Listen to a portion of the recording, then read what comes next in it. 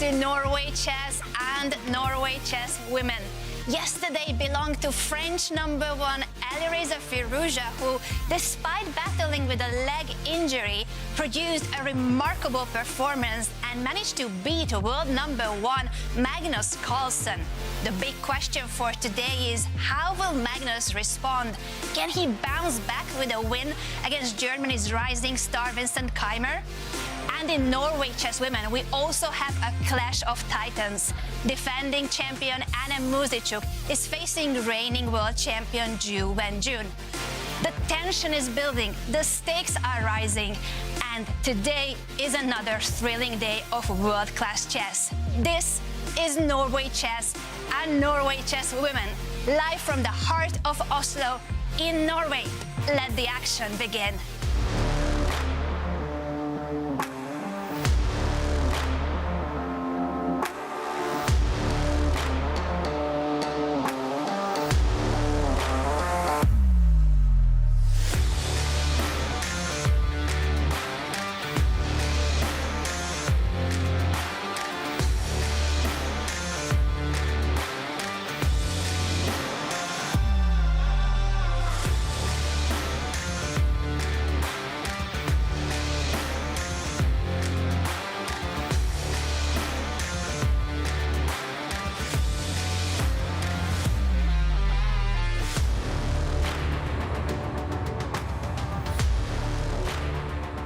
Welcome everyone to day 2 of Norway Chess and Norway Chess Women. I am your host, International Master Anna Rudolph, and let me introduce you to a wonderful panel of pundits here. To my far left, we have the voice of the audience, chess content creator Simon Belanger. That's a pleasure, Anna. Thank you. Our chess expert is Norwegian superstar grandmaster Arjan Tari. Very happy to be here. And we have another superstar with us for today as a special guest, Erik Thorsvedt, the legendary football goalkeeper. Well, thank you. It's a pleasure to be here. I'm born in Stavanger, but have moved to Oslo, and now you move this event to Oslo, which it makes it a short trip for me, and it's great surroundings. The weather outside is beautiful, and really looking forward to another great day of chess. I think it is going to be an amazing day, and we're so happy to have you, Erik, again this year for the 14th edition of Norway Chess. And before we get into the details of what's on the menu for today, let's talk about yesterday's crucial moment. Simon, starting with the ladies. Yes, we got Divya and Wenjun playing a classical game, handed on a draw, but in the Armageddon, we have Divya giving a nasty discovery, which Wenjun lost the queen, and yeah, it ended with a point, 1.5 for Divya. That was a clutch win by Divya, having 3 seconds on the clock and finding that crucial tactical pattern to win the queen of her opponent. Brilliant chess and tactics by Divya. And that meant that she got her first half extra point from that Armageddon win. But the only classical win was actually by Bibisara. She managed to beat with the black pieces Humpy, Koneru, meaning that the sole leader of the tournament for Norway Chess Women is the grandmaster from Kazakhstan, Bibisara, with her 3 points. It's a spectacular start for Bibisara. And when it comes to Norway Chess, of course, there's a lot to talk about. The gentlemen as well. Magnus Carlsen comes to Oslo this time as the defending champion of Norway Chess. He has won it 7 times, and he's gonna try to do it for the 8th time this year. But there's someone who stood in his way already on day 1, Arjan. Yeah, yesterday was a clash between Magnus Carlsen and an injured Alireza Firouzja, who was having his leg up, as you guys can see on the screen. And you're seeing the critical moment here where Magnus went wrong by moving the king back.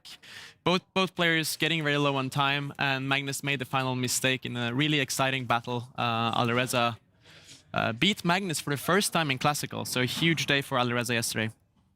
And those facial expressions, the frustration, Eric, what can you tell from the body language of Magnus in these final moments of that game and the resignation here? Well, the body language is a gift for an impersonator, like Simon over here.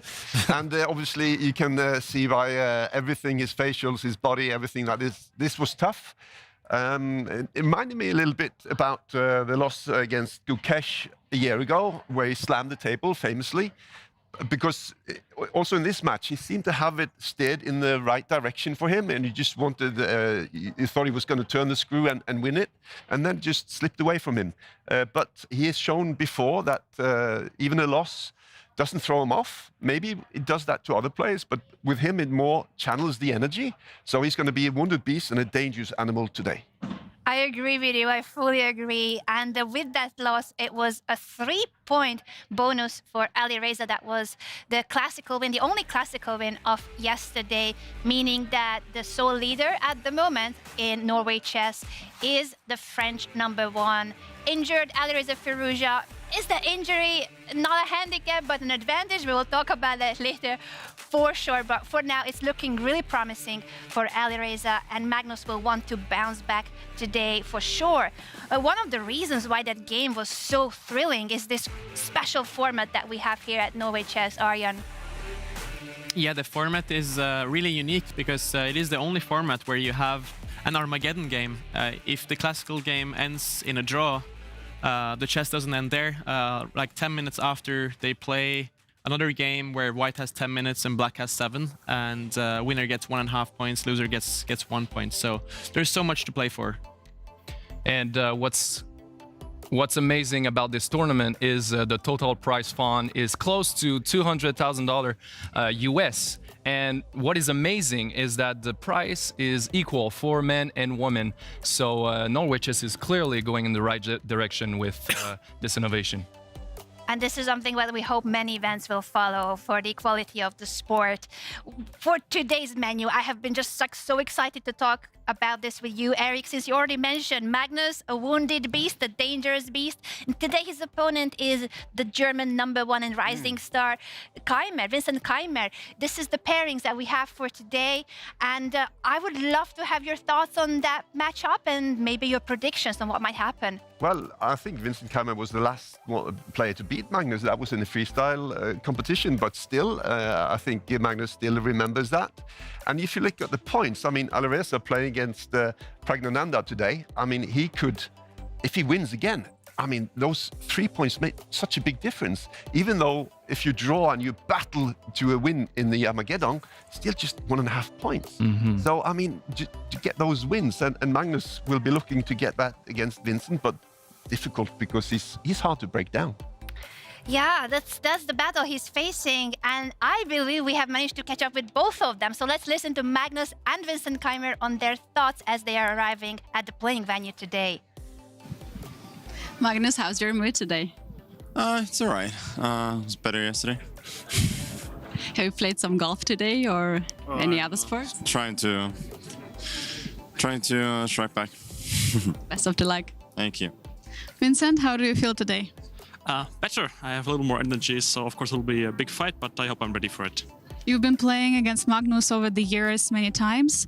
Does it bring you now more confidence as you already beaten him at the World Cup once? Or how do you feel about the match? I mean, playing Magnus still is one of the toughest, or maybe the toughest thing in chess. But yeah, as you mentioned, I have beat him at least a bit more over the past few years, so that gives me some good feeling that there's a chance. Best of luck to you, Vincent. Thank you. The game between Magnus Carlsen and Vincent Keymer will be our top clash of the day at Norway Chess. And for Norway Chess women, there is also this huge showdown happening today, Arjan, when we take a look at the pairings. We have Zhu Jiner playing against Bibisara, who won a fantastic game yesterday. She's currently leading with 3 points. Divya Deshmukh against Koneru Humpy, which is looking forward to bounce back after yesterday's loss. And then last we have Muzychuk against Wenjun, who is the women's world champion. And Anna coming here as the defending champion. She won it last year. Wenjun won it 2 years ago. The only two winners of Norway Chess Women, and they are facing each other today. So that is a match we will be focusing on very closely. I would love to have your predictions today on so many things, but I'm going to start with this. In Norway, we are happy for the draws because that means more chess. There is no such thing as no winner in a match because of the Armageddon format. What would be your prediction for today when it comes to how many Armageddons we might see? Eric, starting with you. Well, combined with the women's and men's, I think we'll have 4. 4. Like yesterday, wasn't it? Yeah, that's Yes, quite 4. natural 4. to think that 4 would be a good number. 4 is very natural. That was exactly what I was about to I can guess. take another number. No. I will take another number because you took that number. So I'll say 3. Is it making it harder for Simon here? I'll say 5. Let's go with 5. Yeah. 5. Okay, that More leaves action. me with 2. Yeah, Let's this is see. going to be interesting. I think 4 is a really, really good prediction. 2 decisive games in classical. We will see. We will soon figure it out over the next few hours, of course. And as we have mentioned, at Norway Chess Women, we do have the defending champion, Anna Muzychuk, facing the reigning women's world champion, Zhu Wenjun. Let's talk more about the accomplishments of Anna and what she has achieved up to now, Arjan. It's very impressive stats for Anna. She's the reigning Norway Chess champion, so she's coming back this year to try to defend her title, as well as winning the World Championship in Rapid and Blitz 3 times. Just to mention 2 of her achievements. You guys can see all of them on the screen. She's not even the best in her family. Yeah, it's a good point. I do think she's a bit higher rated than her sister right now. She's a bit more active than her sister, but it's true. Her sister also a very strong grandmaster. And then we have Zhu Wenjun. She's a 5-time world champion. She's the reigning world champion right now. So she's currently also the highest rated women player in the tournament. So yeah, she's probably gonna do some great games, great play today. So I'm really betting on her. And I believe we have an interview both with Zhu Wenjun and Anna Muzychuk. So let's listen to the players getting started for today, this crucial clash between them. Wenjun, today are facing against another experienced player of the Norway Chess Women. What can we expect from today's round? I think I'm playing black today, so Anna, she's last year she won, so I think it should be an interesting game today. Best of luck to you. Thank you. And then today you're facing another very experienced player at Norway Chess and reigning women's world champion. What are your thoughts on the upcoming game? Oh, we have played quite many games, and everybody is more or less experienced. Yes, somebody is older, somebody is younger, but everyone is strong and has enough experience playing on the highest level. Thank you and best of luck. Anna Muzychuk, the defending champion, against the winner of the 2024 Norway Chess Women event, Zhu Wenjun, and reigning women's world champion. They have faced each other so many times, and most of those games ended in draws. A few more wins for Zhu Wenjun, but it's a very level battle, and also in age, they're really close. We will definitely focus on this game today. We already have had our predictions for Armageddon, so I'm gonna ask not just about the Armageddon, but when it comes to this format, and as the players are sitting down, what do you think we might be seeing when it comes to the first hours? Are we expecting any quick draws, or will we see players trying to get the 3 points? Since if you win in Classical, that's 3 points. Eric, you highlighted how much bigger of a reward it is to win in Classical. So will we see more people trying to do that, you think? I would think that would be natural because, as you mentioned, it makes such a big difference that maybe trying something a little bit more risky and not playing just standard drawish material is I would think we would see quite a bit of that. I don't think any of the players are gonna force a draw here. And that being said, it seems like Magnus has played 1b3, if I'm seeing this correctly here. That might be the honorary first move. That might be Every honorary day we first will move. have That would special be guests making the first very move. funny if Magnus would 1b3 for Magnus play is that. a bit of an offbeat opening. We are focusing now with our camera on the defending champion, Anna Muzychuk, but that's curious, Arjan, that someone already played b3 for Magnus, maybe hinting at, hey, you should try something different. Yesterday didn't work out, boy. Yeah, that's a move that your countrymate Richard Rapport, Hungarian #1, is very famous for producing a lot of nice victories with that move. Yes, and it leads to very creative, original ideas, very much Richard Rapport style. Maybe Magnus might do that, but for now, Anna doesn't listen to that move. She's pushing the usual, the more traditional king pawn. This is one of the most popular openings in chess, that you push your pawn 2 squares up in front of the king, and then you develop your knight attacking the black pawn. Black defends that pawn, and I think, Eric, you yourself play this opening, am I right? This is the only opening. I mean, this is what I play all the time, and yeah, it's a standard setup, and I'm just interested to see what happens from here, because I think you now can see that the following moves will be pretty what you can expect, but then at one stage it sort of deviates a little bit and something new happens, at least new to me. And here we have the 4 knights opening. As you guys can see, the reason for that name is just that the four knights are mirroring each other. It's known to be a very solid opening, but this last move by Anna is signaling that she might be wanting a bigger fight, because on the last move here, this usually leads to very drawish positions, but this is a very interesting move that I've also played, putting pressure on the knight here, and if that's captured, this pawn will be hanging. So we'll see how Wenjun will respond here. The usual response is knight in the middle of the board here to the d4 square, attacking this bishop. Have you seen this position before, Simon? Yeah, I feel like it's one of the most common position you can get in chess. Like all the knights out, you develop the bishop. I feel like I've seen a lot of games like this. Yeah, I've also seen a lot of games like this. I've had this position a handful of times with both the white pieces and the black pieces. And this is not a new position to Wenjun. She's just trying to decide which option she's going to go for. This is a move here to defend this pawn. I would maybe just push a pawn just to threaten the bishop. Would that be a wrong move, would you say? So actually, it is a usual move, I would say, in this position. This is the most standard move. But with the knights out, I believe the problem here is that white can eliminate the knight and then later capture this pawn. Yeah. Because usually this is the position, and here black would have queen to this central square attacking the knight and the pawn.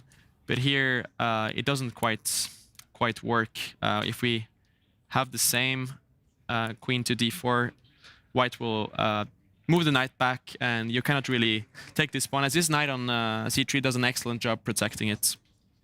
So here also another move black can play is actually just mirroring white's play. Is also a very decent move. Is there a name for this opening, or it's just 4 knights out? I think it's still called the 4 knights opening. Okay. I don't know if this bishop move has another name to it, but I think on the top level it's just called the four knights. And would you say It's opening. developing the four knights like that for a beginner would be a great choice? It is pretty sound. Like in the beginning stage of the game, you always want to focus on the center, and you are doing that by this opening. And speaking of Anna asked the question about like if we're gonna get a quick Armageddons today. It seems like this is known to be a pretty drawish variation here, and it might be that Anna wants to play Armageddon today and take revenge for her Armageddon yesterday. That Interesting didn't, go her way. strategy if that's what she's going for, because we were discussing how 3 points is a lot more than 1.5. But also she's facing the strongest opposition in the field. So it is a lot of factors to take into account, and where she thinks she has a better chance in classical, on a faster time control. What are your thoughts on that, Eric, seeing these opening moves? And are we going to see that Anna is happy? Would you think that from her body language and the opening choice, she might be wanting that Armageddon, or she can still deviate later, of course, and try? I think it still would be a bit strange that she also just from the outset says, I'm going to go for the Armageddon and maybe get 1.5 points. It's a little bit strange to me, but then again, these players have faced each other many times. They're equal age. I mean, it's almost surprising that they haven't played each other more when you think of how similar they are in age and have probably been to the same tournaments. And so they know each other well. And but it's still very early, though. And many things can happen here. Yeah, these players are definitely no strangers to each other. And I see from Wenjun's body language, she doesn't look too thrilled by this opening. This is known to be a very drawish weapon, and the reason for that is that we've already seen quite a lot of trades happening, and we're just on move 8. As you guys can see, all the 4 knights are captured. They're not on the board anymore, and so often when you get a lot of trades, you get closer to an endgame, and if the material is equal, the drawing tendencies can be high. But this has been a strategy, a common strategy in many Norway chesses the previous years. Like some people think it's better to play the Armageddon. They want to save some energy. We'll see if that's what Anna wants to do here. But I believe the standard move here is developing the bishop to this square, a very natural. And now you have to be careful, Simon, if you don't pay attention here. Let's say you develop your queen to. Let's say you develop your bishop. That's too good of a move, Arjan. Bishop, right? Yeah, I found the only square to not allow the mate. Yeah, if you're not careful here, Black has a really serious threat of checkmate in the position.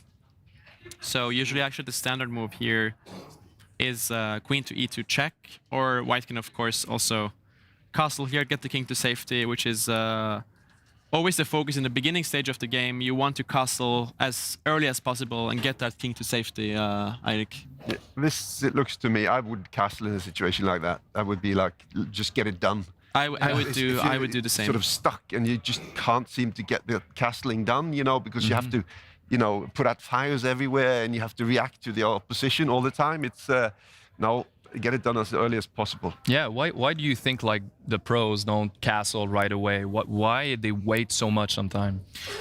Sometimes you can have different priorities. You sometimes have positions where it is more important to improve some of your pieces or push some pawns before castling. There are definitely many examples where castling too early is not a good idea. Sometimes leaving your king in the center can be a good idea, because maybe you will castle on the other side. You haven't decided which way you want to go. Maybe a point that you just waiting to see which to the left or to the right, what's the most convenient and best move. And then obviously that depends on what the opposition is doing.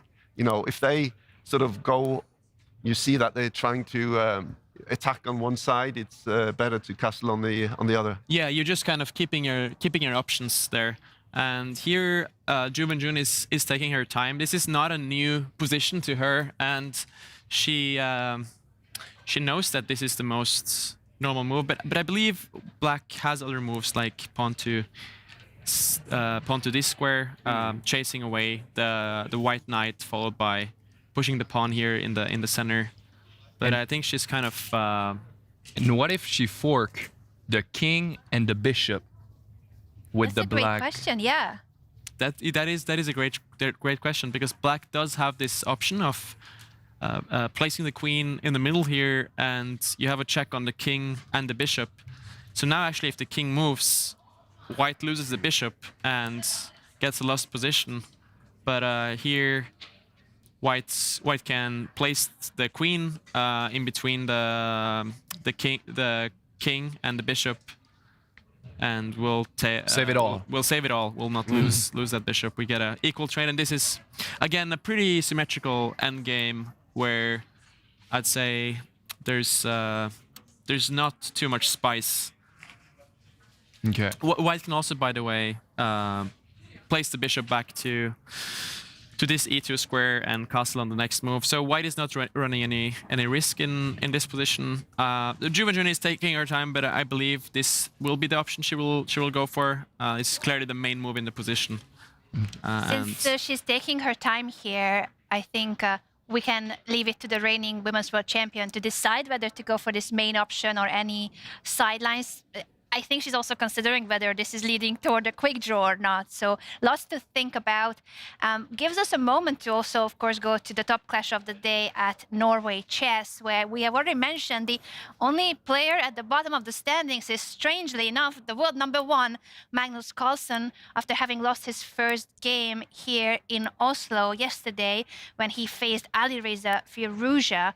Magnus has so much praise for Alireza and the way the French #1 played, but today, of course, we have here Magnus with the white pieces against the German rising star Vincent Keymer, and Magnus definitely wants to bounce back, right, Eric? We have been talking about this, how it's important. He doesn't want to just say, yeah, I lost, I'm in bad shape. No, this maybe makes him even more dangerous. Yeah, I mean, it just never loses any tournaments. And if that's still going to be the case, then he needs to get to work and start to get some three-pointers. And we see here that Keymer has done a quite good start here, hasn't he? Reasonable? I would say Keymer has a good start here, and the reason for that is if you look at the time situation, Magnus has been trying to surprise Vincent by this opening choice. Magnus goes for an offbeat English opening here, hoping that Vincent is not prepared for it. But unfortunately for Magnus, Vincent has played really quickly and confidently. So I'd say the surprise Magnus was hoping for has not really happened here. That being said, we do have a very unorthodox position. As you guys see, there is some imbalance in the structure. White has these double pawns. White has the bishop pair, but at the same time, black has a very healthy pawn structure. They don't have any double pawns. And there's a lot of pieces on the board, so it's going to be a middle game where both sides are going to try to improve their pieces a bit, and I'd say that's one of Magnus's strongest strengths, maneuvering his pieces. And we had a bit like that yesterday, actually, a lot of maneuvering, and Magnus is, I don't think he's too happy with this opening either. Let's see what he does. I think also based on the time management up to now, it's Magnus who tried to surprise Vincent, but Vincent came very well prepared. With my reading based on how much time they have spent up to now. Magnus spending about 11 minutes, and Vincent has barely thought. He just plays all the moves that he has analyzed at home. It's still theory. Exactly. Magnus didn't manage to surprise Vincent the way he was hoping. He places this knight back to this central square, which might look weird to the viewers, but is actually pretty standard. And the idea with this is that you're trying to improve the placement of the knight. It very often goes all the way to this square and then to this square, where it controls two very important key squares. So it's a bit of a slow position where both sides will try to improve their pieces. Simon, what do you think when you're seeing this position? I believe it's not an opening you're Nope. familiar with. Not familiar with that at all.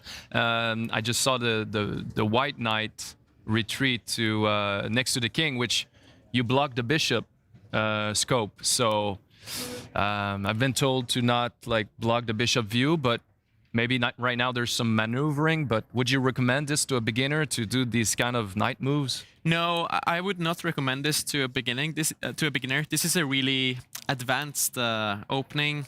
Magnus can get away with it, but I'd not recommend it to. I would almost say like not grandmaster if you're not a grandmaster. The reason he's Don't try this at home. Yeah. Don't try this at home, definitely. The bishop hurt. actually didn't have a very good square to go to. All the squares would have a bit of a drawback. Like, for instance, if you would put it here, it would block the view for the queen, as this pawn would be hanging. And So when Keymer meets Magnus' opening so well, does that mean that he knows this or has just studied this? Or what is it that's behind Vincent Keymer playing as quickly and as well as he's done? it means that he has studied it for sure. Otherwise, he would never be playing this quickly. If you're surprised in the opening against Magnus, you would definitely take your time and be pretty nervous about the next few moves. But this means that this is something Vincent has probably repeated before the game. So does that also mean that Magnus didn't think he knew this? Magnus was hoping that Vincent doesn't know this, but yeah, I don't think Magnus is too thrilled right now. You can also see it on his body language.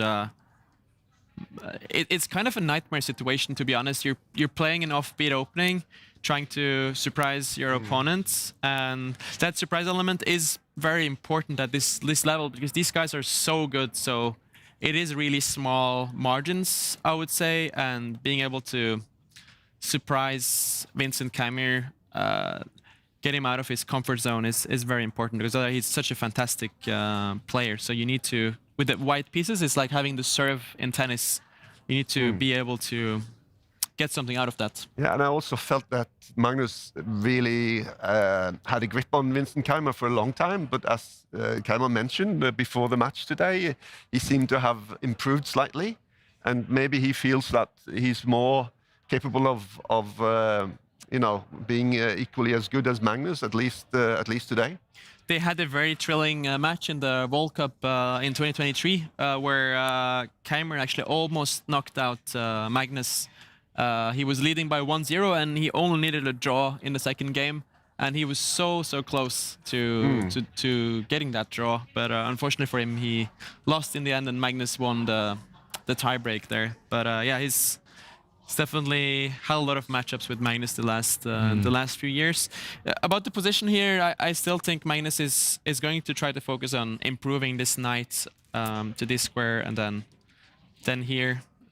A reroute. Reroute, exactly. That's but he went very low on time yesterday, and I would think that he would be very aware of the time situation today, then, when it's as fresh as it is from yesterday. He spent a lot of time yesterday, and you can say that he got punished for that in the end, as the game got so critical in the end. He had to play very precise, and with 2 minutes on the clock, it got very hard. I would say it's a bit typical Magnus in the first game to try to fight the rust stuff and spend more time.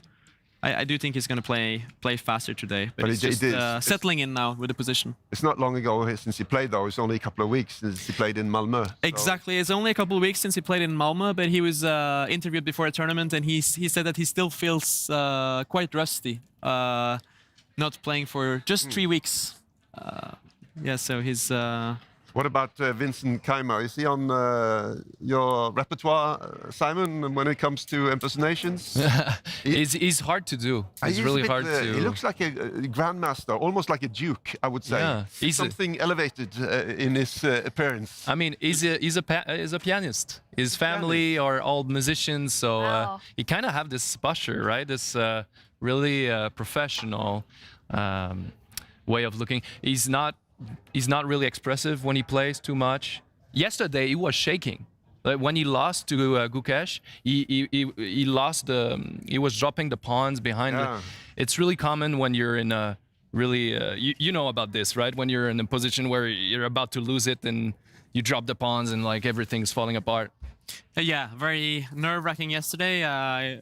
Vincent actually played the longest game in the history of Norway Chess yesterday. I believe it was 144 moves.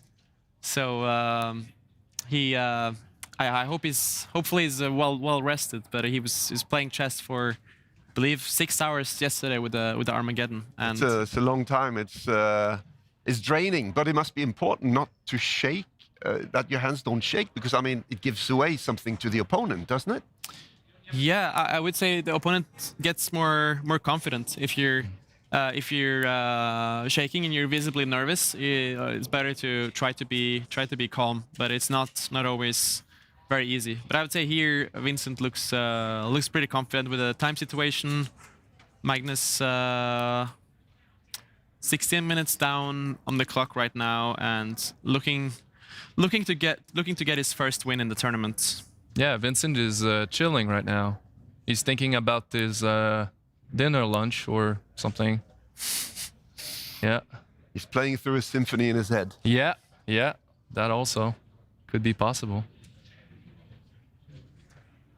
When it comes to these two players, what I also find fascinating, I'm just looking at the cameras and I can't believe that the age gap between them is 14 years. Because we are so used to seeing Magnus as, he starts out as a child prodigy, he's this young star, but right now, for the first time in Norway chess history, he's the oldest player in the field, and he's a father. So suddenly the tables are turning and this new generation is coming in. Vincent Keymer is only 21 years old, and he already beat Magnus before. It's not a new thing to him. But he seems a lot older than 21.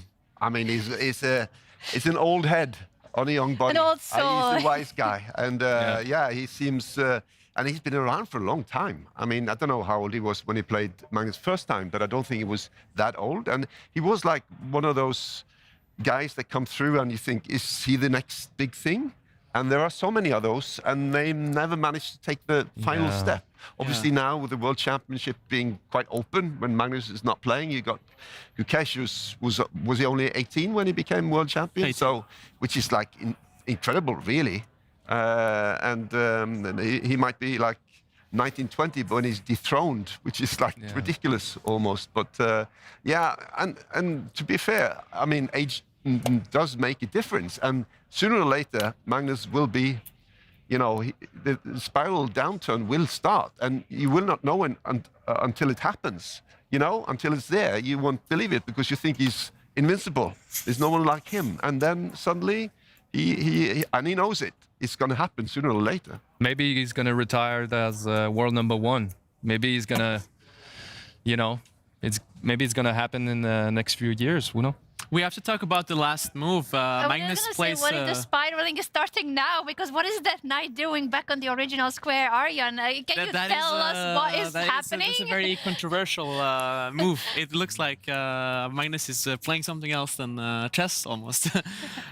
Magnus moves his knight back to the home square, and guys, look at the journey that this knight has had. Look at where it came from here.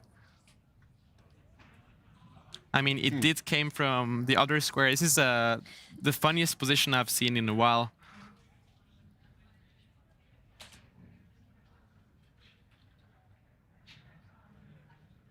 So this knight, it's very well developed on this f3 square. Magnus moves it back to d1, d2, and then moves it all the way back to b1. Yeah.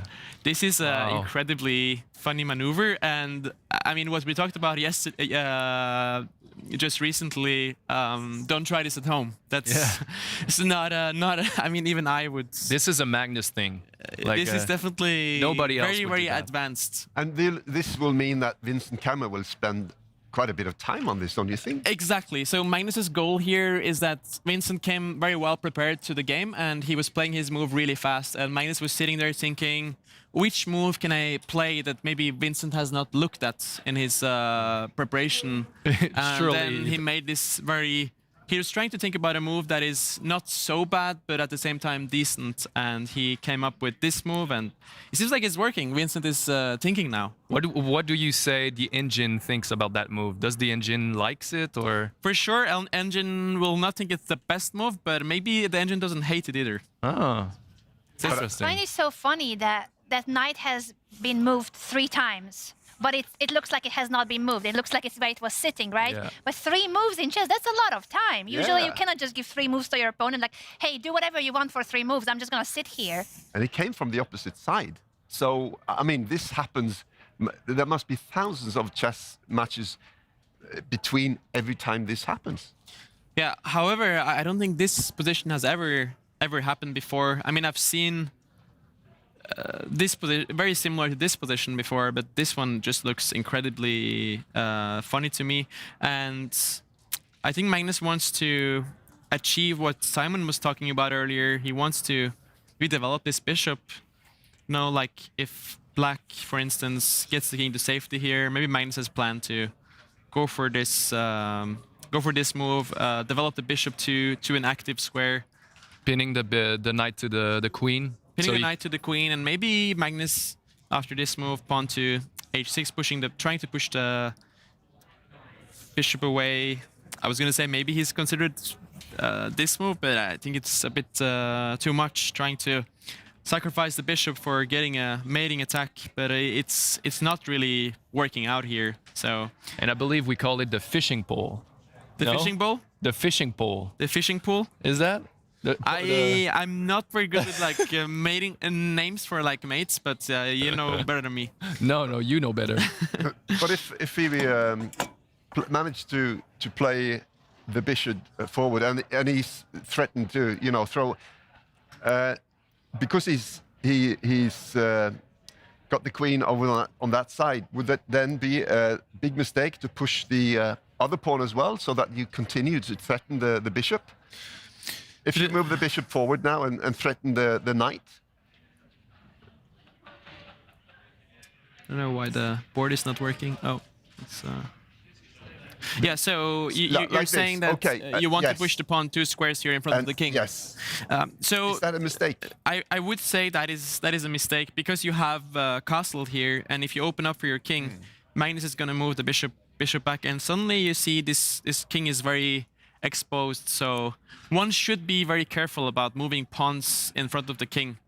And now Magnus might push this rook pawn 2 squares and open up for the Black king. So I think this is Magnus's idea. He's trying to play a clever waiting move, waiting for Vincent to decide where he wants to put his king, and then go for this annoying pin. But I'm not really buying it. I think it's too much to move the knight 3 squares. I don't think Magnus is too thrilled to do this, but he just felt he had to get Vincent out of his preparation. I would love for him to go to the confessional and talk about this, and he might do that. He loves the confessional booth. He has just stood up. I'm hoping he's in direction of that booth where the players can talk about their thoughts during the game. It's one of the unique features of Norway Chess, that the players have the ability to talk to us, to talk to the viewers, and express their thoughts. And that, I think, is what we need, because this is such a strange decision, as you all highlighted. The only man that could tell us more about it, I think, is Magnus himself. So let's root for his confessional appearance. And while Vincent is thinking, I did want to talk to you more, Eric, about your career, because we are here just like this stellar lineup, all these superstar chess players, but you're a superstar football player, legendary goalkeeper. That's your words. I wouldn't put it like that myself, but fair enough. I'll take that. Too humble. Wait a second, am I right? Magnus is in the confessional. Sorry, I'm losing it. Is he in the confessional? He's in the confessional. We are going over to you, Magnus, and then we talk about Eric more.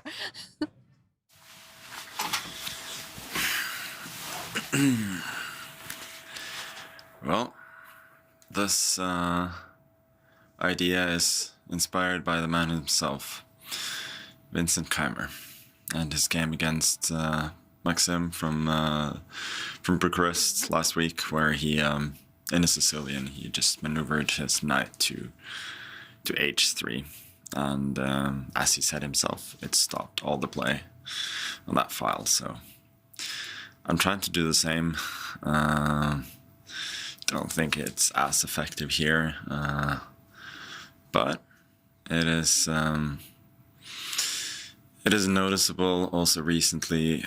Peter showed me a position where it's kind of reversed colors, and the only difference is that in that one case, like black or white has the square on h6 or h3 for the knight. In the other one, there's a pawn there, and the evaluation sort of swings by a point in an innocuous looking position.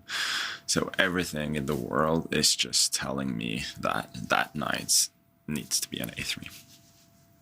That's how it is. And it did it. Right on cue. Thank you, Magnus, for listening to us and for sharing your thoughts with us. He has taken a leaflet out of the playbook of his opponent, Vincent Keymer, with a similar idea that Vincent played just a week ago in Romania. Like, how fascinating that is, Eric. That's and he obviously has studied that, and we spoke about that. It must be thousands of chess games between every time this move is being played, and then it just happened recently against. And it's sometimes when these people make moves, they say it's an homage to someone. It's in the honor of a famous game or a famous player, and he does it to the guy who did it himself, which is kind of funny. Yeah, that is indeed indeed very funny. He's copying Vincent's game against Maxime just in Bucharest 1 week ago, which was a tournament that Vincent Keymer won very convincingly. So Vincent is coming fresh from a tournament victory. He's in great form. What Magnus was talking about in the confessional booth was that he wants to maneuver this knight to this square. Again, don't try this at home, but his point is that he wants the knight to control this important square and stop the black's play on the queen side here. So it is kind of advanced, but I think right now Vincent is out of his preparation, and we're gonna see man against man, and it's a spicy position. Yeah, the c4 pawn on the third row from the left seems really powerful. Now the knight is guarding it and the queen is guarding it. So yeah, as you said, you cannot advance the pawn from black. And because it's not exactly the same as was played by Vincent Keymer, he can't use that as, you know, a prep to his following move. Exactly, that game was quite different. Actually, the knight ended up on this square in that game on the other side, and the pawn structure was really different. So now Magnus is probably gonna try to castle long here and try to maybe push these pawns forward. A really original position, and so you guys can see it's going to be very difficult to trade pieces here. So we're going to see a maneuvering game, I believe. Magnus is going to develop his bishop eventually and castle long. He seemed pretty inspired in the confessional, so I think he's ready for a fight here. Also, what you mentioned that it is probably not the best move of the engine, but it's something that makes Vincent think. So we will see a more leveled leveled battleground when it comes to their time management, and Vincent having to play as a human being, no longer preparation from home. I think those are all things that Magnus always wants. He always wants to get a game, and he always wants to play a human, not a home preparation that lasts 30 moves plus, right? It's the earlier he can get that in the game, usually the happier it is. And he was telling us that it's an idea that his coach, he mentioned Peter, it's Peter Heine Nielsen from Denmark, who has been Magnus's coach for, I believe it's 14 years right now. He's a long-time coach of Magnus, and who has told him about this idea in like similar positions. Yeah, Peter versus Peter. Peter Heine as a coach for Magnus, Peter Leko as a coach for Vincent Keymer. So there's also, of course, the teams that are preparing the players here. Eric, you cannot escape that question, though, just because Magnus interrupted, I think quite disrespectfully. We were talking about Eric, and then Magnus shows up in the confessional. That was more interesting, let's be honest. You have had so many achievements. I would want to ask about what were some of your dearest moments? What were the ones that were closest to your heart from your career that stood out to you the most? I played for Tottenham, and we won the FA Cup in 1991, which for us was a big thing. And then I also played in the World Cup in 1994. Those are the two highlights for me, I would say. And obviously now Norway are going back to the World Cup for the first time for a long time. And that's my son up on the left, together with one of the owners of Norway Chess, Erling Braut Haaland, who's invested in this company. So they are going together to the US. And that's me and a lady, I don't really recognize her. I think it's maybe Lady Diana, obviously from the FA Cup final. And yeah, and she was the most famous person I had ever met until I came on this panel and met the three of you. I'm in awe of sitting here with you guys. Yeah, right. And there was also a picture of me playing chess with my the daughter of my daughter, my granddaughter, and she's very clever. She plays chess, and I also play chess with my son up to the left. He's also a good chess player. He beats me, and he has also invested in this board that I think chess.com sold, where you have like you can play like online even when you move the physical pieces and everything. So yeah, and he lives in Italy, and I'm in Norway, but we can still play each other. So That that's is very beautiful nice. that you can Yeah. play even with the distance between the two of you. It's incredible for me to see that your son is now on the team and he also likes chess. Yeah. Then you mentioned Erling Haaland investing in Total Chess, the coming up World Championship Tour. Yeah. What do you think is the connection between chess and football? Do you see a lot of parallels, and why is it interesting for football players to play chess or invest in chess in this case? I think it's, you know, Alex Ferguson, the former Man United manager, legendary manager, he said, if I was a manager again, I would have my players play chess because there are so many similarities. You know, how much should you push on the offensive? How much do you have to, you know, have a look at solid defense? You overload on one side and then you play the ball or the pieces over on the other side. There are so many things, and that particularly how much you should go for it and how much caution you need to show. I think that's very similar. And I also think that the physical and the mental side often goes hand in hand.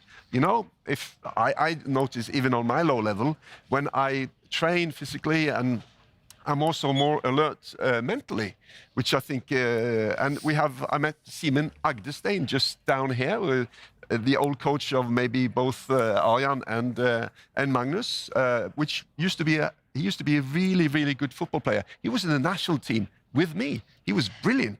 And then he got a bad injury, so he couldn't play football anymore. And then everyone in the Norwegian chess surroundings said, well, that's great. Now he can concentrate on the chess. But he didn't improve. He actually became even, you know, went a bit downhill on the chess because he lost that physical part that also helped him, you know, stay mentally alert and be a great chess player. But he is I don't know if he was a grandmaster anyway, and was by far the best Norwegian player for a long, long time. And just as you mentioned him, I believe we have an interview with Simen Agdestein himself. So let's listen to the grandmaster who was one of the first coaches of Magnus Carlsen. You're the only person that we know that who is the professional chess player and the football player who played in the national team in both in chess and the football. Yes. You can please tell us about the similarities and the differences between these two sports. That was the good old days, long time ago. I was kind of on my peak. I was peaking both in chess and in soccer at the same time. So it was a bit of a collision. But I kind of had to play chess because I got funded a little bit from here and there. I felt the pressure, but soccer was more fun at that time. And unfortunately, I got injured, so I had to stop playing soccer very early. Well, in chess, you can't really get injured, and you can also play as long as you wish. Do you think there are also more this kind of details that separates chess from football? Yeah, but I think chess is much harder, even physically, because it's so stressful and it's hard to sleep when you lose games and just and of course and at least now I'm much older. But just the thing that to become good at something, and there are lots of similarities. So you kind of break some barriers when I was good at chess before I became good at soccer, I think. So you break some barriers. I think that's the main thing, actually. And you have been the coach of Magnus Carlsen. If you can tell us some interesting stories of that time. Yes, I met him when he was 9 years old. He had just started playing chess, and the talent was very obvious right from the beginning. So that's also something about breaking barriers. I thought, he became a grandmaster when he was 30, and it wasn't so hard to see the potential, which is where he is now. So that was very obvious from a very early age. Are you proud to see Magnus where he is now? I'm extremely proud, extremely proud. Not only of him, but we have 12 grandmasters from my school. And Alireza became world junior champion when he was at my school. My base camp is kind of, I work at an elite sports school. And basically I have the students from 16 till 18. But when we have good talents, we of course try to do our best when they're younger than that too. And still we are actually. Lots of great talents popping up these days. Alireza is one of our expert commentators for the broadcast, and today we have a very special guest that you know personally. And the topic is all around football as well in our studio. So what you can tell us about our special guest? Yes, Erik Thorsvedt, a great goalkeeper. I played with him actually on the national team of Norway, which was a fantastic time. And a great guy, and he played chess at that time and is still interested in chess. So he's an excellent guy. Have you played chess with him as well? I played a little bit, but I think I played a little bit when we played together, like 30 years ago. But he's into chess very much, I know. Well, maybe rematch now after some years? Yes, that's of course possible. Well, thank you very much. Thank you. A lot of praise and compliments toward you, Erik, by Simen Agdenstein there. Simen is trying to lure me into tournaments all the time. He says, come along, it's just down the road from where I live. You know, every Saturday we meet and we play, and it doesn't matter at what level it is. And but actually, I was going to play Magnus once on television in a match. Really? So what I did, I called Simen and I asked, what should I do? And he said, just mirror his moves. You know, I don't know if it's called a hippo or he had some special name for it, but you can do that only for so long, and then it breaks down, and you have to think yourself. And I lost, of course, pretty quickly. And I think maybe a different strategy. Maybe I should have just trusted myself a little bit more, and maybe I would have been able to be like a minute longer or something like that. But it's good to have played Magnus anyway. I'm a big Magnus fan. You know, obviously, I think we saw Erling Haaland here, who is like a world superstar. But I mean, Magnus is maybe the best chess player who's ever lived, and there are so many hundreds of millions of people who have played chess that I think for me he's maybe the greatest one. Like it's a golden age for Norwegian sports. We are doing so well, but still to have this guy who could be maybe the greatest chess player ever, it's like there's no comparison to me. That's a great point, and there's always this debate. Is it Garry Kasparov? Is it Magnus Carlsen? But I think it has been very much shifting to Magnus being the GOAT, even though Kasparov was the world champion for so long. But Magnus has been on the throne for a very long time, and he is still an active player and still at the very top of the throne. And he just walked away from the world title because he didn't want to play the tournaments anymore. Yeah, and they didn't used to, I mean, he plays so much. I mean, they didn't used to play that many tournaments before. I mean, they were not as active, but obviously you've got different formats now. You have so many different formats, and he's out there playing. Even Title Tuesdays he's playing all the time. And I think that's, and some say, well, now you've got the engines. So that's a big advantage for Magnus. They didn't used to have the engines. And I think that's totally wrong. I think it's the opposite. It's a drawback for Magnus that everyone now has access to the engines. Everyone. So it's harder because everyone is so clued up. Everyone has studied the lines. They know so much. I think it's actually harder to compete in that field. And yeah, giving away the World Championship as it did, obviously that's annoyed a few people. You know, old school, but I can understand why he did it, because it's a drain. You just look at the last two world champions, Ding Liren and Gukesh.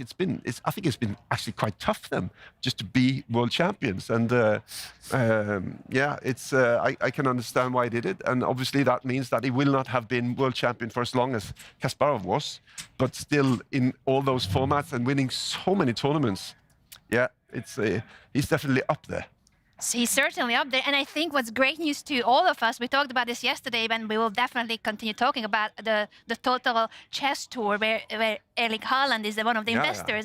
I think that will bring back Magnus into the World Championship cycle, because that's a new world title. He loves his titles. He has won 21 titles already across all time controls, and that will be the combined World Champions title across classical and fast chess as well. I think it will motivate Magnus to win that title for himself. Approved. I mean, that's quite a feat to actually accomplish that, to have them seal it with a approved stamp, and that makes it a bit more prestigious. And yeah, it's going to be interesting, and I'm really looking forward to that. Where it's going to be played and how it's going to turn out. But all these formats together, great. We are fully in agreement with that. And when it comes to the position, I don't think much has changed. We do see Vincent castling, so I think we might leave Magnus thinking through the next move. It's a bit of a slower stage of the game, but we do have some updates in the game of the other top clash of the day we discussed earlier at Norway Chess Women between the defending champion Anna Muzychuk and the reigning women's world champion Zhu Wenjun. So let's catch up with their current position and how is the situation at the moment. Arjan. So we kind of got those moves we were talking about earlier. It seems like Anna Muzychuk is keen on playing the Armageddon today, going for a really solid approach. The queens has been traded, and it's a very symmetrical position here where both sides have two rooks and two bishops and a couple pawns. At this grandmaster level, it's just really not much to play for here. There's these similar positions have happened a couple times where eventually the rooks will get traded to, like, both sides don't have any weaknesses, and I really believe that this is the first game that will go to Armageddon for the day. But of course there's still some play left here. What about the doubling of the pawns there? Doesn't really make a difference, or? So having double pawns is usually not ideal. You want to avoid double pawns, but it's not a big deal if you have a pawn next to double pawns. So I'd say if this pawn was not here, this pawn on, I don't know how I can make that disappear. Yeah, if you guys see, like, if this pawn is not here, these double pawns are much weaker. But if you have a pawn next to double pawns, it's not a big deal. And here it's just very hard for black to target any white pawns. What is a very natural way to continue is putting a rook here, maybe trying to double, as this e file down here can be the only open file. So both sides will try to occupy that, and naturally that's going to lead to the rooks being traded as well. Right now, but why the king just moved to the left? The reason for that, Simon, is that Anna wants to maybe push some pawns here on the king's side, and get out of whenever the queens are traded and we are off to an endgame, you want to centralize the king, because the king does a great job in endgames. It cannot really be mated if there is not queens on the board, and you're trying to bring the king as an active piece to maybe defend some pawns and contribute. So it's mainly to get out also of the pin of the bishop, or? Yes, to be able to expand here, pushing the pawns, taking some space. There's not really big ideas here for Anna besides trying to push some pawns. Okay. So you think our plan is really pushing the king side right now? Yes, because these pawns on the queen side you cannot really push. Like this move would not be a good idea, because black would just capture it and you'll lose a pawn. So I think she's gonna expand the pawns on the king side, while for Zhu Wenjun, I think it makes a lot of sense to try to maybe challenge white in this e file here, try to trade some rooks. But both sides don't have any weaknesses here, and there is limited material left, so it is a very calm position.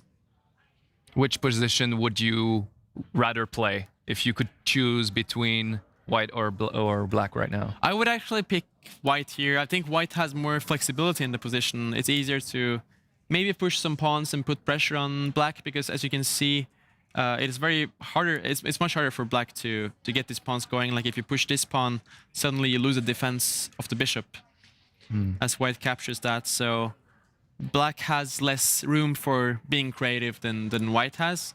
But I mean, I wouldn't be worried with the black pieces either. I would just try to challenge white in the open file here, and Wenjun doesn't look too worried.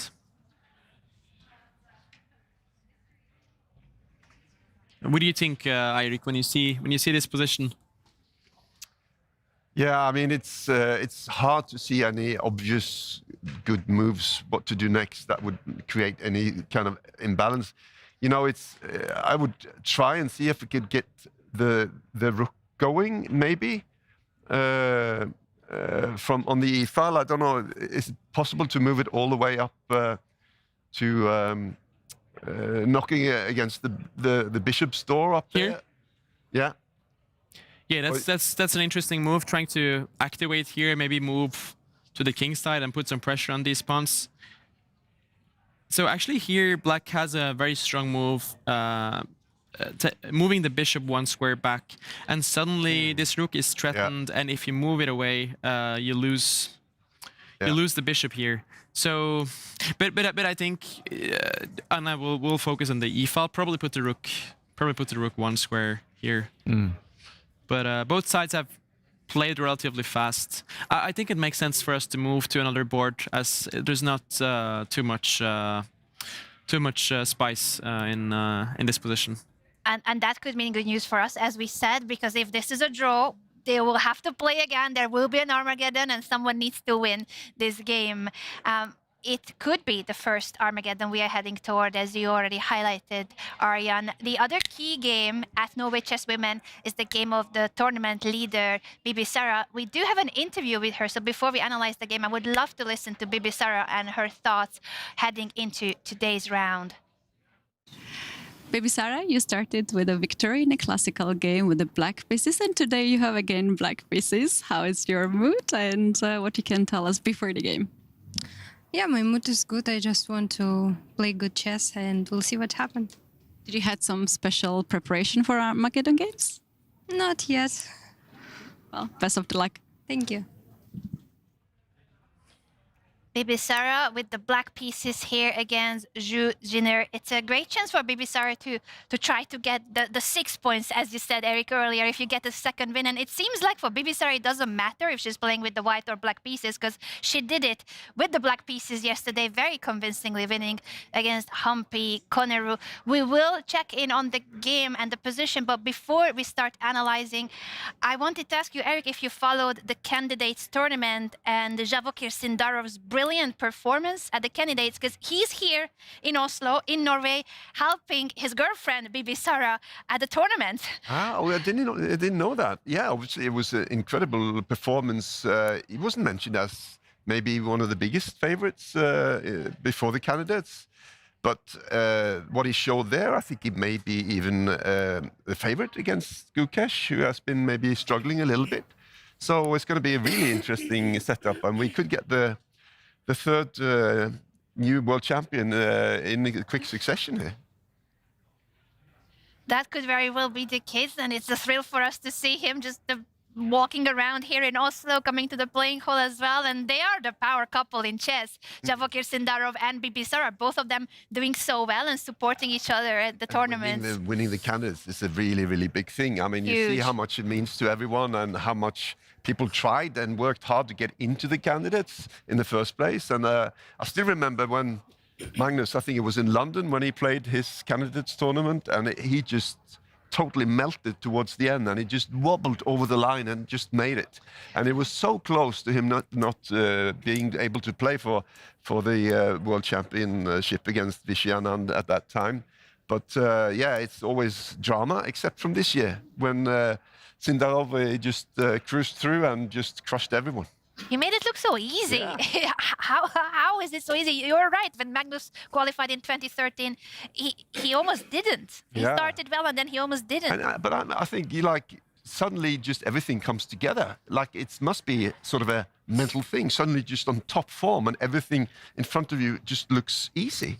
Yeah, everything is flowing so well, and Yeah. you get this confidence boost when you get off to a hot start. And for Sindarov, I remember he had this very critical first game against Yesipenko where he was in a lot of trouble, and he ended up winning that game. And I think the confidence really helped him to sort of believe in himself for the next few rounds. But it was a really dominating performance, and it's one of those scores that almost never has been achieved in the candidates tournament. He really run away with it from the beginning. And this expression, the flow, as you mentioned, is also known from many other sports. When you just sort of everything in ball sports, the ball is just moving kind of slowly. You see everything so clearly. Basketball, you just can't miss. It just goes in all the time. And obviously, chess, you need to think, because in other sports, it's sometimes when you don't think, everything comes naturally. It's by instinct. You just do it. But obviously, you need to think. But sometimes the thoughts are just clearer and the pattern's more easy recognizable when you're playing. Yeah, and here we see on the board here that White has these double pawns, which don't look very good for White. I was talking about it earlier that if you have a pawn next to them, usually the double pawns are supported. But here, Zhu Jiner has not ideal double pawns, but at the same time she has the bishop pair. It's a very interesting. Imbalanced position, I would say. It comes from a Benoni structure, which is known to give very fighting positions. And both sides have, I would say, played. Bibisara has spent more time here, so maybe Sindarov's preparation has not worked as well this game as yesterday. So the white bishop is going to need a breakthrough, because what I see right now is like it cannot go anywhere. You know, it's blocked by its own pawns. It's blocked by its own pawns, and also this bishop on the c1 square is blocked by the knight. So Zhu Jiner is really looking to maybe develop this knight to this square to put pressure on this pawn and finally get to develop the bishop. But she has to be careful, because this pawn will be undefended. So I think she, on the next move, maybe is gonna develop her queen first to protect this pawn before being able to improve her knight. But I don't think Bibisara is too unhappy here, because I don't really like this pawn structure of White, and this can become pretty weak pawns. Maybe Bibisara can play active here with her knight up. Have you? I know you're a e4 player, Simon, but have you seen any similar position like this? Nope, never. I don't think I ever did. Right now, what I would do maybe is talking the. Oh no, the knight moved. But I was asking maybe if you put the bishop on c4 on the left side. This one? Yeah. Yeah, like that. And you bring the pawn up. I like to see this position where the bishop is stuck in a position. It feels really strong. This bishop. Yeah, with the pawn up on next to it. So would that be, what would you say would be the best move, the knight or the bishop in this? If you move the knight up, then obviously that can jump to other squares from there. Yeah. While the bishop is more like stuck. I would say so. White much rather wants to get the knight to this square, as it puts a lot of pressure on this pawn and opens up for developing the bishop from the c1 square. So the thing Simon is talking about is this bishop does an excellent job protecting these pawns, but it is actually very limited here because it's blocked by White's two pawns. And suddenly this knight doesn't have a good square to go to. So I really think White should try to prepare for getting that knight to that square. Let's see what Bibisara is going to do here. She can also maybe just move her queen one square up and get the connection between the rooks, which is always a good idea in the endgame. You want to have your rooks connected as they're more flexible in that way. Would you say that are they in the end game now, or is that sort of how do you define that? For me, the end game is usually when the queens are traded. So I would say we're really much in a middle game position right now.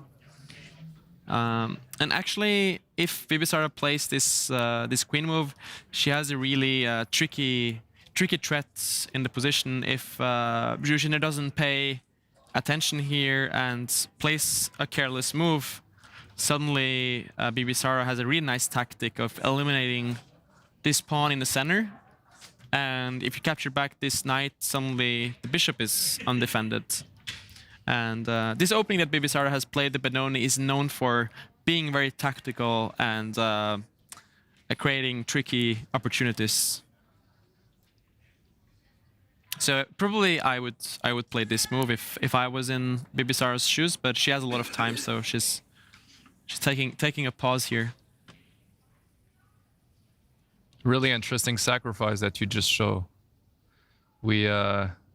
I tend to not think too much about sacrifices, but now that you highlighted, when you have like that rook and the queen on the same line and it's looking at the bishop at the other side of the board, it's always look for tactics from your opponent perspective, because we always think about what can I do? How can I improve my position? But what your opponent can do is also important. And Simon, when you see this position for the first time, if you had to pick which color you think is better, would you pick the white pieces or black pieces here? I think I would take the white, just because the pawns are a little bit more pushed, and I feel that maybe black is a little bit cramped. But at the same time, it got the knights, which can jump everywhere, can be very tactical, so I wouldn't know. You often hear that you got to get the pieces working together. And would you say when the black knights are like next to each other, are they really working together? Would you say that or not? In this position, I wouldn't really say they're working together, because they have different roles. Like this knight is controlling the queen side, I would say, playing on the queen side, while this knight is often going to head to this central square, controlling some king side squares. So black is very cramped, as Simon pointed out, and that's actually what you get when you play the Benoni. You do get very sort of like, I would say, kind of passive position and not much space for your pieces, but at the same time you don't really have any weaknesses, and you are very solid. And what often can happen is that white overexpands, and suddenly a black gets a lot of healthy squares for their pieces. So it's not a good idea to overexpand the pawns. For white, for example, if she starts to expand even more the pawns. Yeah, so a good example of that would be, for instance, if you push this pawn one square, trying to roll over black, so you can end up like this pawn being weak. Let's say the knight moves back to this square now, putting pressure on this one, and then if you defend it, because this pawn is on this square and not on this square is a bit weak, and maybe sometimes the knight can jump here. So it's very typical ideas in this Benoni opening, where white has to be careful about how they push their pawns. But it's a very fighting double-edged position, I would say. So take the center, but don't overexpand if you don't have a plan. That's yeah, you definitely have to think twice before pushing a pawn here. Actually, the famous Bobby Fischer played this Benoni opening in his 1972 match against Boris Spassky. I believe that was the first game he won in the match. Yeah, I remember that so well. I mean, I was just a kid, but that was big on the news and everything, and the whole Cold War thing, East versus West, and yeah, I mean, we rooted for Bobby Fischer, of course, and he made it so difficult for himself, not turning up, making all these weird requests. but ended up winning. And it's an absolute classic match, and it meant so much, not only chess, but politics and culture, and yeah, it was absolutely brilliant. That was definitely one of the biggest matches in history for so many reasons that you mentioned, Eric. And I'm curious, Simon, I'm looking at you. Have you ever impersonated the former world champion Bobby Fischer? And also, this is the moment when I can put you on the spot. I have been a huge fan of you even before we became colleagues, but the viewers that don't know you, could you please tell them about your career and what you do in the chess world? Yeah, I started doing content back in November. I always been fascinated by how the player, how they move, how they speak, how they interact with each other. I find it fascinating because we only see them at the board, so it feels special to see them in other contexts. You know, to see them, what are they doing on the Saturday night, for example, and have interviews outside of the chessboard.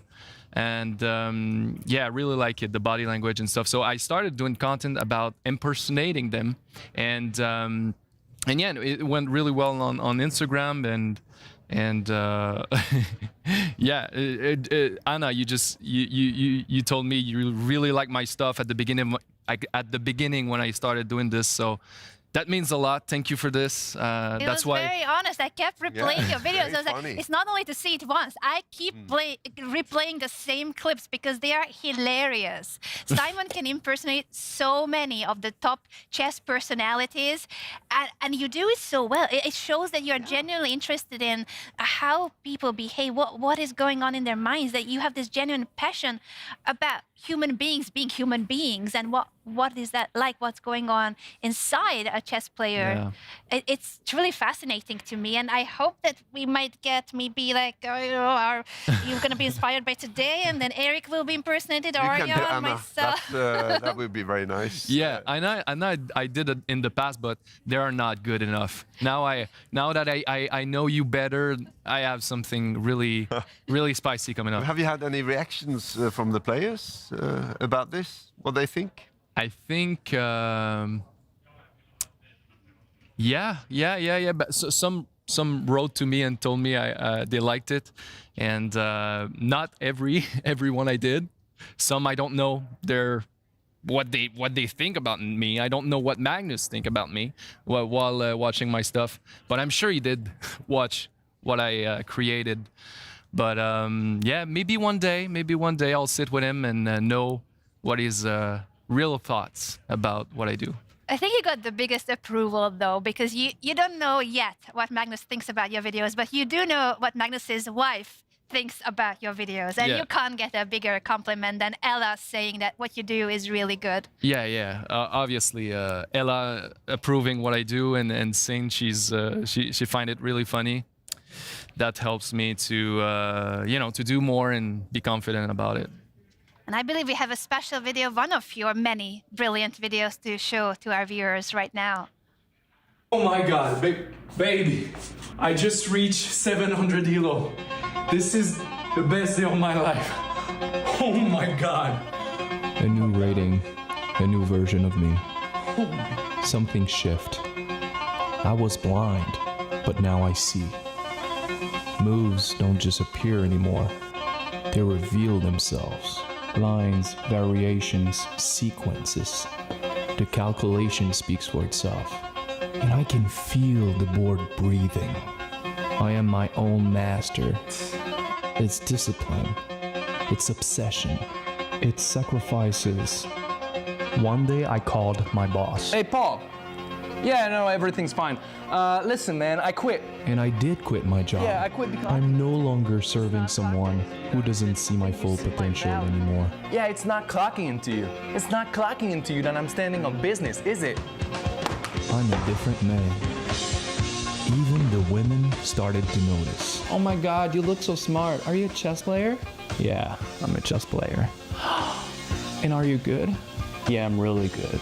Yeah. Oh my God, can I marry you? My focus was so good I could read a book at the speed of light.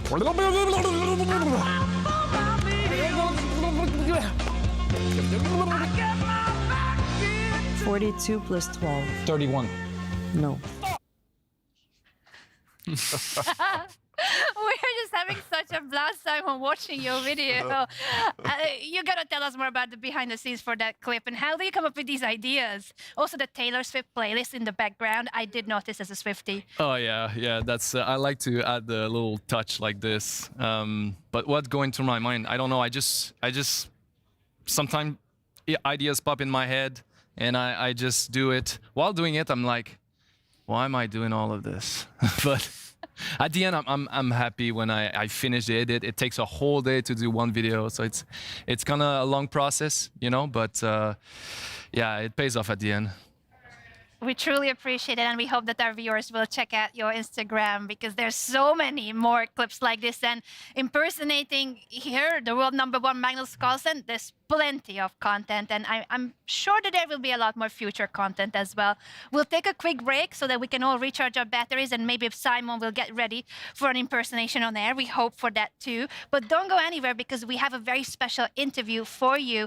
That's the defending champion of Norway Chess Women, Anna Muzychuk, talking about her experience here in Norway. And we will see you in just a few minutes again.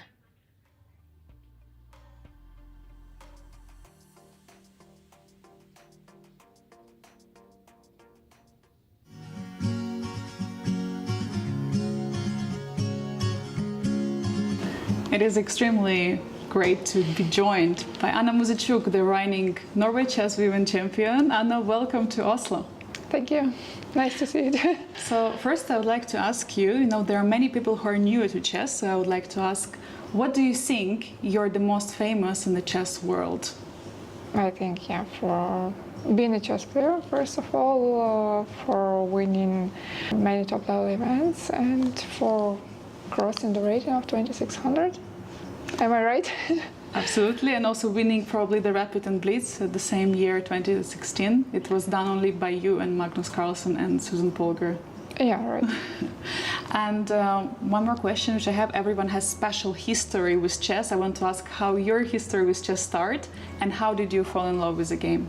Yeah, I'm quite often asked this question. So my story started very early because both of my parents, they are chess players, so I was born in a chess family, and they started to teach me chess when I was really a kid. So by the age of 3, I already knew the rules. And how did you fall in love with the game, or was it just naturally for you? I like the game, but I think, for kids it's important and you will love it faster if you win the tournament. So I started with the youth tournaments and I was successful there. So it was like the combination of everything, of having good results, of having the opportunity to go to the tournaments, of meeting new people, and yeah. We're now at Norway Chess. We're basically the only event in the world where the draw is not a boring result because you're getting Armageddon game, which is deciding the winner. I want to ask you, how exciting for you to play Armageddon?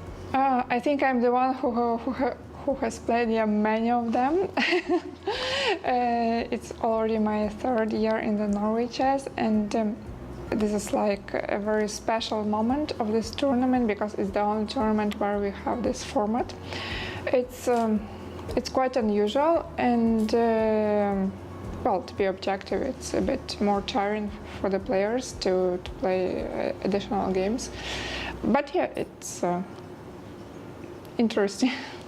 As you said, it's already 3rd year for you and you're reigning champion, and we can see the half of the field are filled with the new players. Do you feel like there is extra edge for you or extra advantage for you in this way? I think it may be, considering the format, and I think it's better to have experience playing Armageddon games.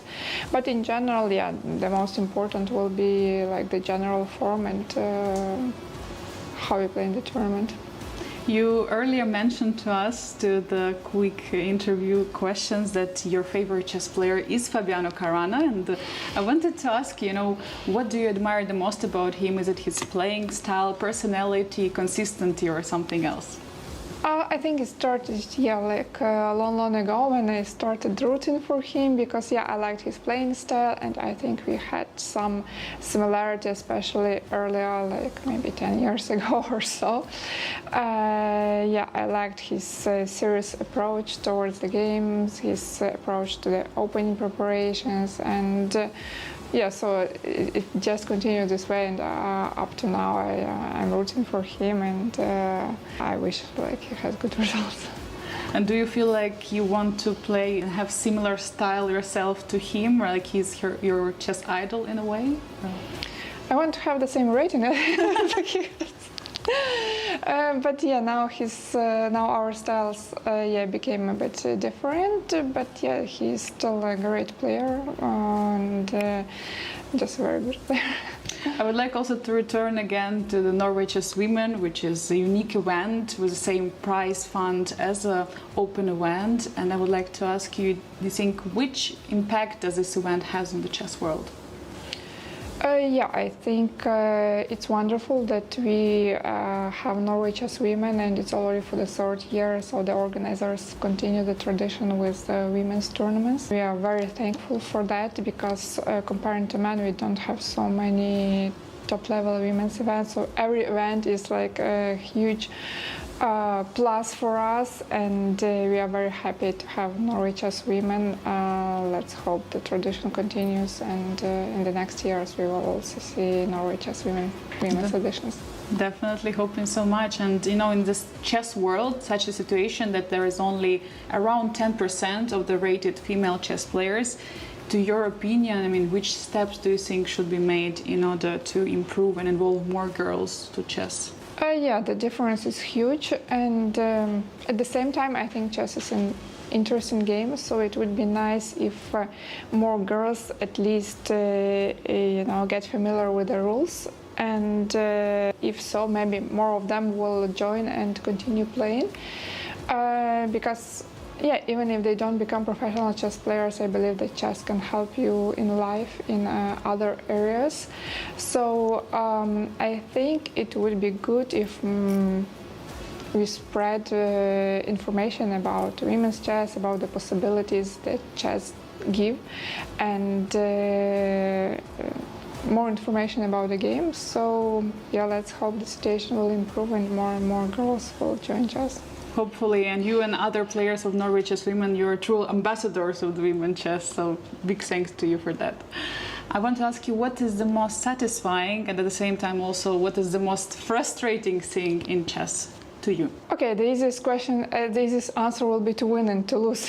So because for us, we always try to set new goals and try to reach them, and at the same time, when you are on the very top level, it's not so easy. So but we are already used to that, and we enjoy that.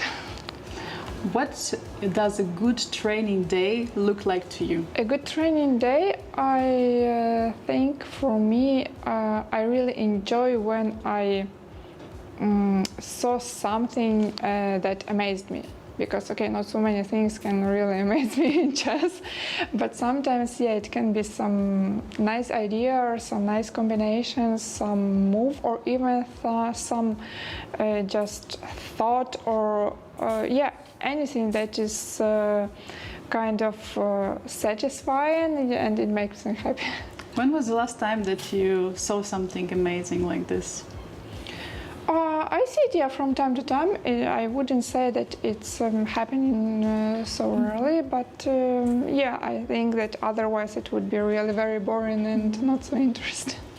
And I have a final question to you. What do you do outside of the chess which helps you and improves you more in the chess? Hard to say, because mainly we are working on chess, and I believe that this is like the main thing we should work on. But something that helps me, probably just experience that you get through your life.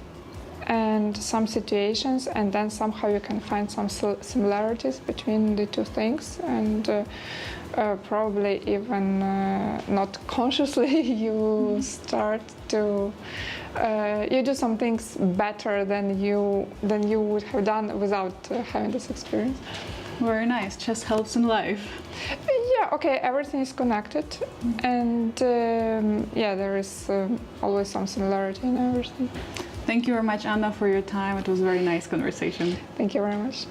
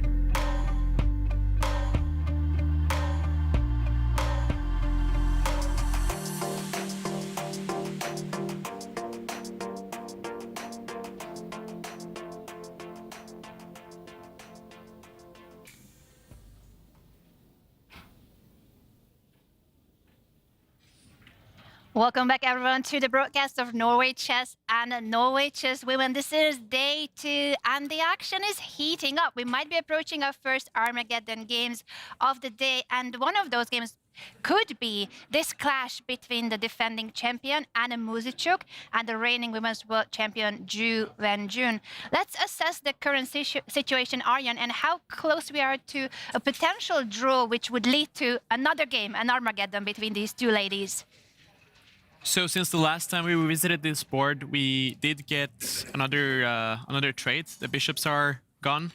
Now on the last move, Zhu Wenjun is doubling her rooks down this d file, and for instance, Anna could trade here, and we might actually see the rooks getting traded off as well. And as I mentioned earlier, it's really limited material here to play for a win for both sides. It's very symmetrical. Both sides have rook and bishop and 6 pawns each. So I wouldn't be too surprised if this game is over in the next 30 minutes.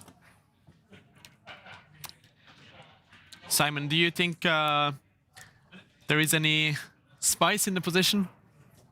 Yeah, I think if Zhu Wenjun remove the bishop and we got some back rank, maybe that's some 500 elo stuff, but or 700 elo. Yeah, 700 elo. And exactly as I mentioned that it's being played. Anna captures that pawn in the center. Zhu Wenjun captures with the rook, and Anna captures with the rook. So now, gotta be careful with the back rank. Gotta be careful with the back rank. So this bishop here is doing an excellent job blocking the white rook. Zhu Wenjun is probably create some luft for the king, just pushing a pawn to get some breathing squares for the black king. She could also bring the king to the center of the board, as we have approached the end game here. I think both sides now know that this is going towards a draw, but they still have to. I believe you do have to make 30 moves before you can offer a draw.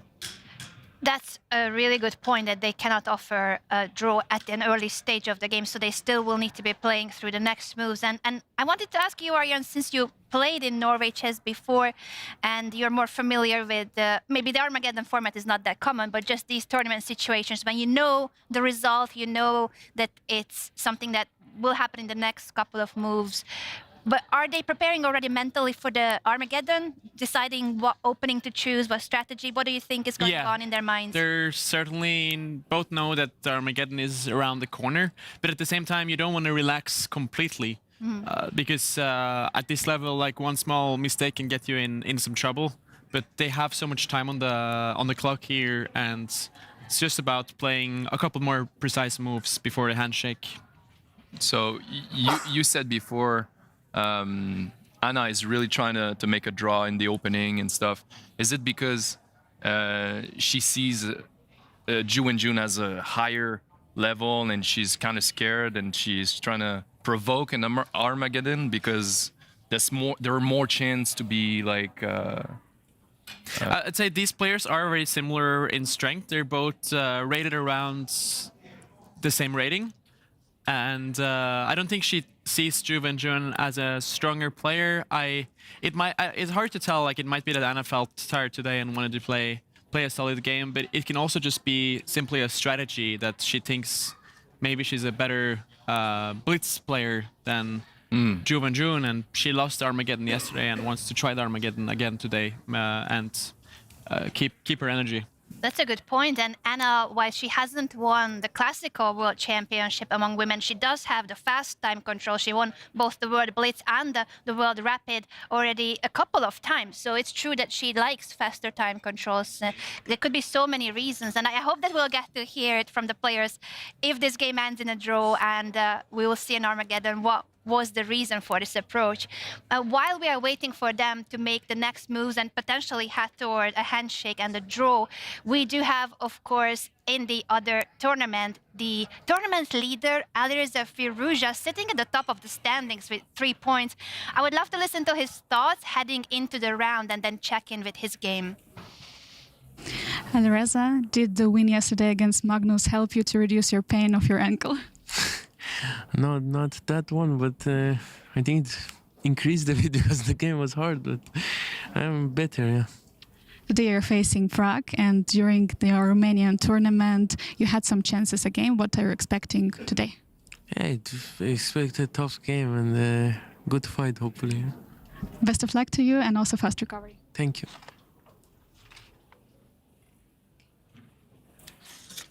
For the viewers that are just joining us, that is France's #1 player, Alireza Firouzja, the leader of the tournament, sitting with his leg up because he does have an injured ankle and he needs to be supporting it. It has to be this peculiar way of sitting at the board. Not usual for us to see it, but it must be even more unusual, as we mentioned, Eric, that in physical sports, it cannot be. You are injured, you're not playing. You need to recover first. He's doing the recovery and the playing at the same time because it's a mental sport. Seems to be an advantage for him.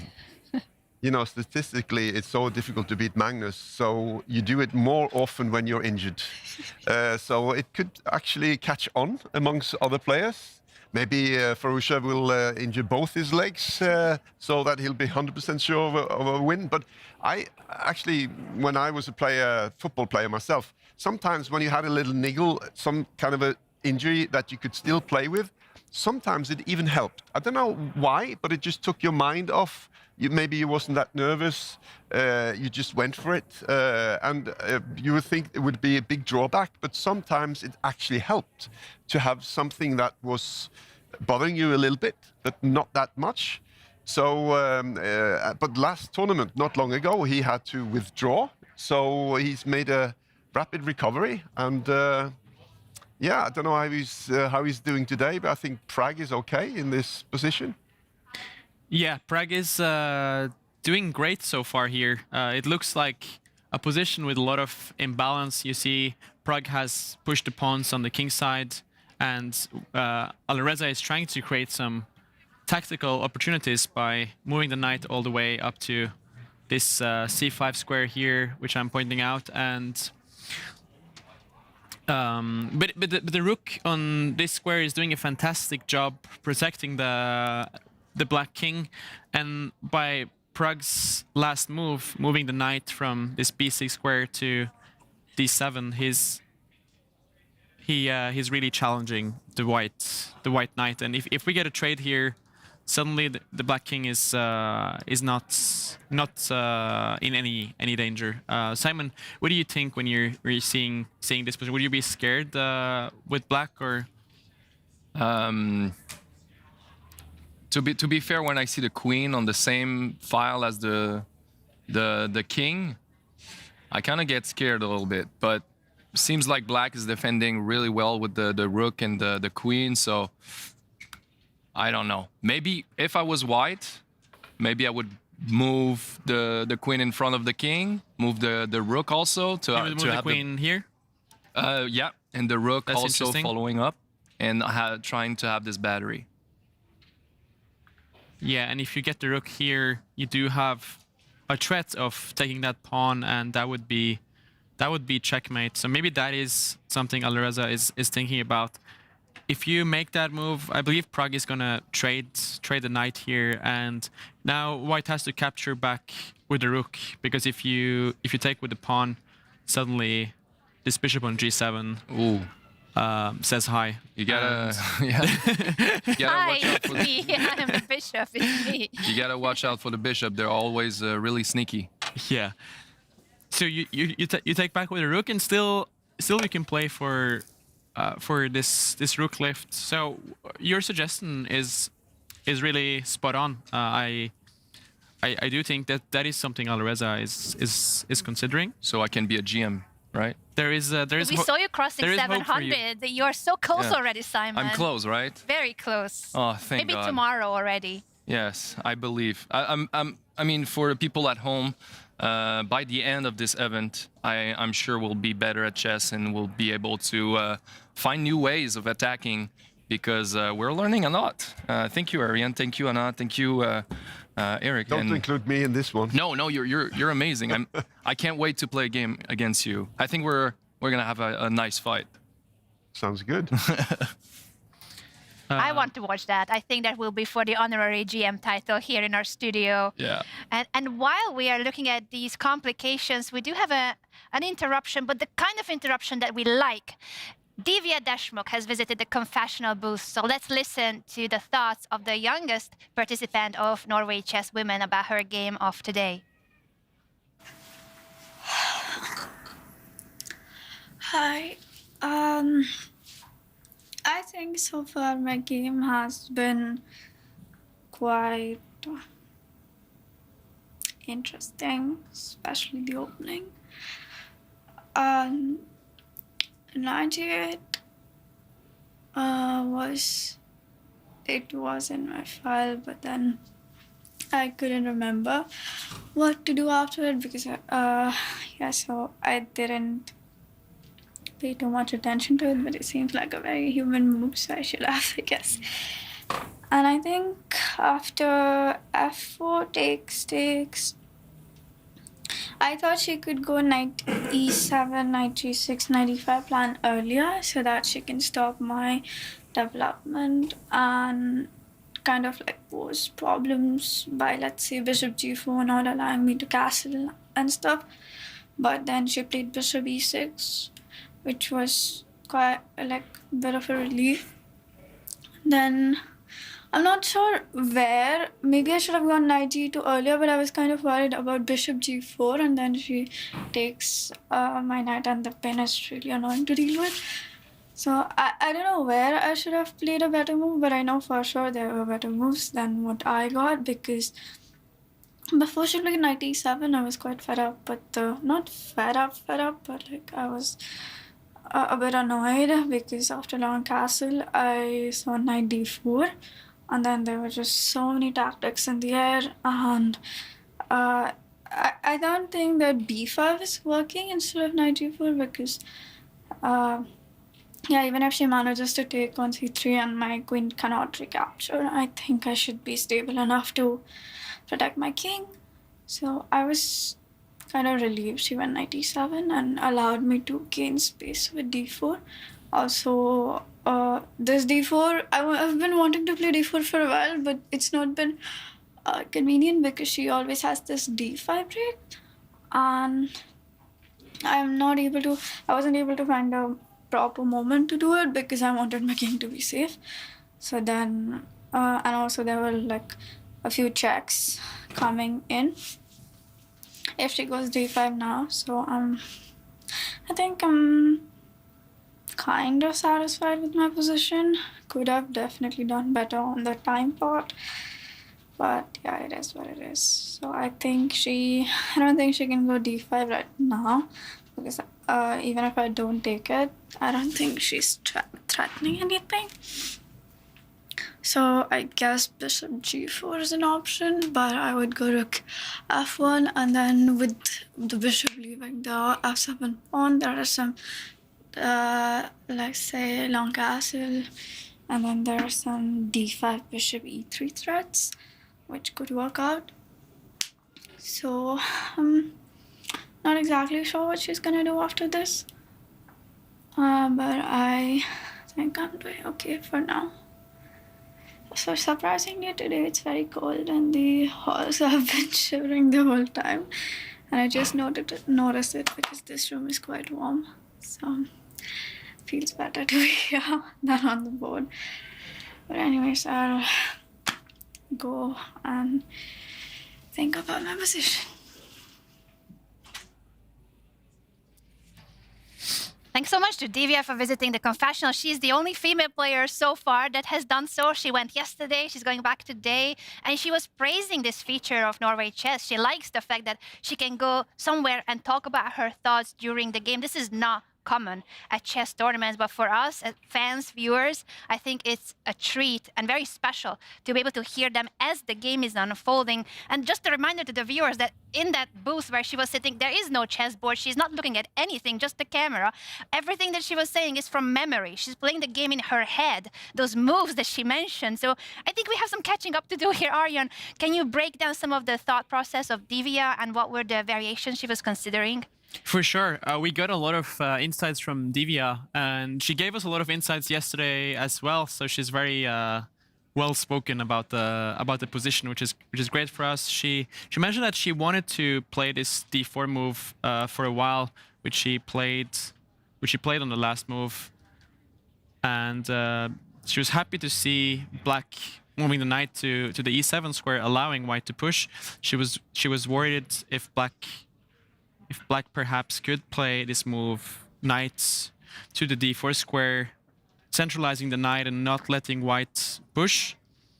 And in the following position, she was considering the moves for black pawn to d5, challenging the white center, which can lead to a lot of trades if white captures, black can capture. This pin is a bit annoying. Maybe white will take again. A lot of complications there. She also mentioned that maybe Humpy could push her bishop up to this square, attacking the white rook. Then she was planning to move the rook to this f1 square, and after black castles, getting the king to safety, she will drop the bishop back to this central square, attacking the pawn. And she was happy to see this as the bishop leaves the defense here from the e6 square, so putting some pressure on that pawn. From what I understood, Divya was quite confident here as she got this pawn in the center, but she felt she had missed something earlier to even have like a bigger advantage. If I'm going to talk about the opening, she played something really exciting, which have been trendy recently. Like you guys, I don't know if you guys saw the opening stage, but she pushed the pawn. Wow, that's not very usual to have that pawn being pushed at such an early stage, on right? move 4. So kudos to Divya for entertaining us with this aggressive chess. I believe this was actually became popularized recently I've seen it just a couple months ago. It shows like Divya is working hard and she's updated and the newest opening trends. Yeah, and she's not afraid of going for something innovative like this against a very experienced opponent. They're both from India. And Humpy, for her, it must have been an inspiration for Divya when she was a kid. I think the age gap between the two is nearly 2 decades. Humpy was the first female player of India to become a grandmaster, to earn the highest title in chess. And Divya is only 20 years old, so about half the age of Humpy. It must be always this kind of yeah, she's an inspiration to me, but I also am the one with trying to beat her, because I feel like a lot of these rising stars, they're fearless and they don't care about respecting the opponent as much as we used to see back in the day. I think they want to prove that they already are at the same level. Would you say you feel like this, Eric, when you're following chess events, that there's these youngsters, 19-year-old, 20-year-olds, and Prague as well, or Vincent Keymer, they have already beaten some of the top chess players in the world, and it just feels like they become fearless at a younger age, maybe for what you mentioned, that they already are playing online. So they face Magnus, they face Humpy, they play against the top chess players thanks to online tournaments like Title Tuesday. They get this early exposure to playing the best players even before facing them over the board. What do you think? Which wasn't that easy before, and the world order has sort of reestablished itself a little bit. The old Soviet Union empire, the chess empire, which they just breeded chess players, and it was such a big prestige. They've obviously sort of faded away a little bit. India has come up as the new superpower, and it was very difficult to play Karpov and Kasparov. I mean, it didn't happen that often, but now you can play the top players almost all the time. And as you say, you can also have some success through that. And I think some of the respect does disappear from having faced them a few times, but still you have to dethrone them totally in the end. And Magnus, now he lost his first match, so he's there for the taking, but no one seems to be able to do it. So, but as we spoke about earlier, it will happen sooner or later. But I'm just extremely impressed that he's been able to keep it going for such a long time that he has. But there are many possible, candidates now to take over. I mean, so many good young players, and some say they will be world champions, and I won't mention any names, but some has been quite outspoken about taking over, and we'll see if that happens. But yeah, it's an interesting time, at least. Very interesting time. I would love to hear your thoughts on that, Simon, about the youngsters, both in the women's tournament and in Norway Chess, or in general globally, because it does seem to be the case that they are fearless, they are ruthless, they are going for it. They don't mind if their opponent is called Magnus Carlsen. They just want to try to beat him. Yeah, and we saw it at the candidates. I mean, that was really fascinating to see how they fight, and yeah, it's always entertaining when we watch women playing. I wasn't watching a lot of women games before, but now it's starting to, we're noticing, oh, there's women also. Let's pay attention a little bit more. So yeah, I really love both. And Magnus himself said in his interview that he likes to follow Norway Chess women because he thinks that the games are really exciting. It's very much fighting chess. Every game, it looks like they are going for it. I think... Would you say it's different? It's a different game? Would you say it's like a different style, or...? The style, definitely. Somehow it has been statistically the case that women's games are more of that aggressive fighting chess, combative, going for it. And now I guess we see that from the younger generation also in the open tournament and among men. But I think historically it was more the style of women's games. And that creates a lot of excitement, lots of dynamic factors, fireworks as well, and we love to see that. Sounds like my wife, actually. Not very aggressive. It definitely seems to be the case, and we are so happy to have here both Norway Chess and Norway Chess Women, and again with the Equal Prize Fund. Anna Muzychuk herself said it in her interview how grateful they are for this opportunity, and there should be more events like this that include the top female players and also reward them in the same way, because they are working just as hard, and it's hard to make chess as your career full stop, but even harder if you're a female player because the prize fund is never anywhere even close to what we get, for instance, a world championship among everyone and world championship for women. It always has been a fraction of the money. So it's really hard for the top female players to earn a living from chess, and therefore they can't dedicate as much time to it. They cannot go full-time playing chess. But thanks to events like Norway Chess, hopefully more will follow. This could be more of a promising career to the young girls that are falling in love with chess. And it also influences how you play. I mean, so many in the men's game, even it was difficult to make a living.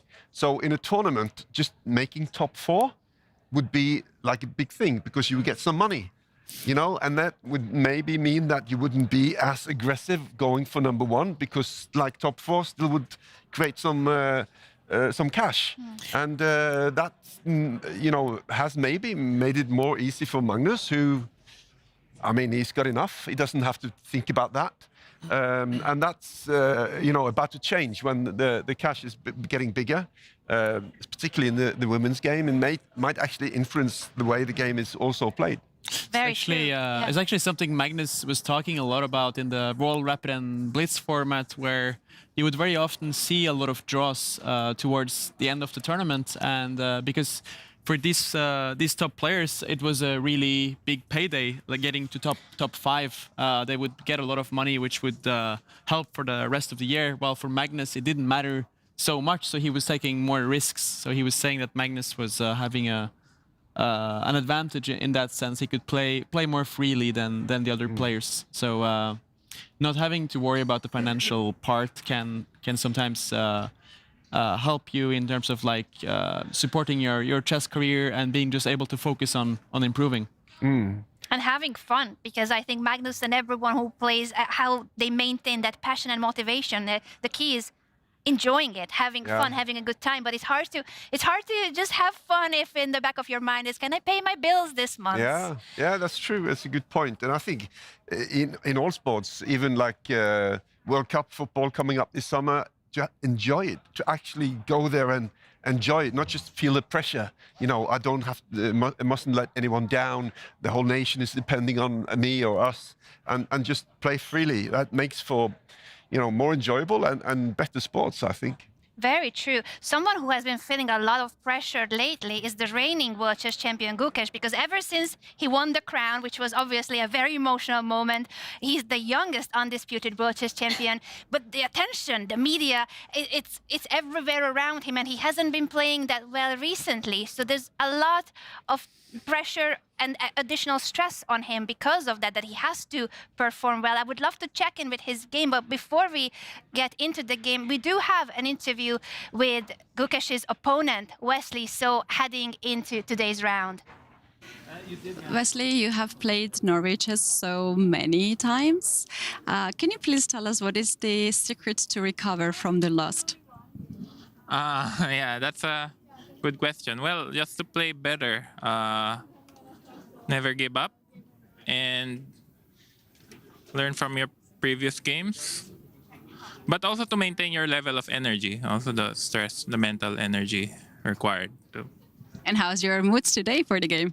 Very good, very good. Yeah, but if I want to win the tournament, I have to start winning a lot of Armageddon games. Because the last time I played Norway Chess, I lost a lot of Armageddon games. So they are really very important in the end. Firstly, you had some special preparation for Armageddons? Yeah, practicing online some blitz games. Yeah. Thank you so much. Best of the luck. Thank you. That's the 3-time American champion Wesley So, former world number 2, facing the reigning world chess champion Gukesh D. They both went into Armageddon yesterday, but Gukesh actually managed to win his Armageddon game against Keymer, while Wesley So lost to Gukesh's teammate Praggnanandhaa. The current position is already in the middle game phase, so I would love to have first your thoughts on this, Arjan. Just a quick summary of what are the factors. Let's count the pieces as well. What's happening in this position? It's equal material. We are in the middle game phase. Actually, Wesley just captured the black rook on the last move, and now Gukesh is sitting there thinking, do I want to take back with the bishop, or do I want to take back with the queen? I think he's going to take back with the queen, also putting some pressure on the white's center. There is a pawn hanging on the side of the board here, so that is something he has to have in mind. The good thing for Gukesh, though, is that these pawns are not very strong. They're doubled, and Gukesh does get a lot of pressure on this central pawn. So I would say Gukesh is doing fine here. He has a very decent position. It's probably around equal, but no fireworks yet in this game. What are your first impressions, Simon, when you're looking at this position? As you pointed out, with the queen taking the rook, seems like to be the right idea. That's what I would do also if I was in Gukesh's shoes. But yeah, I don't like too much the position of Wesley, but the computer says it's equal. So, but yeah. Oh, he moved it or not? No. I'm just showing on the analysis board. He's still thinking if he should take back with the bishop or the queen. One interesting variation here is if Wesley captured this pawn. I believe Gukesh has been planning to capture the pawn in the center, opening up for his rook. Let's say Wesley wants to capture that pawn back, and now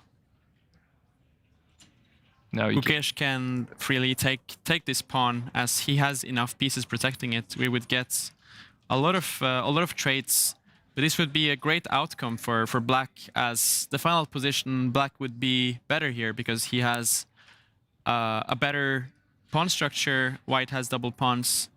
This would be a good outcome for Gukesh. So I do think after queen trade, Wesley is gonna play a very solid move, like maybe queen one square forward and protecting this important central pawn. So far, a pretty solid battle without... So it feels like everything is like around that pawn on e4, the central pawn, the king's pawn we called. For sure, these pawns are much more important than this pawn on b4, as taking it does leave you with a very bad pawn structure. I don't think that's what Wesley wants to do. Another option Wesley has is to just capture this pawn in the center of the board, and if Gukesh captures back, he might trade again, and might consider now to maybe take this pawn, but still this pawn is hanging. So there's some different nuances to figure out. However, Gukesh should be pretty happy with his position. He's neutralized White's play. And as you have predicted, he has captured that rook in the corner with his queen. He has done it before I could get my question in, because I was like, Arjan, I don't get it. I'm an international master, so I'm supposed to understand somewhat chess. Not very well, but somewhat. But I was like, why is he taking so long on a move that seems obvious? But he could have been already calculating all the variations you were showing. So for him, it wasn't about, am I taking with the bishop or the queen? He was already picturing the position 5, 6, 7, 8 moves ahead and assessing that. Would you say that's something that you would recommend to our viewers? Or if something is of more of a, okay, I need to make this move and later I calculate, what would be your suggestion when it comes to approaching calculation in chess? So the psychology behind that, Gukesh taking some time there, is just kind of getting adjusted to what is going to happen on the next moves. You don't really want to get any surprises. You were just trying to get more comfortable about the next moves. So because sometimes it can be, if you play very fast and you miss your opponent's move, you can feel psychologically in a disturbed position if Wesley has planned something. So he just taking his time, making sure he's not missing something. But I think overall he's pretty confident with this position. And there's there's no weaknesses in the black position here. Gukesh is pretty confident. Would you say Wesley is more on the defensive mode and Gukesh is more on the attacking side? I think right now Wesley has to make some accurate moves. That being said, he's not running too much danger here. If he, for instance, plays this move, Queen to C2, protecting this pawn, Wesley doesn't have any major weaknesses. So we could see some potential trades in the center here. Wesley has a lot of experience in these positions. By the way, this comes from an opening that is called Roy Lopez, which is the oldest opening in chess. It was played back in the 15th century. So it's one of those openings that has a lot of history and played by great champions. Eric, have you? I know you play the Italian opening, but is Roy Lopez something you've? Well, it's something you hear all the time, but I'm not just really not that familiar. I just got this one opening, and it never works. But for me, this, from Wesley So's point of view here, for me it would be very natural to just push the D pawn one and try and lock off that the queen and the bishop up in the corner there. But why is that not a good idea? The reason he probably doesn't want to do that is that when you push that pawn, you do give away this nice square for the black knight. The knight will jump to this square and attack the bishop and put some pressure on this pawn. And let's say if you move the bishop one square, black can maybe take this one and try to attack the white center. But what you're saying does make a lot of sense. Like, very often white wants to play this move and shut down this bishop, but it might not be ideal now because the knight can come with a tempo and attack the white that's white what bishop. probably makes a difference between a guy who just thinks that's a natural move, you just lock it off, and then there's a payback. You have to pay some kind of a price in the next few moves when he jumps his knight in there and everything. But for me, you know, look, because you think, well, get my pawns as high up as possible, as long as you also lock off the stuff from him. That's a good move. But yeah, maybe not. And also here, Wesley can capture the pawn in the center, and we might. This is a likely variation that we get a lot of trades, and Wesley will just try to defend this pawn. But typically, it is really a move you want to make. If the bishop would be on this square, for instance, it would make more sense because you do shut down this bishop. So now Wesley is taking his time. Has more than 1 hour on the clock, so he's not running any time issues here. He's trying to. One move I see a lot in games, and I play myself, I don't know if it's good, but I've seen a lot of people doing this, is tucking the bishop next to the king on f1. Would you say this square? Yeah. Would you say it's a good move? The problem of moving the bishop all the way back to this square is that you lose the defense on the central pawn. So now suddenly there's not enough pieces to defend this pawn, so black could capture it, and here you really miss this bishop on this square. Yeah. So in the process, you lose a pawn. In the process, you lose the pawn. So right now it's a position where Wesley has to react to black's threats, and there's a couple of ways he could do that. He could, for instance, take this pawn or move his queen one square up to defend the center. Should we maybe move back options. to I was Magnus's just board? say the same exactly. There's a couple of options here, but Wesley will use his extra time to figure it out. It's a critical moment, and he has a lot to think about. I was just going to suggest the same, Marion, so we are thinking exactly the same. The world #1 Magnus Carlsen lost his first game here at Norway Chess yesterday, and he definitely wants to bounce back today against Germany's #1 Vincent Keymer. While we are switching to that game, I think this is again a topic we touched upon, but we see Alireza there with his leg up. He has an injured leg, and we are saying maybe it's an advantage. It's just something that I guess overall. Oh, sorry, we are being interrupted by a game that has just finished between Anna Muzychuk and Zhu Wenjun, a draw, meaning we will get to see even more chess. These two ladies will be back in about 10 minutes time to play it out in Armageddon. So there will be a winner in a faster time control Armageddon between Anna and Zhu Wenjun. Going back to this visual that we have on our screen, a very unusual sight, even at chess events. Alireza Firouzja playing with an injured leg. But when it comes to chess being a mental sport, we would think, oh, it doesn't matter. It's just, you know, he can use his mind just as much. But Eric, would you say this just goes hand in hand, even though it's a mind sport and a mental sport? Physical health matters just as much. And would you say the other way around as well? For physical sports, mental preparation and mental health matters just as much. These two going hand in hand. Yeah, very much so. I think it's this holistic approach, everything working together. And of course, I said that, you know, when you're in good physical shape, it also affects the mental side. And then I also said, sometimes having a small injury, something takes your mind off, and have helped me sometimes. So you can always find different angles, but it must be slightly uncomfortable to sit there maybe for 5 hours with your leg like that. So that could also come into play, but it hasn't affected him so far.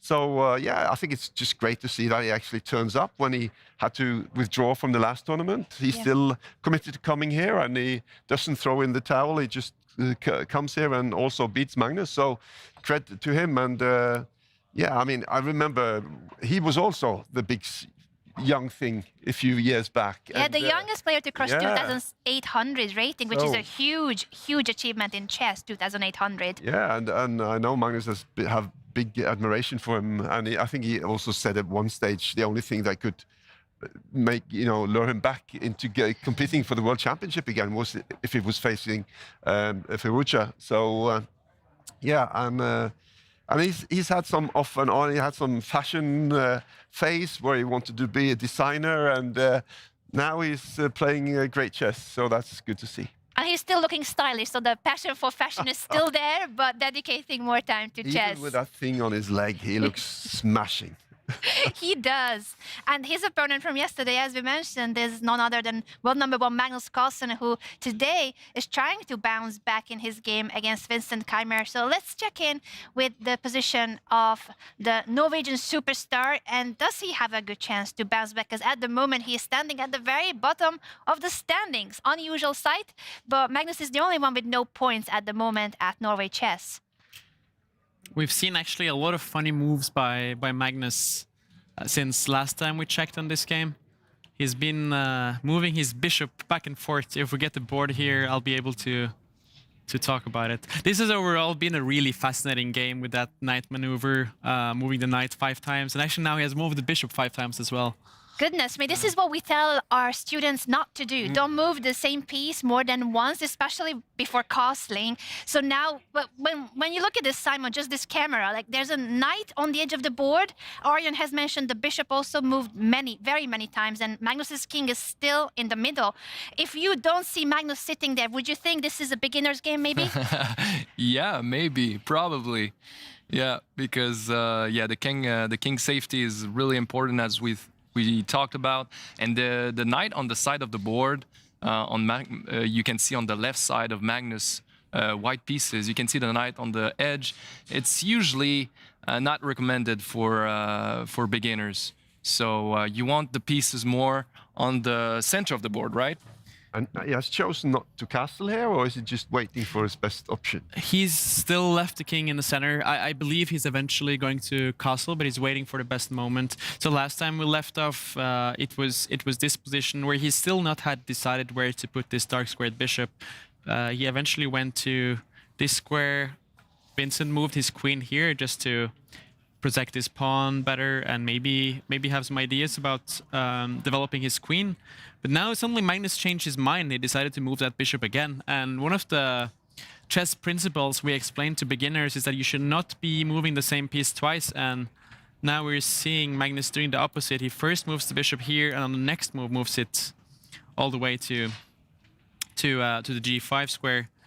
And it doesn't actually stop there. Vincent protects the knight. Magnus defends his center. Vincent develops the bishop, and suddenly Magnus now changes his mind again and goes back. So this is kind of the things that are, like, Magnus can get away with doing it, but it's really sort of complex concepts, I'd say. But it's easier to get away with it in closed positions where it's not too much sort of like going on. And here we have a fixed pawn structure, so there's no fireworks in the center. It's slow play, so it's easier to get away with moving the same piece. But again, I think Magnus will soon castle on the queen side. Would you, by the way, Simon, if you had this position, would you think to castle short, or would you go for long castle?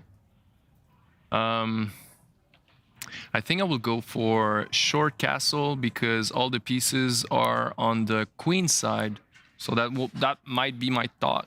And great minds think alike. Magnus exactly did what you. There you go. I would think if you castle long, then you immediately have your rook on an open file, which is sometimes very tempting when it just lands where it's supposed, where we can sort of, you got space in front of you. Yeah, and the reason I wanted to maybe castle long was that I was thinking I perhaps want to expand on the king side here and put pressure on the black king, but Magnus castled shorts instead. Yeah, not an open file, but at least you see a lot of open squares in front of you. So, yeah. But what do you think of that? Do you think this is a draw, or is still a lot to play for here?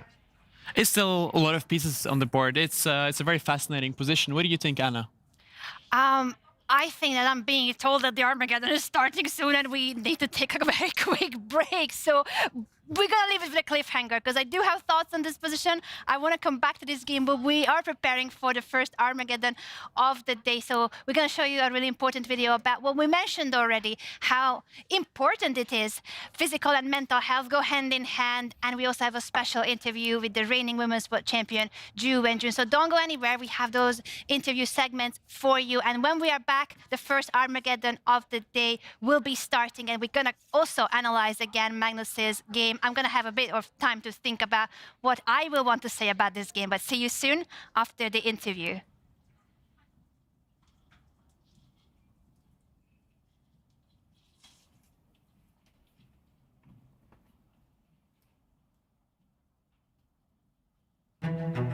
Good health is just as important for a chess player as a good mental preparation. Appropriate nutrition and body strength plays a crucial role in top-level chess players. A chess game can last for hours and can be exhausting. Physical health helps players sustain concentration, maintain endurance, and prevent burnout throughout the long matches.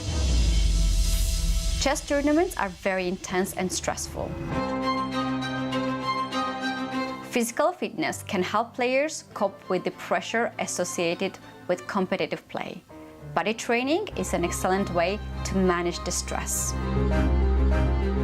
Regular exercise has been shown to enhance cognitive function, including memory, problem solving, and decision making. All essential skills for a chess player. Good health, conditioned by systematic training and right diet, contributes to mental acuity, enables chess players to perform at their best in the top chess tournaments, and serves as a foundation for continuing success. This is why the elite chess players prioritize preparation as an essential aspect for improving their performance in the games.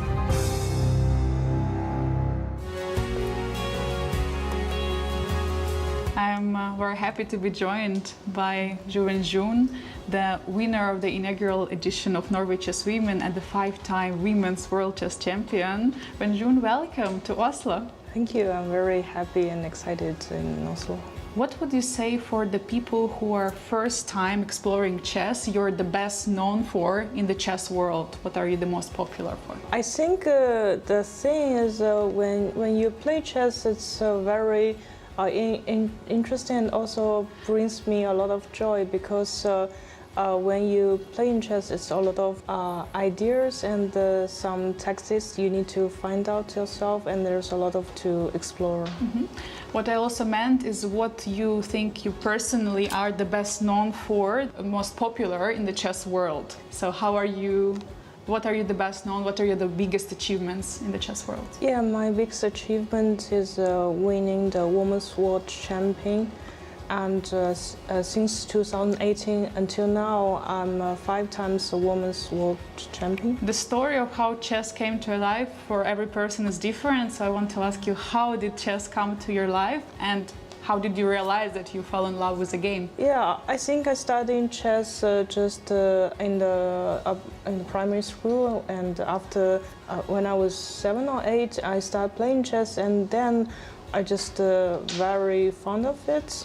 And also, I think I play quite good, just like 1 or 2 lessons. And now we're at Norway Chess, where it's basically the only event with where is a draw, not a boring result, because now you have Armageddon game, which decides the winner.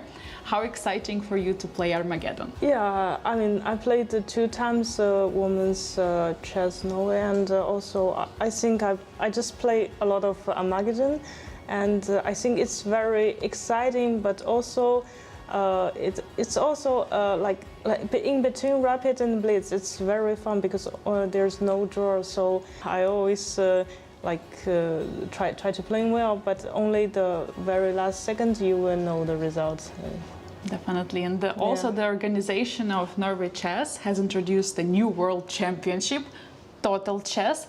So I would like to ask you, what do you think from the player's perspective are the biggest opportunities as well as challenges in such world championship where you combine fast classical, rapid and blitz? I think it's a very challenging tournament because it has 3 different time formats in the first time, and also it means even you play maybe normal or not so well in the one of them, but also if you play very good in the next two, so you will also have very good results. So it's combine a lot of strategy and also performance. And you also have not been playing so much classical recently. How are you keeping, the form still? Not playing chess, not playing classical. Yeah, I know the Norway Chess is the first classical chess for me in 2026, and before that I did some rapid and also some daily training. So I hope I can perform well in this tournament. And you've already faced quite some of your Chinese national team players in the World Championship match before, but this year we have a new qualifier from another country. We have Vaishali Ramesh Babu from India.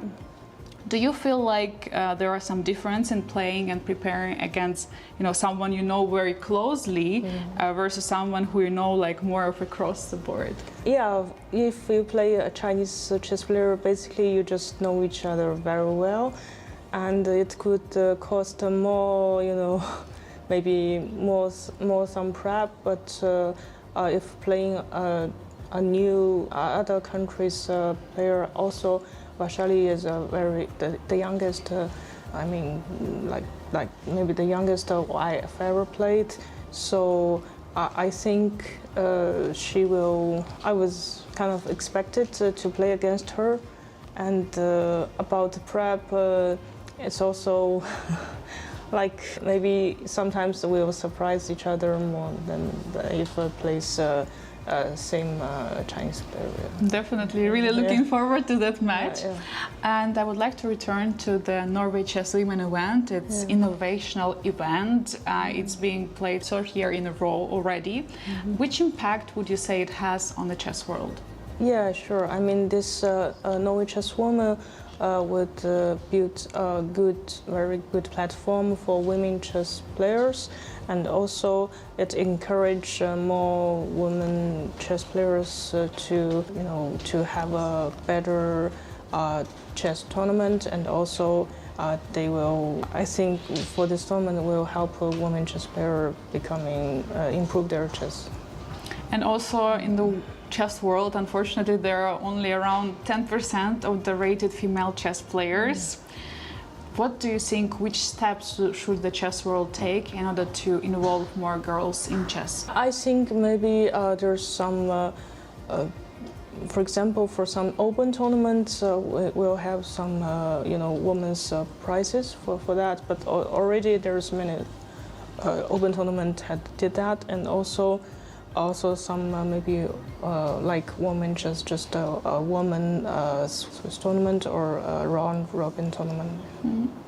And what do you think is the most satisfying, and also another thing which is most frustrating for you in chess? The most satisfying in chess is I always very enjoying playing chess. When the first day I know chess, even now I still feel passion for chess. And for the frustrating is probably, I don't know if I could still improve, because I feel maybe sometimes like 2018 myself is probably stronger than me. Mm. But I think that's compared satisfying, it's already enough. So you're frustrated that probably there is some kind of a level maximum? Yeah, probably I couldn't reach higher, but I will try. You will definitely. Yeah. And also I want to ask, when you're training chess, how does a good training day look like to you? I think maybe starting with morning, then some chess review, and then something about opening and the middle game. That's some part of chess training. And also in the afternoon, maybe combine some rapid or blitz chess and also some chess puzzle. Thank you very much, Wenjun. It was a pleasure talking to you. Thank you, my pleasure too.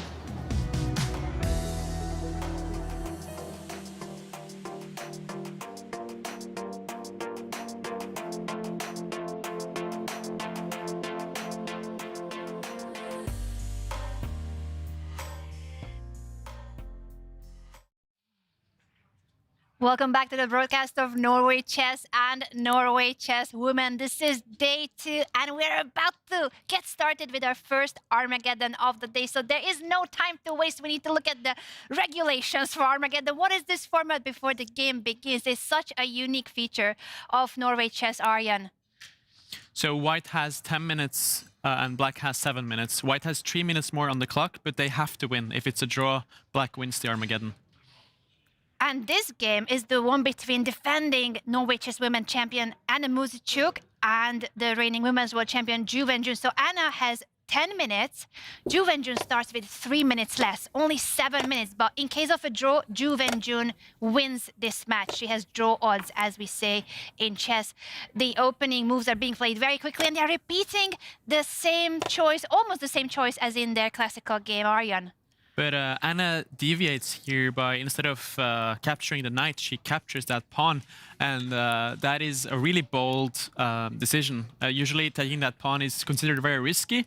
But here Anna has to go all in for the win. So I think it's a very understandable choice. Zhu Wenjun putting her queen in the middle of the board, attacking the white knight. And Anna moving the pawn in front of her king 2 squares. And this is some very, very spicy stuff. Usually black captures the white pawn in the center with a check. Let's see if that's what Zhu Wenjun does. So far, Anna has played so well. She only used 10 seconds, while for Zhu Wenjun, about a minute is disappearing from her clock. So the time disadvantage is only becoming bigger and bigger. It's a great choice by Anna. I really like it. This is an opening I've faced a couple times, and the first time I faced it, I wasn't sure what to do with black, so I got a bad position, and I know by experience that black has to be very accurate here. It's a very funny position now. Black can move the knight up and give this check, and the white king goes all the way up to this G3 square, but it's some home preparation from exactly. I was from just Anna. going to remind our viewers that we talked about this. That do not do this at home kind of approach, because we see the top chess players in the world going very unusual. You usually want that king to be safe and not start marching all the way up the board with your king. So try to castle, get your king into safety. Do not copy these top grandmasters, because you got to know the rules and the principles in order to be able to break them and know when it's okay to break them. Evaluation bar did a massive leap there as well. I think it's not working, right? It's not correct, the evaluation bar. This is still okay for Wenjun. She's still in theory here. Another move, I believe, the Russian grandmaster legend played King D8, Peter Svidler, a few years ago in the Russian championship, just defending this pawn. How cool is that? You know, we talk about king safety, and it's like, here, it doesn't matter. Move the white king, then black also moves the king. Nobody wants to castle. Grandmasters play like this. Eric, would you play like this? Well, I mean, the one thing that's sort of black, you know, at my level has to look out for is that you're getting caught in front of the queen. So if you get a rook that's heading your way, then you've got nowhere to go. So, but it was quite interesting what is just shown now. When if the queen moves back on the G file, then obviously if the knight then moves to E3, yes, and threatens the queen, and it's also check at the same time. Exactly. That's nice tactic. They are too good for that. And they've seen that a long way. I believe this is the best move from what I remember. Putting the queen on this square, because now actually if white decides to take this pawn and go for a rook, as Eric pointed out, very sharp. Black has this nice discovery here, attacking the king and the queen, and if you lose the queen, you lose the game. So that's not something white could do. But we got a different continuation instead. Wenjun defends this pawn immediately, which should also be okay for her. But Anna is doing really well with the time situation. She has 5 minutes more on the clock, and Wenjun really needs to speed up. And now the white king is going to find a hiding square. If black gives this check, she's going to hide the king on this square, and suddenly the white king is very safe. Quite an unusual path to get to king safety, but it seems to work. And now you can activate the rook as well, so that rook from the corner will get into the game. Next move, potentially. It's happening. The check is on the board. The king is getting tugged away, and Wenjun is pushing her pawn on the edge of the board. This also shows some more aggression, and she might want to sacrifice her knight with this check, potentially, on that square Arjen is highlighting, because if the white pawn takes it, you take it back with the black pawn, opening up the file for the rook in the corner. Great move by Wenjun, creating her own threats in the position.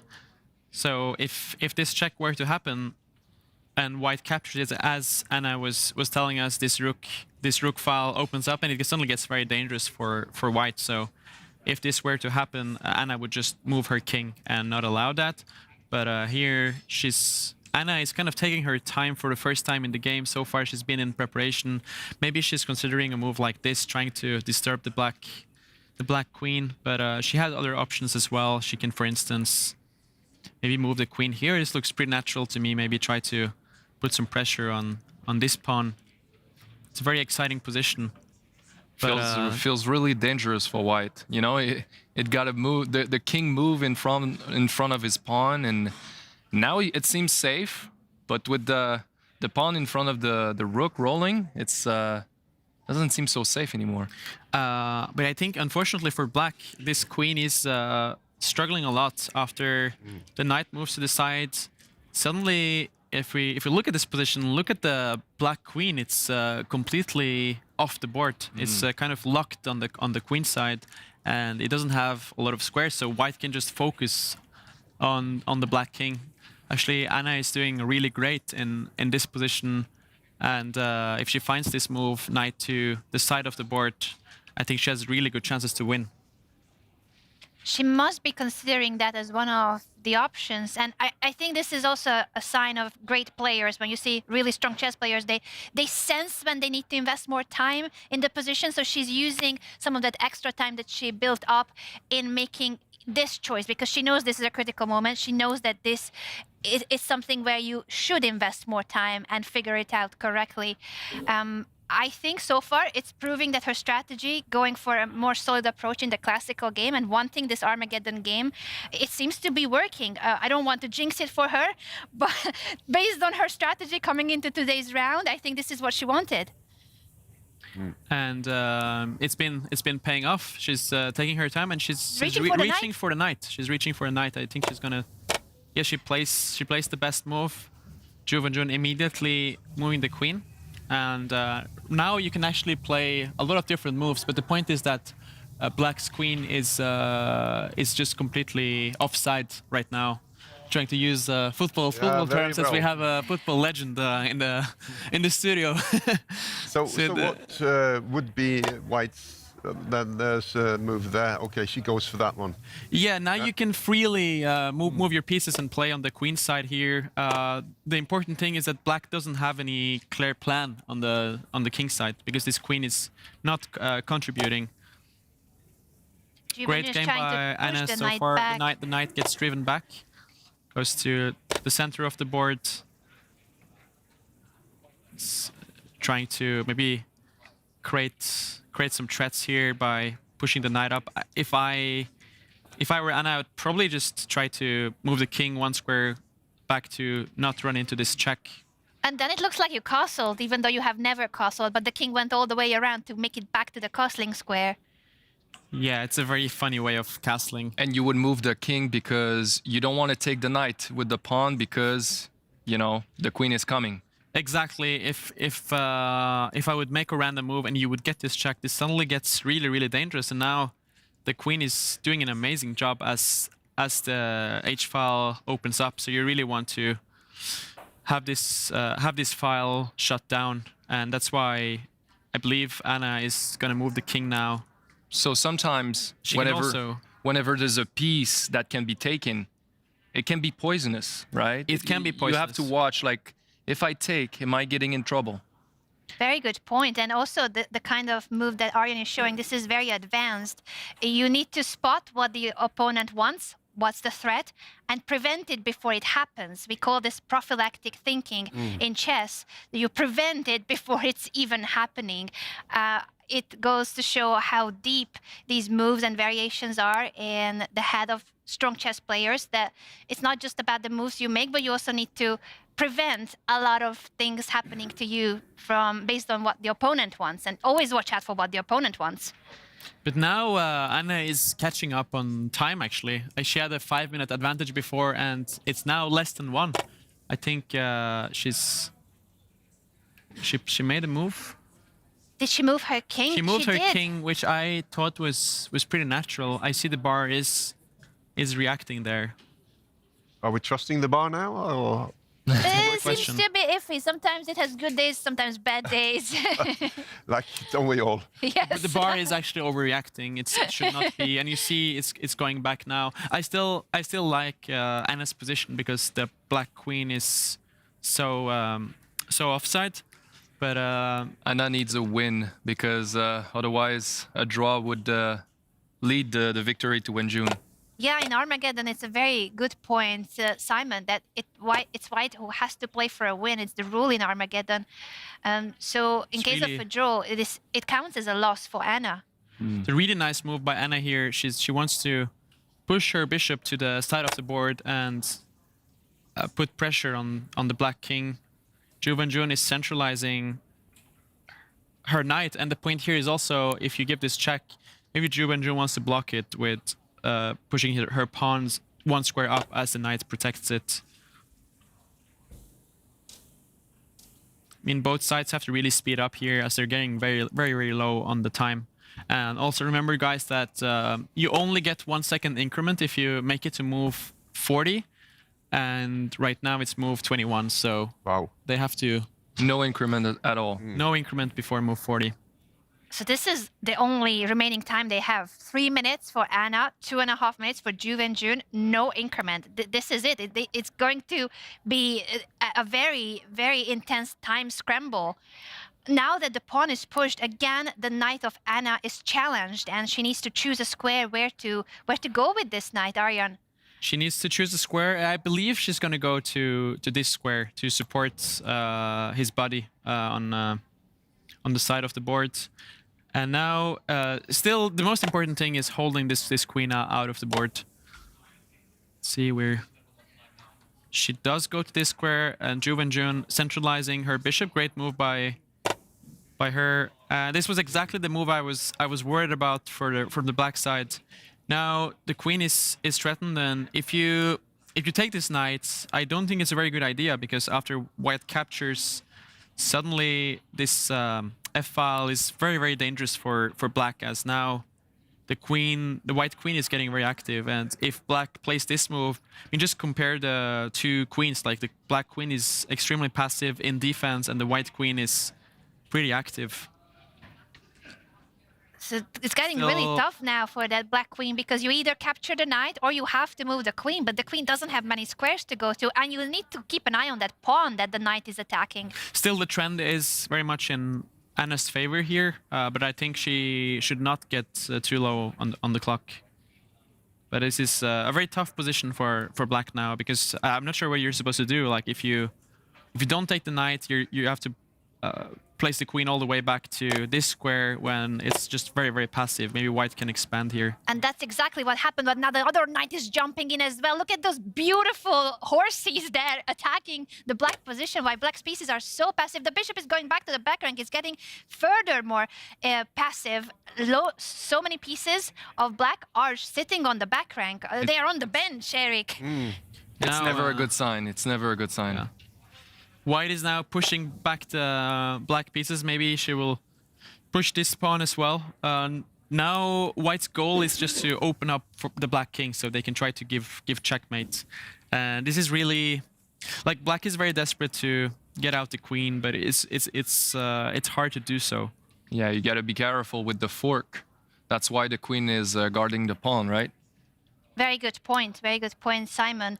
Always need to watch out for a fork. A fork would be attacking two pieces at the same time, and you can only say one of them. The pawn is being pushed now on the left side of the board, trying to open up the position. So Anna is trying to get to the black king, gain access to it.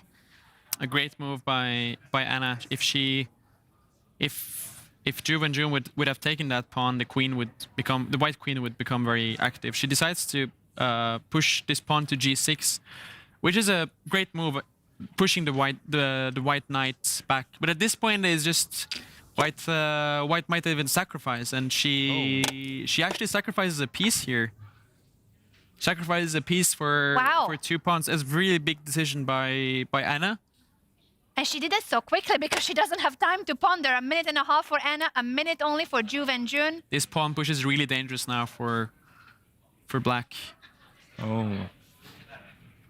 The reason white can sacrifice a piece here is that the black queen is so out of the game. You have time to launch an attack before the queen gets back to defense. But when you're so low on time, it's like it's not about finding the absolute best move, but just good moves. Because I mean, it must be so stressful to have a look at the clock and know you're under a minute. Both players under a minute.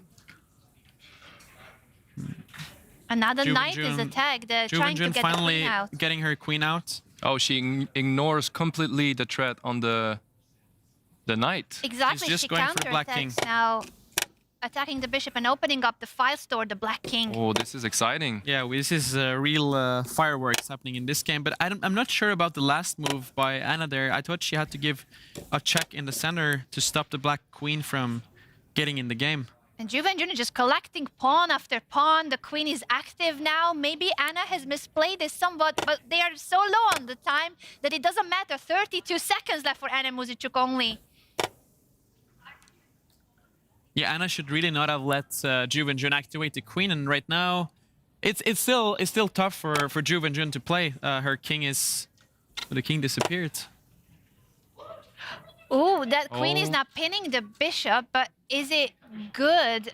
The queen could give a check in the middle of the board, but white is threatening with a really gigantic check there, as Arjan is showing. White is threatening a really nasty check. Maybe black is going to give a check first. it's still usually when you're low on time, the side that is attacking has the power. How many moves have they had? Can we So it's actually have 5 them on moves the large left. screen? I want to see moves left the until players up close because it's the final she seconds of the blundered game. mate. She blundered move in mate in one. Goodness me!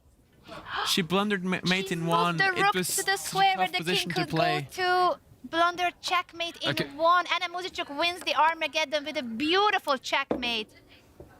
We're gonna need to replay that moment because it happened so quickly. A lot happened there, and yeah, it happened really fast.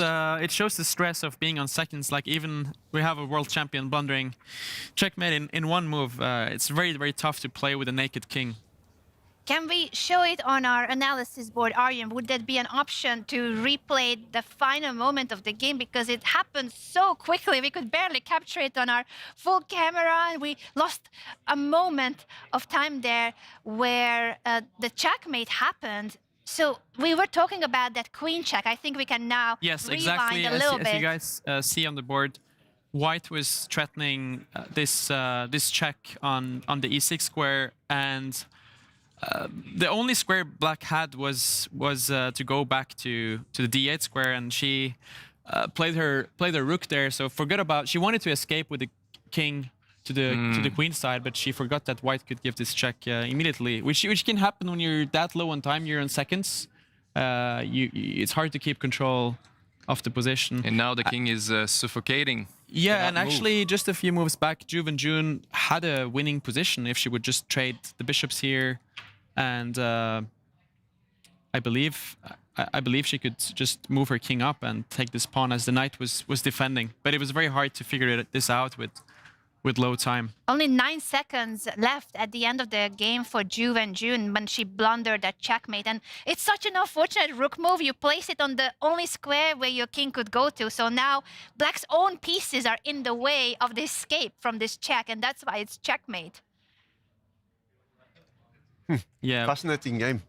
Yeah, really. Black should have brought the queen to this square, getting the queen back to defense, and it would be a piece up. But it's just really hard to navigate all the best moves when you're that low on time. And understandably, Wenjun blundered there. But I really liked Anna's strategy. She was just going all in with White, pushing forward, and it paid off. Yeah, that's what we saw in the last few games yesterday. Also, White takes a lot of risk, and it's always it's amazing to see. It's amazing to witness. Yeah, Anna getting her first win of the tournament, while Wenjun actually losing her second Armageddon game. So she's the women's world champion off to a tough start. And in both games, unfortunately for Wenjun, it was a huge blunder. Yesterday, she blundered her queen when Divya had 3 seconds on the clock, and now she blunders into checkmate. In both games, of course, it was a very tense moment, so it's the pressure that her opponents put on her. But she did blunder in both games. She will need to find a way to forget about these first 2 days of Norway Chess in a way. The classical games might have gone normal, well enough, but the Armageddon really seems to be getting to her, which is interesting because I feel like in previous editions she was doing really well in Armageddon, and she has a lot of experience in Armageddon. She is known to be a great Blitz player, but so was her opponent. Anna Muzychuk has won 3 world titles in Rapid and Blitz.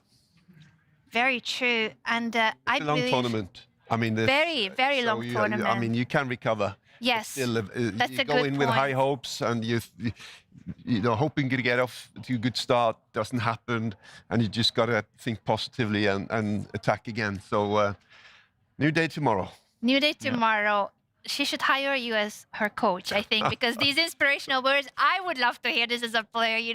New day tomorrow, everything is going to be fine. Long tournament, and it's true. There's going to be 8 more rounds, so anyone can still win the tournament.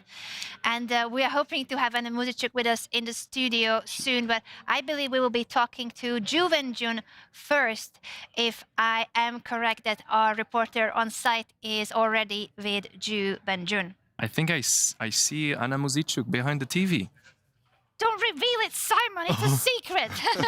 Not anymore. You cannot show the magic trick. You cannot show the magic trick and how it's done. This is magic. We're going to be talking to Wenjun, and then magically Anna will be in the studio. Wenjun, you had a very tense classical game. It went to a draw. Please share us, did you have any chances in the classical match? I think in classical match it's very, very equal. Like there's nothing to comment. It's just about equal. And Armageddon game, what happened? What did go wrong? We saw there was a piece sacrifice from Anna.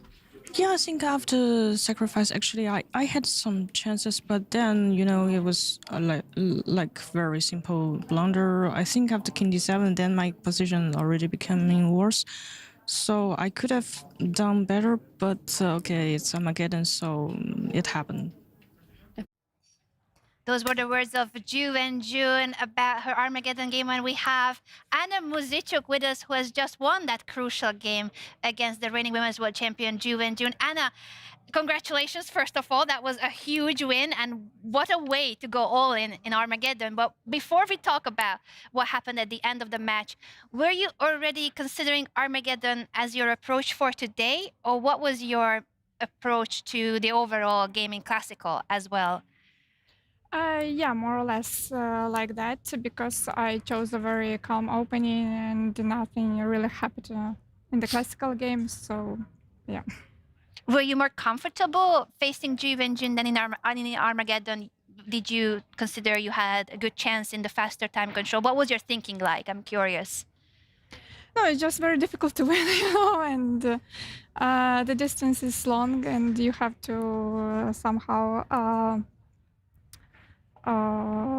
maintain your energy as well. Yeah, maintain and remain something for the future. Of course. I think that's very logical, and you proved that was the right strategy for today, because you delivered.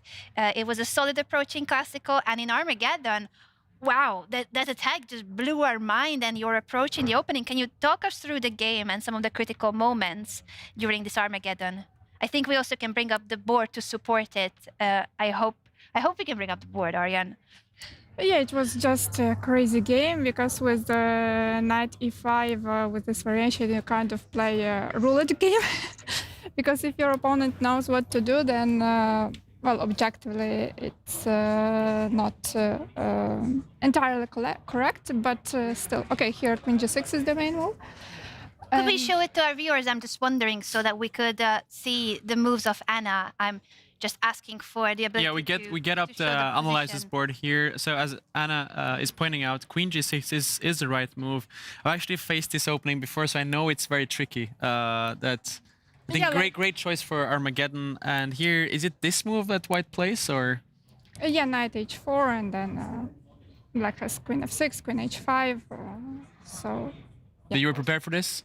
Yeah, I had to be prepared for something, but as I have said, Black is objectively okay. Just yeah, for a classical game, I'm not sure it's a good approach, because yeah, if you have time, then you can figure out, you can remember something. But when you're playing Armageddon, you don't have so much time, and then yeah. She was spending a lot of time here, and King D8 is not the best move, or? Yeah, I think it's a bit inaccurate, but still, I don't know. Then I misplayed it a bit. I don't know exactly what I should have played. We thought you played great I played here. h3. Okay, the beginning was looked more or less okay. After King h2, h5. And then I wasn't sure how to proceed. This was a critical point here. Knight h4 was a really strong move, and it was the only move to maintain. Yeah, because otherwise it's h4 is coming, or knight yes, h4 is coming, but knight h4, you're much better after this move, and the black queen is completely offside. So yeah, but then yeah, Queen h7, and I think I started to do something wrong. You played great here, and after. Here, I believe you could actually put the queen, put the knight back to this f3 square, and the black queen is struggling to come out. But we thought what you did was very practical, and here. Okay, then yeah, then after knight f5, it must be like a big advantage. Yes, you could also consider the move c4 here. Yeah, c4 I considered, but I thought that well, later on I played it in the game, so it was more or less the same. I don't know. Okay, knight f5 must be okay. But after bishop f8, I was like, well, it's so good. Then queen h4, c4, some bishop a5. Should I trade on e8 or not? And then, okay, b4 must be wrong, and knight d6 shouldn't work. I think. It was practical in time trouble. Yeah, but yeah, then it's just piece down for some compensation. But yeah, I was very lucky in the very, very end. It was natural to push the pawn, and eventually in time trouble, she blundered the mate. It's very difficult to play with a naked but king to king. 7, yeah, but king to 7, queen f7. When I played queen f7, I started to have some hope. I believe she should have traded the bishop here. True. But yeah, in time trouble, after queen f7, it's just over, and you delivered a really nice checkmate in the end. Yeah, it was just your strategy worked very well, playing solid in the classical game and keeping the spicy preparation for the rapid. Congratulations, Anna. This, again, I think so far is one of the most beautiful finishes we have seen in the tournament, and also that we get to see checkmate, because usually it's resignation, but in this case, with this beautiful queen move checkmate in the middle of the board, great start for you, and you are the defending champion. As a final question, what are your thoughts on this year's event and the venue? We are playing in this public library in Oslo. You already played twice in Stavanger. What does it feel like to you this year, the tournament being in a very different location and with all the fans and students around studying for their exams? Yeah, I think there are some pluses and minuses here and there, because I also like Stavanger. We played in the bank, but it didn't look like the bank at all. But here, yeah, beautiful library, and also these studios. I really love how it all is organized. Yeah, we cannot turn the cameras yet so that the viewers see, but yeah, here we have 2 more nice studios, and it's really beautiful. And here we have more space in the playing house, so more viewers can come than in Stavanger. So yeah, it's pleasant. We're happy that you're enjoying your time here, and it is really a spectacular location. So we hope that if you are in Norway, that you will visit the tournament in person or continue following online. And Anna, we wish you very good luck for the remaining part of the tournament, and all the best defending your title here at Norway Chess. Thank you very much. Everyone, that has been our defending champion, Anna Muzychuk, who has just won her Armageddon game against the reigning women's world champion, Zhu Wenjun. When it comes to our tournament, we always have this special segment called Game Theory. And at Norway Chess Women, we had the predictions going into the tournament showing quite a significant lead for Zhu Wenjun before game 1 as the one player that would be most likely to win the title. But since Bibisara was the only one winning in classical chess yesterday, the tables have turned, and now it's Bibisara getting 28.4% chance of claiming the title. Of course, she's the tournament leader, so that makes sense. But let's see the other percentages. And Simon, what are your thoughts on this, and how, for instance, now Anna, she should be jumping up after her win today? Yeah, of course. And Bibisara leading right now just shows that the people who made that graph knows that Javokir is behind the challenger of the next to the world champion. So, well, let's see when are we gonna have the next graphs? Tomorrow, maybe? Yeah, and we already have another graph because you're asking for more graphs. We also have Norway Chess. Of course, we have Norway Chess as well. More graphs, prettier colors. Magnus Carlsen, even though he lost his first game, the guy is on 0 points, and he still is the most likely player to win the tournament. Arjan, what do you think about that? It's very funny to see that his 0 points and Alireza has 3, and he's still way above him in this graph. It shows the amount of respect the GOAT deserves. He's showed it so many times. So I think it's fair. I mean, he's the most dangerous also when he loses. And it's certainly, that's what we were discussing earlier, that it's a wounded beast in a way, Magnus Carlsen, with 0 points, but he wants to bounce back. I'm curious if he has made any progress in his game against Vincent Keymer, because the opening approach was very, I would say, unique, special. He has done all the things we tell our students not to do, moving the same piece very many times, and to the edge of the board as well. The knight just going all the way to the side of the board, the bishop going back and forth. He spent so long on those moves, but now his knight is all the way up the board on the edge of the board. What has happened, Arjan?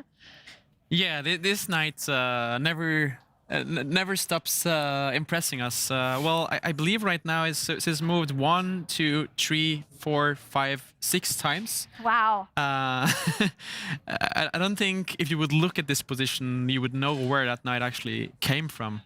But Magnus is showing big ambition here by placing that knight on this square because he doesn't want to trade the rooks. He wants to keep life in the position. But I really like Vincent's play in the last few moves. He has maneuvered his pieces well, and I'm really loving that pawn push, putting some pressure, potentially putting some pressure on the white king. And now Magnus has to make some decisions like, do you want to stop this pawn from advancing, but then you're weakening this square in front of the king? Like maybe suddenly a knight can come to this square. So there's some important decisions to be taken. If you don't, like if you allow the pawn to go to this square, it might be that you're weakening this pawn and your king is a bit weak. So even though the pawn is not really supported, you think it's a great idea to continue pushing it?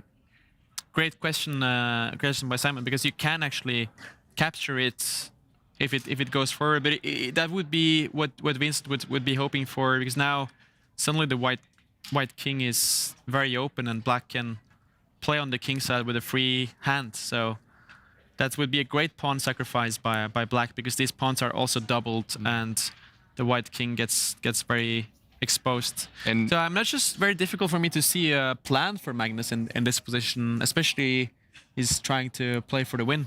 He is, and he's also the one with somewhat less time. And a reminder to our viewers that the time control here at Norway Chess is very unique. There is no increment, there is no bonus time before they complete move 40. They're only on move 24, Simon. Move 24. Magnus is below on the clock, half an hour left. Half an hour feels like a lot of time, but it's a complicated position with still 16 more moves to be played. And considering that out of the 24 moves in the opening, the first handful of moves are out of theory, out of memory, and these are all moves that they need to figure out on their own with their human brains in a tense situation where Magnus is trying to bounce back. Since you know the guy so well and impersonate him so well, what do you see on his body language right now and how he might be feeling about the game? I wish I could get into his head. That's my dream, to be able to understand the player better. But yeah, I see, like yesterday, he spends a lot of time. So I don't know if we're going to have the same situation where everything happens at the end of the game. But yeah, do you think he's thinking about that flank pawn? Like, how do I deal with this? Or I don't think he's too happy about this position. I was seeing that Vincent was sitting very comfortably in his chair. I believe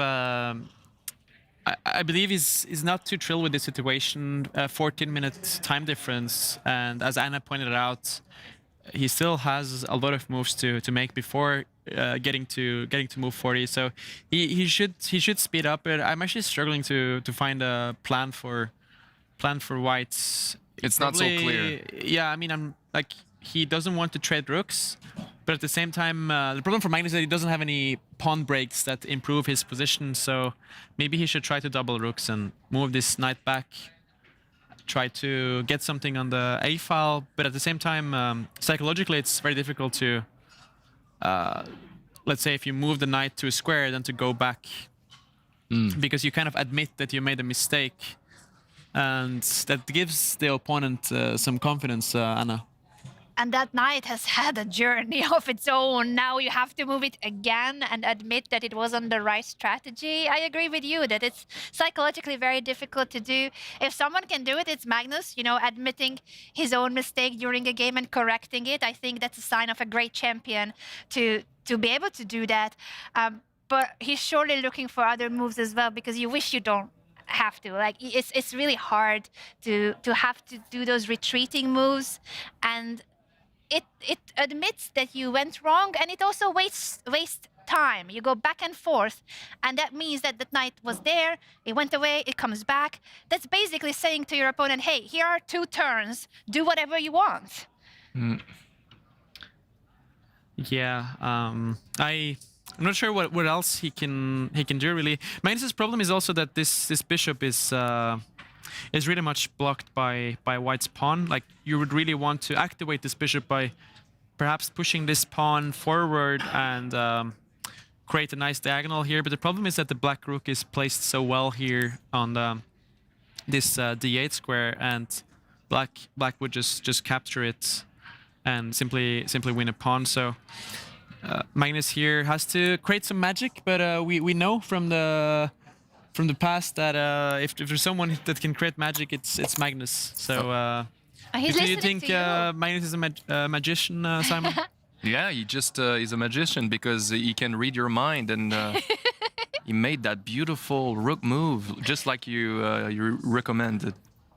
So, but do you think he would be happy with a draw, or he wants to get the tiger out and fight for a win? I mean, with the tournament situation, draw is far from great with the white pieces, but of course, like if he were to lose today, that would be such a disaster. Starting with 0 out of 6. I think it only happened once with Magnus before. It was in the Norway Chess 2015, 11 years ago, where he lost the first game tragically to Pavlov. He was completely winning in the last position. It was checkmate in 6 moves, I believe, but he forgot about the time control. He thought he was getting more time, but he lost on time, and then the day after he lost to Fabiano Caruana as well. So yeah, I really hope for Magnus that he doesn't get that same start he had 11 years ago. We all hope so, and it would be very, very rare for Magnus, as you mentioned. That was so long ago, and it's because Magnus Carlsen, even if he loses one game, he usually doesn't go on losing streaks. Other people are mere human beings. They might have a bit of difficulty recovering from a loss, but for Magnus, usually it's that chance to bounce back. A losing streak shows that it affected you, the loss, you haven't moved on, and it's affecting the next game as well.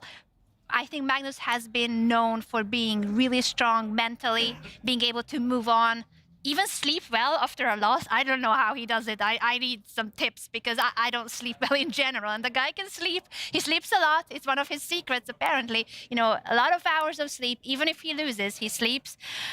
He prepares for the game with a game of golf sometimes, do something outside of chess, switch off, chill, and then come back as if nothing happened. Well, Magnus has his family here in Norway to support him, which I think is great after having a loss like that yesterday, having his wife and son to go home to. Magnus is actually the only player in the tournament that stays at home here in Norway. The family is a huge factor for him.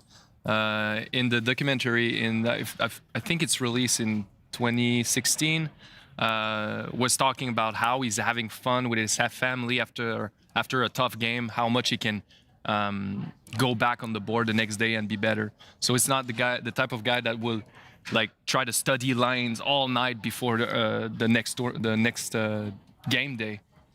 Yeah, just trying to find some energy and do something that is not related to chess, just to feel a bit better. And now after the last move, Vincent is taking some time. I do think he's going to push this pawn one square forward, as it creates some weaknesses in the white position. Like, now you have to decide: do you want to take this pawn as we were discussing with Simon, or do you push one square forward? I do think he's gonna go for this if that were to happen. But Vincent also has other ideas he can think about here. Maybe improve his knight and go to this f4 square.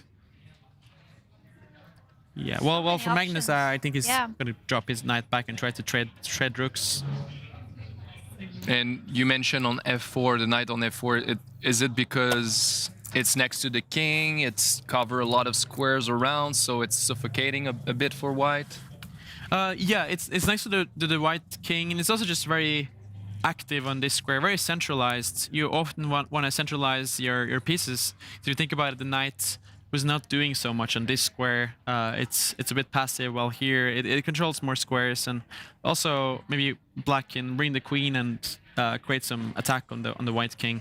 And that's what Vincent has played. He's bringing that knight into a more active location, preparing for that knight maneuver that you're highlighting, Arjan. I think it's very instructive to all of us who want to get better at chess. You see a piece that's not doing too much. How can I make it better? Even if it takes a move or two, we call this maneuvers in chess as well. It's not an immediate improvement, but it has a path. It has a destination to reach, and then it's gonna be a much better piece than what it is right now, especially when the position is closed. By closed, we mean that there aren't many pawn trays, there aren't many open files, open lines. The closed positions especially allow for slower approach, for spending time on maneuvers. And this game really has been about maneuvering your pieces. Magnus taking like 7 moves with the same knight, jumping around, moving the bishop back and forth. So it really is one of those slow positions that might blow up. I'm expecting this game to blow up sooner than later because the time is ticking. Magnus is thinking again, 24 minutes left, and this is still move 25. We might leave Magnus here for just a little bit, because I want to check in with the leader of Norway Chess Women as well, Bibisara, who has the black pieces against Zhu Jiner today. And if Bibisara manages to win, that would give her a huge boost. 3 points is what you're rewarded with if you're winning classical at Norway Chess, and so far she is the only one at Norway Chess Women on 3 points. I'm really curious about how her position is right now, because it was a very interesting and dynamic opening choice. Bibisara loves to go for something aggressive, something dynamic. She wants a fight, even with the black pieces, Simon. She's just fearless. Isn't that great to see? Yeah, she's doing amazing form. Oh, fearless, but I see a pawn for Zhu Jiner, almost queening. That's a white pawn. That's 1 square away from promotion. What happened in this game? And is it dangerous, Arjan, that there's that pawn? Yeah, that pawn is actually really dangerous, and most importantly, it is tying black's position down, because you always have to take care of this pawn, as you mentioned. If it gets one square forward, it will promote. So Zhu Jiner is doing really well in this position, and also if we look at black's bishop here, it's really locked outside this the pawn chain. I don't know if we can get the board. Yeah, look at the black bishop.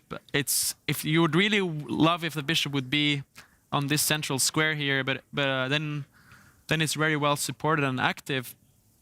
But unfortunately for black, it's locked outside the pawn chain. So white is really upward choice here. They can try to maybe push this pawn 1 square forward and sacrifice it. If black takes, maybe maneuver the knight up here. Black's problem is that they don't really have any good squares for their pieces, while white has the bishop pair and a lot of space for their pieces. What do you think when you're seeing this position, Simon? Does it look obvious to you that white is doing so well? No, really not obvious, and it feels a bit chaotic. I can see like both black knights, one over the other. It seems a bit odd, but yeah, as you mentioned, the pawn rolling on the A file. If it promotes, for the people who don't know, you can change it for any pieces. Yeah. Right?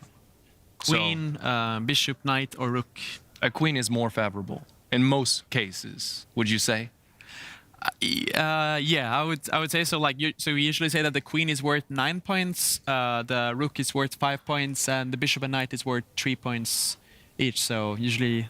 Did it ever happen to you to downgrade your promotion? So, for example, you get a knight instead of a queen. Yeah. So the thing is that there are some very specific positions where, let's say, if you have to promote and you pick a knight and it would be a check, and if you would pick a queen, it would not be a check. Very, very certain positions. I think it's happened to me like once or twice, but.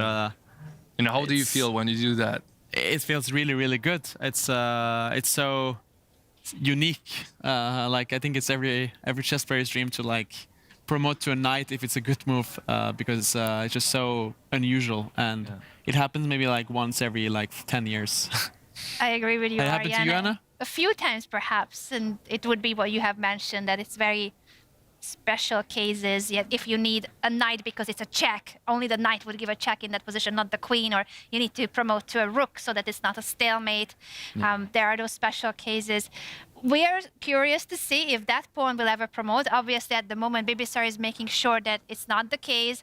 She's sitting in the corner with her rook, eyeing the promotion square, and Zhu Jiner is considering her options here. So we're going to take this moment to take a quick break, but we don't want to lose you because we have a very special video for you that is about the world's largest chessboard. I am curious myself, where is that chessboard? How does it look like? How big of a chessboard is it? Is it taller than me? There's so many questions here. Might be taller than you too. So let's check out where and what is the world's largest chessboard, and we will see you on the other side of this break.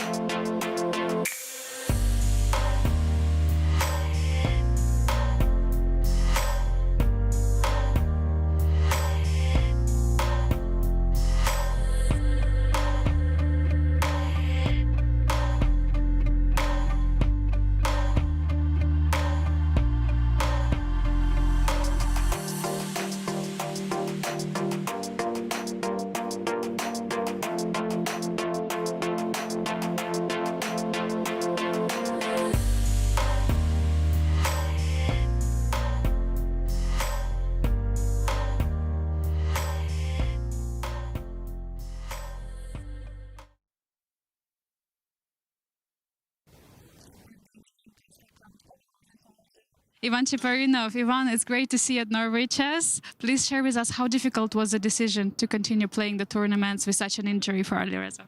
Yeah, I think it's pretty hard, but he's professional after all, and he loves chess, so I think it's coming natural to him. But of course, it's not easy. I mean, the people who had similar trauma, they know I had like 10 years ago similar injury. It really hurts and really it's not pleasant, but he's very professional, so you see that he's able to do it. Yeah. Alireza won the first round against Magnus. How proud are you? Share with us your emotions of this victory. Actually, I was a bit surprised that this was his first win in classical chess against Magnus. But yeah, of course, it was a good result. But I mean, the game was nice. He played okay, so not maybe perfect chess, but quite decent one. So yeah, we are happy. And final question I have, Alireza yesterday was very proud sharing how you found this nice idea with A3. Share with us, because currently with this modern technologies, is it becoming much tougher to find new and fresh ideas, or it's opening some new opportunities? No, for me it was just interesting idea. Okay, we got Magnus not prepared. I will not say like genius idea or something, but it was interesting, and for one game it worked, so I'm happy it worked. But after all, it was all credit to him because he was playing. So yeah, he played just very good game. Thank you for your time and best of luck to Alireza. Thank you, thank you. Welcome back to the broadcast of Norway Chess and Norway Chess Women. This is day 2, and we continue our coverage with this particular scene. Ivan Cheparinov has been talking about his boy, Alireza Firouzja, and what is it like to play a chess tournament with an injury.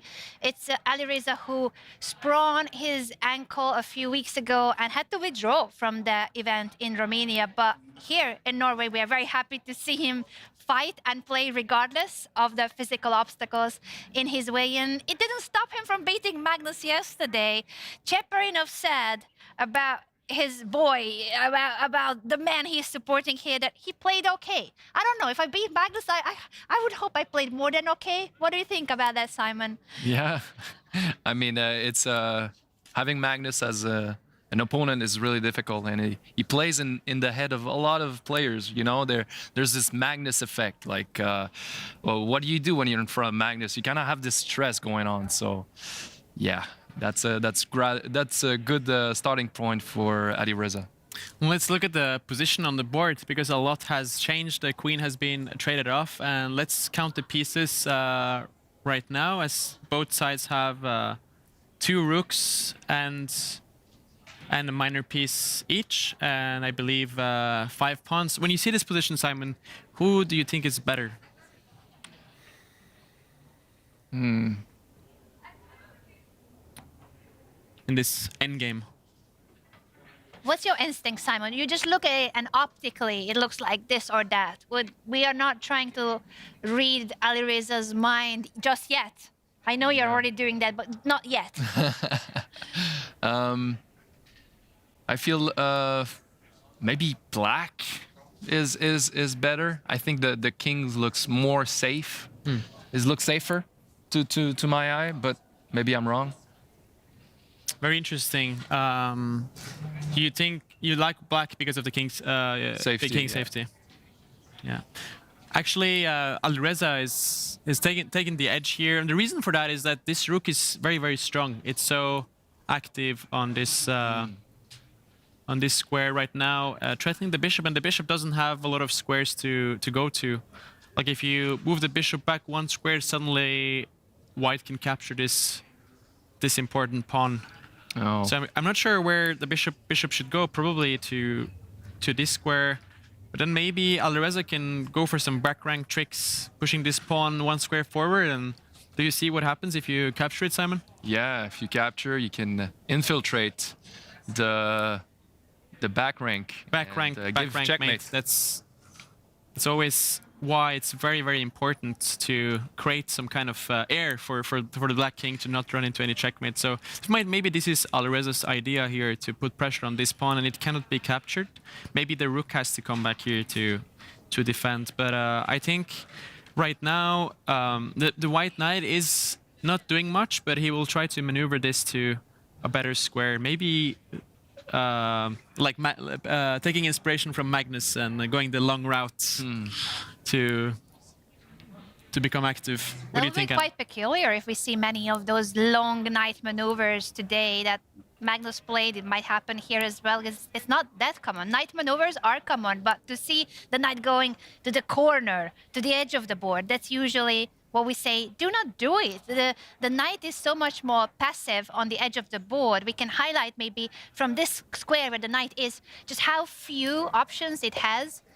And in comparison, if that knight was in the middle of the board, in the center of the board, it would be a lot more active, a lot better piece in general. There are some moves coming in, so we could catch up with the players and what happened now with the rook guarding the bishop.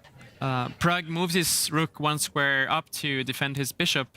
But look at the time situation, guys. Like, Alireza has 3 times more time than Pragg. Pragg only down to 12 minutes, and he still has 10 moves he has to make before he can get this 10-second increments. So really getting critical for Pragg here. And the position might look pretty innocent here as the material is equal, but actually Black is in a lot of danger strategically here. If Alireza improves his knight, Black is very stuck, and White can take his time to improve his knight, and you really want to improve this bishop, but there is really not many squares for it, and if you try to move it now, this pawn will be hanging. The path you're suggesting for the white knight doesn't seem so obvious for a beginner like me, for example, to put it on the A1 square and then on the B file. It seems unusual, but can you explain why you want to do that and not just move it forward, let's say? But if you move it forward, like, where would you want to go with it? Maybe in front of the king on this square? Yeah. Yeah, no, that's... or this one or the one just D4. This pad is also possible. I mostly wanted to highlight just that this knight is trying to maneuver to a better square, and one issue in the black position is this pawn.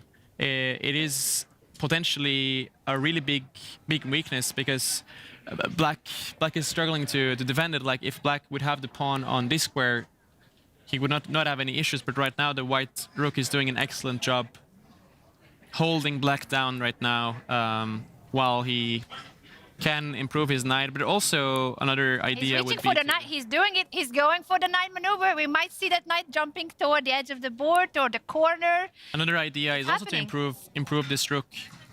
And black's problem is just that he's very stuck here. White can improve their position, improve their pieces, while black can't do the same.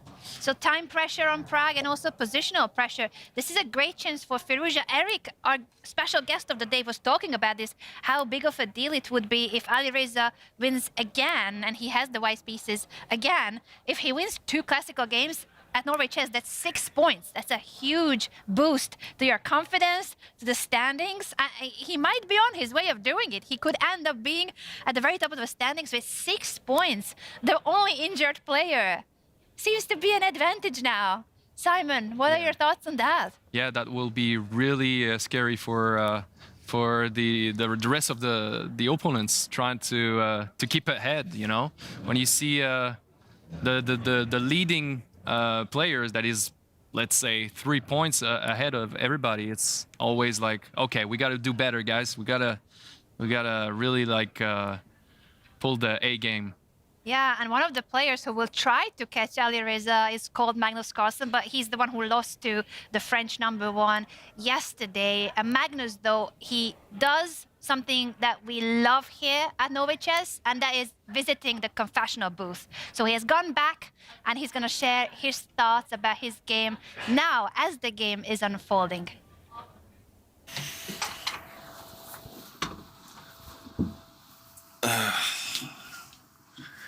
Yeah, I think like a cow that's ashamed of its body, this game is just an utter embarrassment. I feel like every move we're making is just some kind of positional mistake, and I didn't really want to allow h3 when he was trying to do that, but then I thought if I go h3 myself, he's kind of getting everything. But now I think, yeah, queen f6 was pretty bad. And now my counterplay, I think, is in time, and unless I've completely misevaluated here, I think I'm actually doing well now. I'm like judging by his reactions. He seems to think the same, but yeah. Earlier on, like when I castled, I was like just complete. I decided like I should play a little bit faster, and then I wasn't sure if I castled queenside, if he can go b5 maybe, but I realized like soon after castling that I'm not actually like comfortably better as I thought I was, and then I just like spiraled for a few moves, but I think I'm okay now. Utter embarrassment were the words of Magnus Carlsen about his own game today. He's already feeling better about his chances. The current position is more promising, but that's quite a way to describe your own game and how it didn't really play out as you hoped for. Simon, your thoughts first on these very candid words by Magnus Carlsen. Very humble. Yeah, he looks a bit disappointed, a bit bored, a bit tired. There's a mix of emotion here, but at the last sentence he says he feels like it's okay, even though like the knight moved to all the squares. He feels okay. I think he feels confident. The world Position champion has changed. Sorry? Yeah, sorry, Aryan, for cutting you off, but it's true that the last few moves, and we're going to go through that now with you, Aryan, have changed the picture. And it also shows on the body language that Vincent is no longer comfortable. He feels it. Magnus feels it. He mentioned it in his confessional. So let's show those moves, Aryan, that Magnus was talking about, and what might have gone wrong for Vincent. Yeah, the world number one being really critical of his play there. He said like they're both making a lot of positional mistakes, and he was highlighting this moment here when Vincent played his queen to the f6 square. He was saying that he was worried if Vincent would push his pawn, that this position would not be great for Magnus with the weakened king. But after Vincent didn't play the pawn push, he's feeling much more confident, and right now he thought he is doing well after retreating the knight here. And actually, in the current position, Magnus has a great opportunity to take the initiative here if he finds this move, pawn push to c5. Magnus is taking his time here, and he only has 16 minutes for 12 moves, but this is actually a really critical moment, because if he finds this move, he takes the initiative in the game. But I feel from his body language that he senses that something is off. And for me to show the variation here, it's actually really tough, but after black captures it. So keep in mind that you cannot really capture with this pawn here, because you lose the rook. So you do need to capture with this pawn, and now white can penetrate on this square here on the side of the board, and after black moves the bishop, Magnus has a great sacrifice. He can take this pawn on the c7 square, and now if black captures back, suddenly white has a really nice tactical opportunity of putting his bishop on this square, and the black queen is trapped in the middle of the board. It doesn't have any squares to go to, as this bishop controls the light squares and the dark squared bishop controls these squares. That's such a beautiful pattern. It's a tough variation to spot. Yeah. It is a tough variation to spot, but if he does, he's doing really well. Magnus has been taking 6 minutes on the last move, and he moves the rook up instead.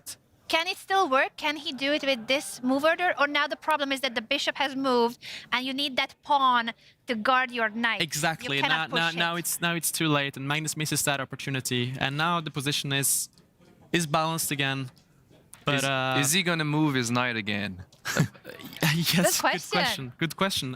He might move his knight again, going back to this square, and then the knight has moved all the way up to the a7 square and going back to the side. I mean, maybe it's the longest route. Going back home. Is it possible that that's the piece that has been moved the most including pawns, if you add up all the pawn moves, like how many times has that knight moved in this game? And it might move again. So I believe it's, so let me count, 1, 2, 3, 4, 5, 6, 7. So I believe currently it's on 7, and if he moves it again, it's 8. We'll see. He actually captured this pawn here. Wait, but can it be just taken? I don't. Very interesting. Magnus has sacrificed a knight. So he goes for a different variation than what I was talking about with pushing the pawn first. And now if Vincent captures it back, the queen doesn't get trapped, however. Like after bishop moves to g5, the queen can move to this square as the bishop doesn't control it. So I'm not sure what Magnus has planned here. Is it a blunder or? He's giving up a full piece. Usually when you give up a piece, a knight, a bishop, you give up an entire piece for just a pawn, there's a big reason for it. And that reason, as you said, Aryan could have been trying to trap the black queen. But now that the queen has an escape, what other reason could Magnus have for this piece sacrifice? Or is there some final trick here, some attack that we are missing? I think he's planning to go for this variation and push his pawn to this square, hitting the bishop. And the bishop only has one square to go to, all the way back to the side of the board. And still, I don't see the knockout punch for Magnus here. Maybe he's planning to push this pawn as well. Just complete chaos here. Giving up another piece because that would hang his bishop. Giving up another piece, and then maybe he wants to capture this, hitting the knight, and if the knight moves, hit the bishop. But it's very very wild. I'm not sure what this is what he's planning. Very complicated. Absolute cinema, if that's what the world #1 is going for. Gotham Chess will love this. You sacrifice the knight, and then you sacrifice the bishop. And it might just be what he's heading for. He might just want to give up all his pieces for those pawns. Vincent looks very surprised. He takes back. So Magnus, let's see what he does, because he has sacrificed a piece right now, and he needs to prove his compensation. And a very, very big decision by Magnus. We just saw a similar situation, but not similar position with Anna Muzychuk when she gave up her material for pieces of activity of the pawns, and it led to a checkmate, so it worked. So let's see if Magnus is gonna handle this. The difference here, though, is that in that game, Anna's opponent had only 30 seconds on the clock, so Wenjun was in massive time trouble, but with 20 minutes, you still have enough time to figure out the right moves. I mean, Magnus must follow up with bishop to this square for this to make sense. So the queen has to move to the e6 square. I mean, this is the only move that makes sense to me. I mean, you cannot really push this pawn as you lose the bishop.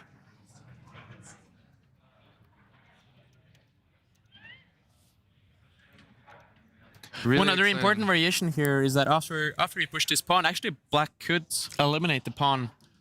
And after you capture back, then capture the bishop. And this variation leads to black having an extra piece. So Magnus can't go for this. He sacrificed a piece, and now he's thinking. That's usually not a good sign. No, it might be the case that Magnus Carlsen hallucinated in his calculation and misjudged what's going to happen now after that bishop move attacking the queen. There's a way out for the queen, which he must have seen, but it feels like he was calculating those pawn pushes that you were suggesting, Aryan, but it just doesn't work. It's not a winning combination. He might have missed a counter of Vincent, and now he's recognizing it. He's realizing that this is not a good choice, but he's already in it. He cannot take it back. I mean, one thing that could have happened is that, sometimes you're thinking about the variation, and then suddenly in your head you think that you played another move first, like that you're already in the variation, but you forget which move you were supposed to play first. That has happened to me before, that you just get confused and choose the different first move. Maybe he thought he had already pushed that pawn, Right now, Magnus down to 11 minutes, while in a very tough spot right now. Just when he got a good position, Magnus, he unfortunately misplayed it. And do you think the evaluation bar right now is working into Vincent's favor? I would say so. I really not sure what Magnus is supposed to do. Again, he should play this bishop move, but afterwards, how do you push these pawns? Because maybe you can push this pawn one square, and after Black captures it, put the queen on the side of the board here, trying to create a battery on the Black queen. He's about to make a move. He's about to push his pawn on the left side of the board, attacking the Black bishop, starting with this move first.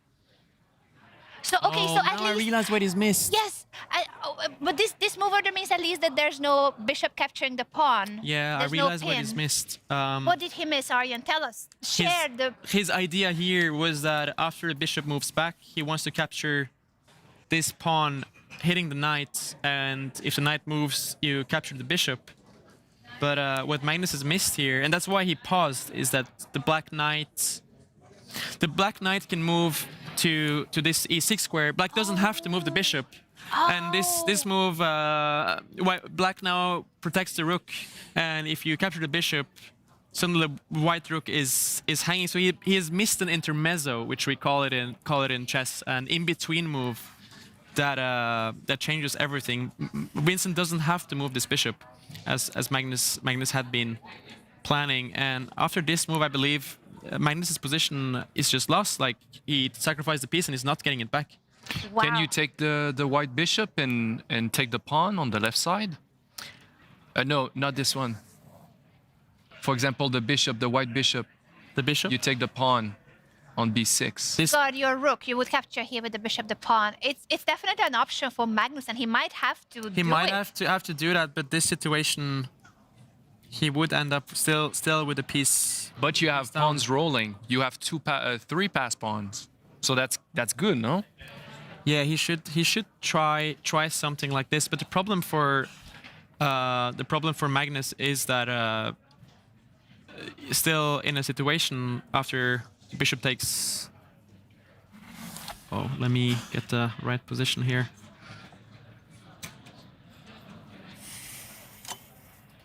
So the current position is Magnus has just pushed the pawn, attacking Vincent's bishop. And what we are analyzing is that it seems to be the case that you don't need to move that bishop that is being attacked. You can jump with the knight instead and offer a rook trade. And this, we believe, is the intermezzo, that intermediate move that Magnus Carlsen missed in his calculation when he decided to give up a full piece. He gave up a piece for a pawn, meaning giving up a knight or a bishop for just a pawn. It's not the same value. You normally don't do it, but he had this idea in mind, which is not working.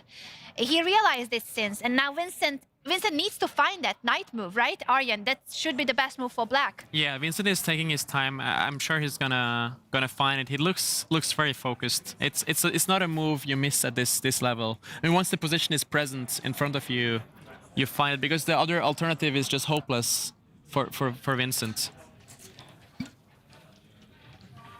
This is such a painful realization for Magnus. He must have noticed since that he blundered.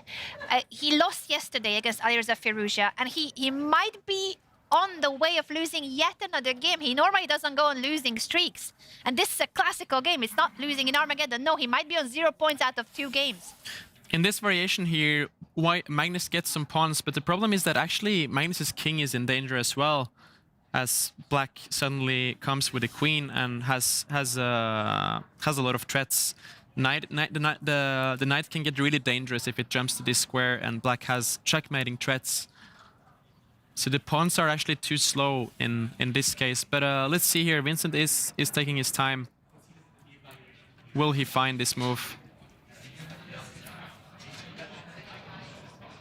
He's very focused, and there's quite a few expressions that he pulled there, Simon. Usually we see Vincent Keymer with a poker face, but now you can tell that he really feels this pressure, the tension, and that he has a chance. He's been given this chance where Magnus didn't calculate correctly. They both know it. Yeah, you can see Vincent really leaning on the board. We saw it yesterday with Gukesh. When he's leaning, he's really calculating and trying to find the best way possible to attack the opponent and to get a better position at the end. So, but Vincent is surprisingly taking a lot of time here. I don't know, maybe he's slightly unsure about this variation here. If they trade rooks, Magnus captures this pawn, the bishop has to move, and then he captures the third pawn. So if we do the counting here, black is a piece up, but white has 3 pawns, which is worth a piece. And this pawn is running. The problem for white is that he's not really in time after this strong knight move. Actually, the white king is in a lot of danger, and black is going to create a lot of threats. I thought he was about to make a move, but now he's sinking unsafe. back into that very focused mode. Vincent Keymer, head in hands and ready to play that move. Not yet. He needs to figure out all these calculations, all these lines in his head. They need to visualize it. Both players have been calculating into the depth of these lines. And this is a critical moment. His bishop is attacked. What are the alternatives, Arjan? Because you said that if he moves his bishop, that's just bad for Vincent, isn't it? If he moves the bishop here, he's in a lot of trouble as Magnus captures this pawn, hitting the knight. And yeah, the knight is protecting the bishop, so you cannot really move the knight. I mean, you could play a move like queen back to this d8 square, but here there's just pin everywhere, and Magnus could put his queen on the side of the board, and black is just overloaded here as the bishop is about to fall. So this would be, in fact, winning for Magnus if Vincent goes for this variation. But maybe Vincent is thinking about another knight move, moving the knight to this square instead. But I feel like from a logical perspective, you would eliminate this move as this is such a more active square. Yeah. But it's possible that he's considering this because you're still protecting this pawn here. And if he does that, actually this position here still looks good for black to me. He's spending a lot of time. Too much time. They're both so low on time now. Vincent, I don't know if he sees like any tactics from Magnus, but he seems really like shaking his head a little bit. Feels like he don't see it clearly. Yeah, his body language is really saying, I'm in trouble. Yeah. And so actually, if you move the knight back, white doesn't need to trade rooks. He can move the rook back here and then capture this pawn on b6. So yeah, maybe this could turn out to work for Magnus here. I mean, Vincent is taking a lot of time, but I think he's forced to find the right move. That's the problem, because if you go for this variation here, it really looks like Magnus gets a lot of counterplay. He's about to move. Is it going to be the right knight move? No, he's going back to the edge of the board. It's the bad move. It thinks it's the bad move. He's not reacting well. Magnus Carlsen now back in the driver's seat, back in a better position. It might even be winning position. It seems to be a mistake by Vincent. Magnus has a winning variation now, and that is moving the rook back to the initial square.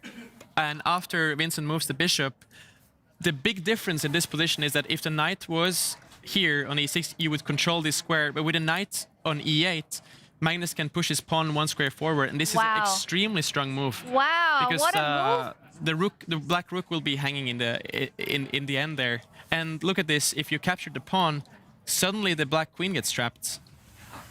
Finally, he's getting trapped because of the pawn push. Now, the light squared bishop sees a lot of squares too. That is a brilliant tactical pattern, a winning combination. I think Magnus knows it. I think he sees it. I think he's gonna play the rook move coming back. It's so classy, isn't it? That the winning move here is just drop your piece back to the corner. Yeah, but why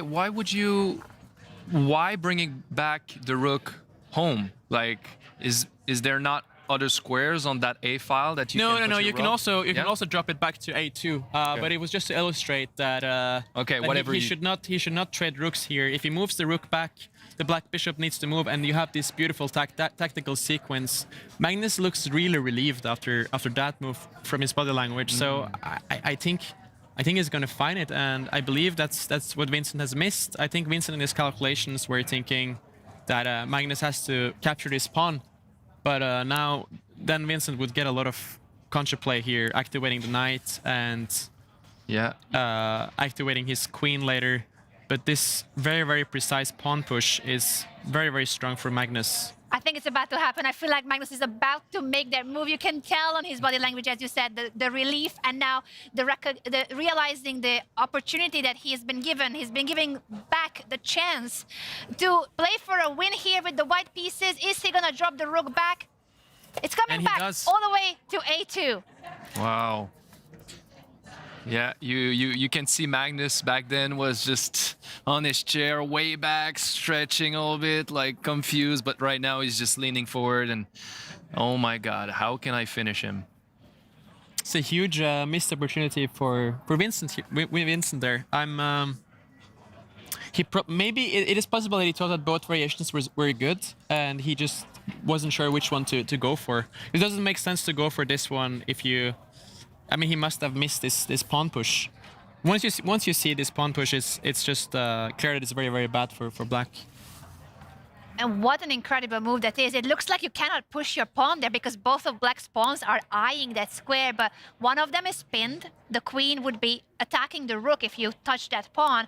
And if the left side of the pawn will capture, as Arjen already showed, if that B pawn captures the white pawn, then it is the situation that you no longer care about the pawns. It's the black queen that will be attacked and has nowhere to go. Because the whole point, if you put the pawn back, Arjen, where it was, that pawn was blocking the bishop of white. So you're pushing that pawn in order to open up the diagonal of the bishop, not attacking the queen first. This move order is not correct because of the pin, and now you cannot push anymore the pawn.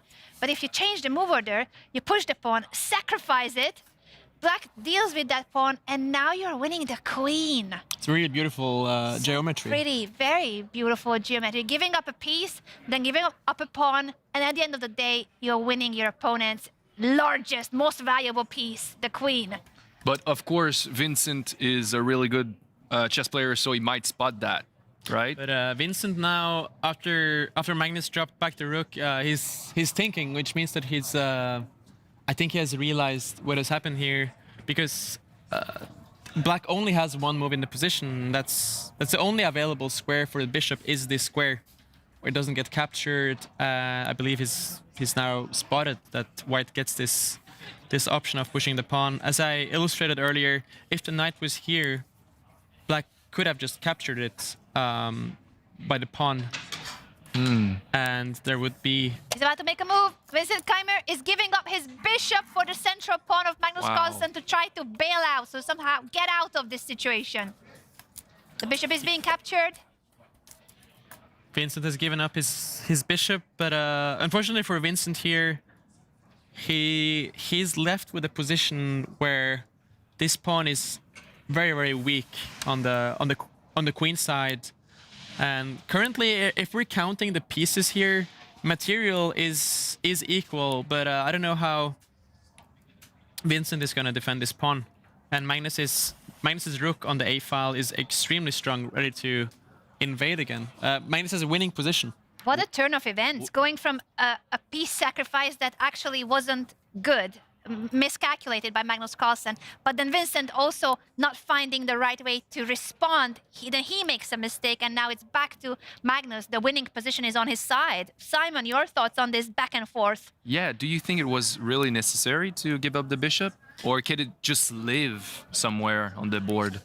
Well, the problem was that he couldn't find a response after this move. He thought his queen is getting trapped, so he would rather lose the bishop instead of losing the queen, and it was very difficult to find a response to this move. So it was just panic by Vincent Keymer there, and you would really love to have this knight here. I mean, if this knight would be here, his position even here would be fine. He could place the knight on this square, blocking the white bishop. But right now, this knight is just so sad on the back rank. It's passive. Very, very passive. I'm thinking maybe Vincent can try to drop his queen back to defend this pawn, but it doesn't really help as Magnus can attack it. And Vincent doesn't have enough pieces to defend. Like if you defend it again with the rook, for instance, Magnus now can put his queen on this square and the pawn is defenseless. Magnus could also push his pawn one square forward, opening up for this bishop. A lot of threats. A huge chance now for Magnus Carlsen to get that much wanted first point in the tournament. He lost yesterday and he wants to bounce back with a win. This is what's happening on the board indeed, that now the black queen is dropping back to guard the pawn on the left side. But as Arjen already explained, a lot of white pieces will be attacking that pawn, and essentially the position for black will have to collapse. If you lose that pawn, white will have a passed pawn just 3 squares away from promotion. Indeed, just three squares away from promotion, and Magnus is up for choice here. He could also start with moving the queen 2 squares to the side and just adding pressure to this pawn. So if we look at the time situation, both sides have around 7 minutes for 7 moves. But I mean, Magnus has to be so relieved now because the dust has settled and Magnus just has a winning position, and his position is not difficult to play. And the relief, I think we could all read that on his body language, the expression, because he sacrificed the piece thinking it was winning. Then he realized it wasn't winning. In fact, it was bad. But then Vincent didn't find the right way to react to it, so now it's winning again. It's just this back and forth showing that even the strongest chess players in the world make mistakes. I think that's good news for us, for the rest of human beings on the planet trying to play chess. Everyone makes mistakes. Even Magnus Carlsen makes mistakes. It's inspirational, isn't it, Simon? You can be a grandmaster too. Yeah, I can be a. I'm actually going to be a grandmaster at the end of this week. I'm sure of it. We're learning so much. Thank you, Arjen, and Anna for all these explanations. Yeah. Every day you're getting 200 points stronger. Oh, I'm sure. Yes, I'm so ready to log online and play the world. Who's not that ready to play online is, I think, Vincent, because he must be realizing the chance he was given. Now, Magnus is attacking that pawn again. That bishop-queen battery targeting the black pawn. And there aren't enough black pieces to guard it. He's trying. He's trying to defend it with the rook, but white also has a rook as well to attack that pawn. And then 3 pieces of Magnus will be just teaming up to capture this very much essential pawn in black's defense. That rook lift is really, really natural now for Magnus, just putting more pressure, and maybe Vincent will try to just give up that pawn and hope for some activity, but I don't really see it. I think Magnus can take it, and after trading, eventually move that bishop and move that passed pawn that Anna was talking about. Very, very strong passed pawn. A situation like this, eventually Magnus will move that bishop and try to push the pawns. But let's see what Magnus goes for, because this is the move he expected. It's down to 5 minutes now. He should not spend too much time. And indeed, he attacks the pawn with the rook as well. 3 of white pieces are attacking, only 2 are defending. And look at the knights. Neither of the knights are able to help this poor pawn. You can move one knight or the other, but they are not able to help defend the pawn. And that is the problem here. The 2 knights are not well placed. At this point, I guess, when you know a pawn is falling, you need some counterplay, right? So maybe some pawn push. You talk about the knight on this square. Do you think that that's the last resort? I think he has to go for some activity, Vincent. So that seems to be the only move to create some active possibilities. And now Magnus has to take some care, because, for instance, if you capture this pawn with the bishop, Vincent could sacrifice it, and if you take back with the queen, Vincent can put his queen on this square, and this one would actually not be a good idea for Magnus, as black creates some deadly threats here on the white king. Like now, if you put the queen back to defense, do you see what black can do here, Simon? Yes.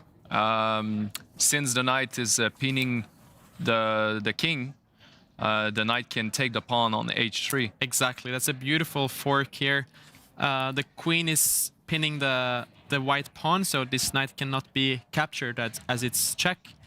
And after the king moves, you capture the white queen. So this would be a winning position for black. So Magnus needs to take some square, and as we're discussing, Vincent does play this move. So. But of course, Magnus will see that fork threat and not allow it. Still, though, Vincent needs to try to aim for it, try to create some kind of a counterplay. His position is collapsing on the left side of the board, so he's trying to counterattack on the other flank of the board. It might actually be practical for Magnus to just eliminate this annoying knight on this giving the bishop pair. Giving away the bishop pair, but he does win a important pawn in the process. And Magnus, he doesn't like when his king is attacked in general, so he might go for that practical approach. True. He's very pragmatic usually with his decisions and not wanting to allow any counter chance to his opponents. Actually, a really nice variation for Magnus here is if he captures this knight and then goes for a nice pawn sacrifice, pushing this pawn one square forward, because this bishop for the whole game, it's been so passive, but now you finally get a lot of life. Oh, took with the bishop. Oh my god, Magnus made a huge mistake. Magnus has made a huge mistake again, and the game is about to turn. He's lost his advantage by the last Arjen, tell us why this is a big mistake. Why is bishop captures pawn a big mistake? Show it to us and show the viewers as well, because this is huge. Again, a mistake. This is huge. As I was showing, black can now sacrifice the rook, and he gets a lot of counterplay now. You cannot capture with the queen, as this is extremely dangerous for white. You cannot defend the king. There's too many threats. So he must capture with the rook, but now Vincent can play his knight to this square, hitting the queen. The only square available for a white queen is here to protect the rook, and now Vincent can move his knight to this nice c5 square, and suddenly he's hitting the rook and the bishop at the same time, winning back the material. So it's been such a strange game with a lot of mistakes by both sides. It's very unexpected to see. From these players. I am shocked. Shows how tough the position is. Yeah, yesterday Vincent played the longest game in the history of Norway Chess, 144 moves, so his energy levels, we could understand if he's tired, but Magnus now blundering again. The sacrifice was not good. He blundered there, but then Vincent blundered back, and now Magnus blunders again. This is two of the world's best chess players, but they're showing that they are human as well, and they make mistakes. Will Vincent find that rook sacrifice that he needs to play here? He only has 4.5 minutes left, Simon. Yeah, I'm wondering, can you show back again the path to victory for Vincent, just to show the sacrifice? If white captures with the queen. Yeah. Well, so if you capture with the queen, Vincent will push his queen up to this square. He's reaching for the. What piece was that? Wait, he didn't play it? He didn't find it, Vincent? Can we catch up with his move? I don't think he played the right move. Has he played? I don't think he's made a move. No, right? Goodness me. I thought, wait, what was it? Oh, Vincent made a big mistake. He moved the knight. Vincent didn't take the bishop. He moved the knight as far as I can see here, which is turning the favor. But our knight has disappeared from our board magically. It's gone. Where is the knight? I think our piece is missing. The board is not catching up with the move. The queen is hanging. The knight has disappeared. I think our board is just as confused. It's under the shock of these blunders. We've been having some issues with the board here, but I'm trying to reconstruct it. Okay, let's look at the full screen. So Vincent Keymer missed a big chance of capitalizing on the mistake of Magnus. He could have sacrificed a rook and have a winning position. Not a winning position, but it would be equal. Equal, sorry. But from a losing position to equal, it feels almost like a win in that sense. An escape, you're right, Arjan. Instead, though, he didn't spot it. He blocks the bishop's diagonal with his knight. And this is not the best move, Arjan, isn't it? He's still in a problematic situation. This is not the best move. In fact, after this move, actually, Vincent doesn't have a threat because he's not threatening to take the rook as he loses the queen. The knight is pinned on this square. So you don't even need to take. Exactly, you don't even need to take. You can actually just improve your position. Like you can, for instance, move your king one square to the side, and just play it safely. So this is shocking turn. The king to the side because you want to prevent the knight. Exactly, you want to prevent this. Yeah. This deadly knight fork. And now if Vincent goes for this queen move, Magnus can, for instance, try to trade rooks. The knight keeps disappearing from our board. It's like an invisible knight that's there, but not there. Our board is under shock just as much as we are, because Magnus is down to his final 2 minutes. Magnus is about to make a move. 2 minutes left for Magnus for the last 4 moves. What did he play? Magnus brings the rook back. All the way to the 2nd rank. Why would he bring the rook back to that square, Arjan? Bringing a rook back to the defense. It's nice that he puts a rook here because he can defend the king, potentially. Now, I believe if Vincent activates his queen, Magnus is just planning to move his king one square, and there is no fork anymore. Just moving away from the fork. Vincent does move the queen out, threatening the knight fork, and that's because the queen is pinning the pawn. Magnus is stepping out of it. Of course, the king is now in the corner, safely tucked away. Problem for Vincent, now that the threats on the right side of the board are parried, what's left is that on the other side, where the bishop captured the pawn, Magnus has this beautiful passed pawn. That B pawn there is a pawn that wants to be a queen one day. How will it be stopped? I think finally we have reached a position which is much easier for Magnus to play. Now his moves are going to be pretty clear. He's going to try to move his bishop and push that passed pawn, and his king is actually very safe now. Like, Vincent could try to be annoying here with moving his knight to this square, hitting the queen, but Magnus is just going to offer a queen trade here. And if we count the material, Magnus is an important pawn up in the endgame if the queens were to be traded off. And this would be a winning position for Magnus. We have a move from Vincent that is a knight jump coming closer to the central squares, and Magnus immediately drops the bishop back, pinning the knight of Vincent. Pinning the knight of Vincent and clearing the path for the passed pawn. And suddenly, it's hard to find threats for black. He's maybe going to move the queen to this square, trying to put pressure on this pawn. That's what I would think. Vincent comes back with the queen.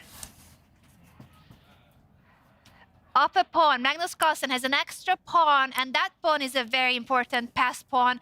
He still needs to play a few more moves before they start getting increment. They need to make it to move 40. Needs to make one more move, Magnus, to get to move 40. King up, that's a very safe square to complete move 40. A very typical Magnus move, yeah. Just guarding everything. And he looks up, both players are looking up because they can see there the projector, the board, and it shows the move number. It's crucial for them to know, have they reached move 40? From move 41, the players are getting 10 seconds every time they make a move. It's not that much time, 10 seconds, but it's better than 0. So at least there's going to be a bit of extra time for them to think. At least you're not going to lose in time. Yeah, hopefully not. True, with 10 seconds increment, it's safer to say they will not be losing on time. For Vincent, that's problematic because his position is really troublesome. What can he try to do, Arjan? What would be your thinking here? How to put up some resistance? I mean, the knights are still a bit annoying, actually. Like this knight here, and he might put a knight here, just try to stop Magnus from advancing his pawn. But White should be able to consolidate here, and eventually this passed pawn should win the game. Like even if you make a move like this, for instance, Magnus could move his bishop back 1 square, and everything is well protected here. White has the 2 bishops and should prevail with the passed pawn. It's happening indeed. Vincent has just jumped to that crucial square that you were highlighting, Arjan, attacking the bishop of Magnus, attacking the central pawn of Magnus. Move 40 is completed, so both players will be receiving 10-second increment per move from here on. I think we should eventually just focus on the full board because the players have 1 minute, so it's going to be hard to talk about all the moves. Let's just look at the board here.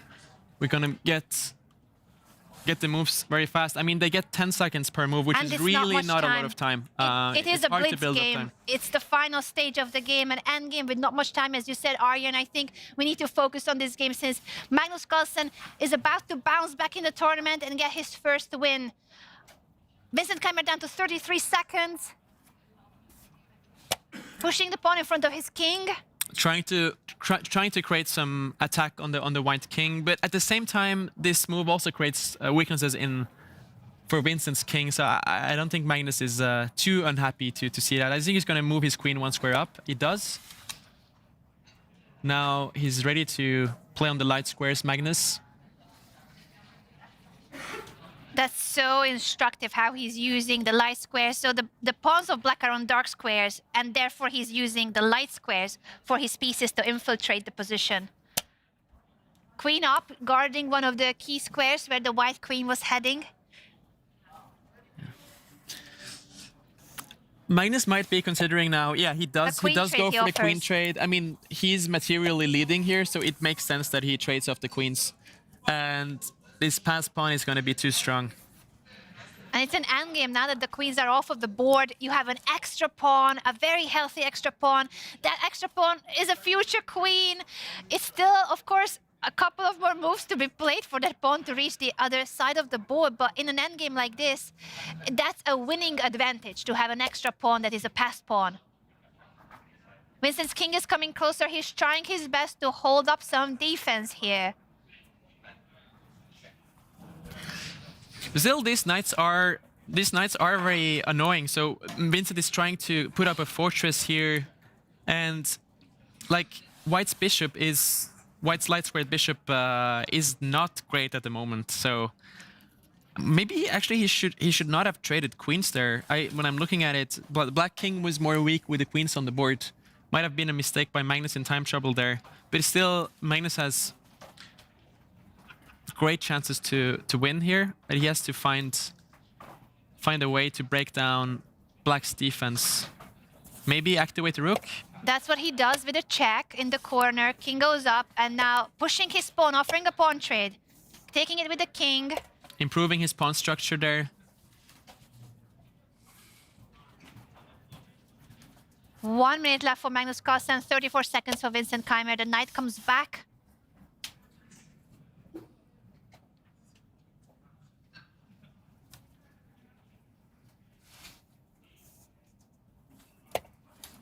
Magnus is activating his king as we are in the endgame.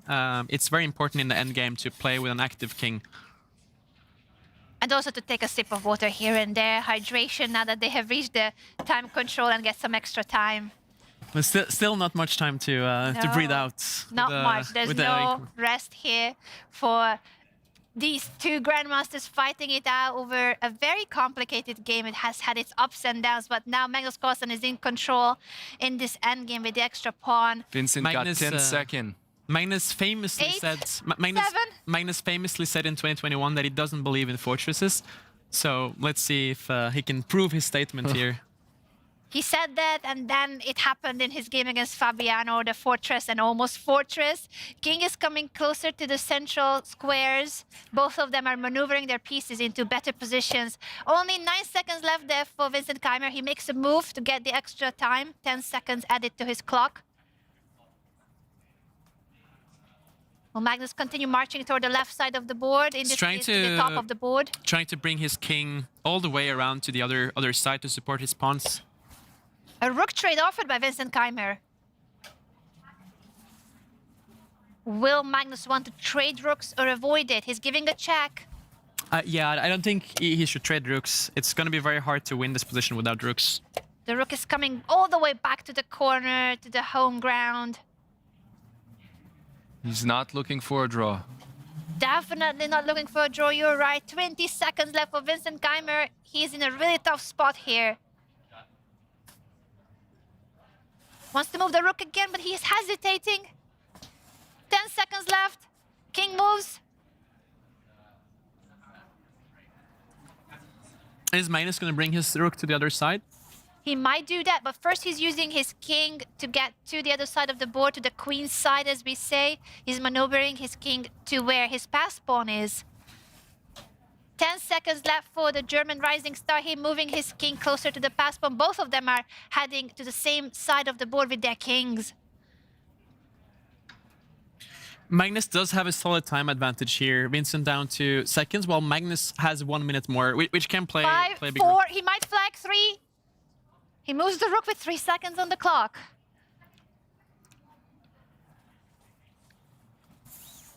The rook is coming now all the way to the king's side, as you called it, Arjan, that Magnus was planning to do this. Come on, Vincent. 5 seconds, 4, 3, gotta Vincent's move. very unsure there. He's moving his king with just 3 seconds left on the clock, and Magnus is pondering whether to enter Black's camp with the rook. He's attacking now through the 6th rank. 3 seconds, is that? No, 6, 5, 4, 3, 2. Almost loses on time there, Vincent. Moves his rook. It's still not that easy for Magnus to create a clear threat here. But since the pressure is so much, both on the board and on the clock, it's really tough for Vincent to continue playing the best moves, finding the best defense. He's defending his pawn with the rook now from the side. What's the follow-up for Magnus? How will he try to improve his pieces and make progress? It's actually might be a fortress now. But Magnus said he doesn't believe Magnus said he doesn't believe in fortresses, so we'll see. I would say he planned the rook between the pawns. That's it. That's He's what I would listening have planned. to you. Yes. It's good that he knows exactly your thought process, Simon, because that was the right move, apparently. Because there's 2 pieces attacking the pawn right now. So actually, Magnus can take the second pawn right now, and he will be 2 pawns up if he does. But it's still, that knight is so annoying on this c5 square. He's considering whether to take the pawn or not, because that means you're giving up the bishop for the knight. So you can capture this pawn of black that both the white bishop and the rook are attacking. I think he has to take it. That's the most straightforward. Capture the pawn, get a second pawn as an extra pawn.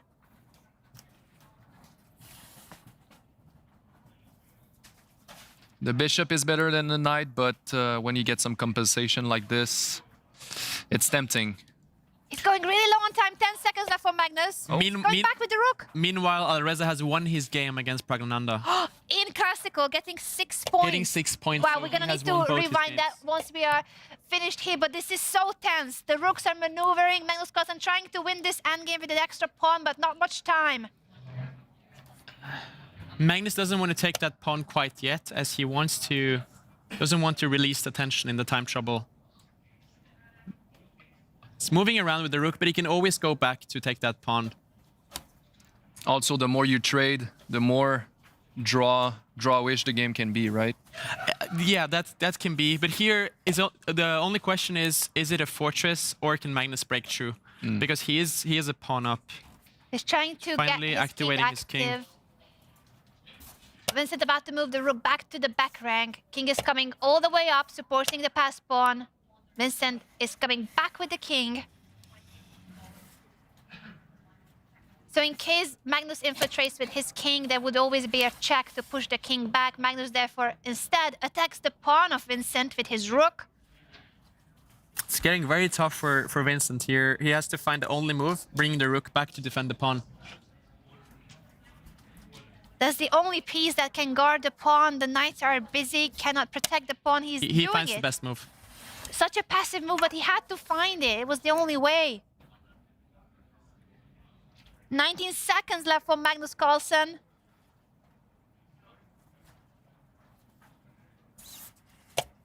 Going back to the queen side with his rook. Now the king is guarding the squares where the rook could have entered.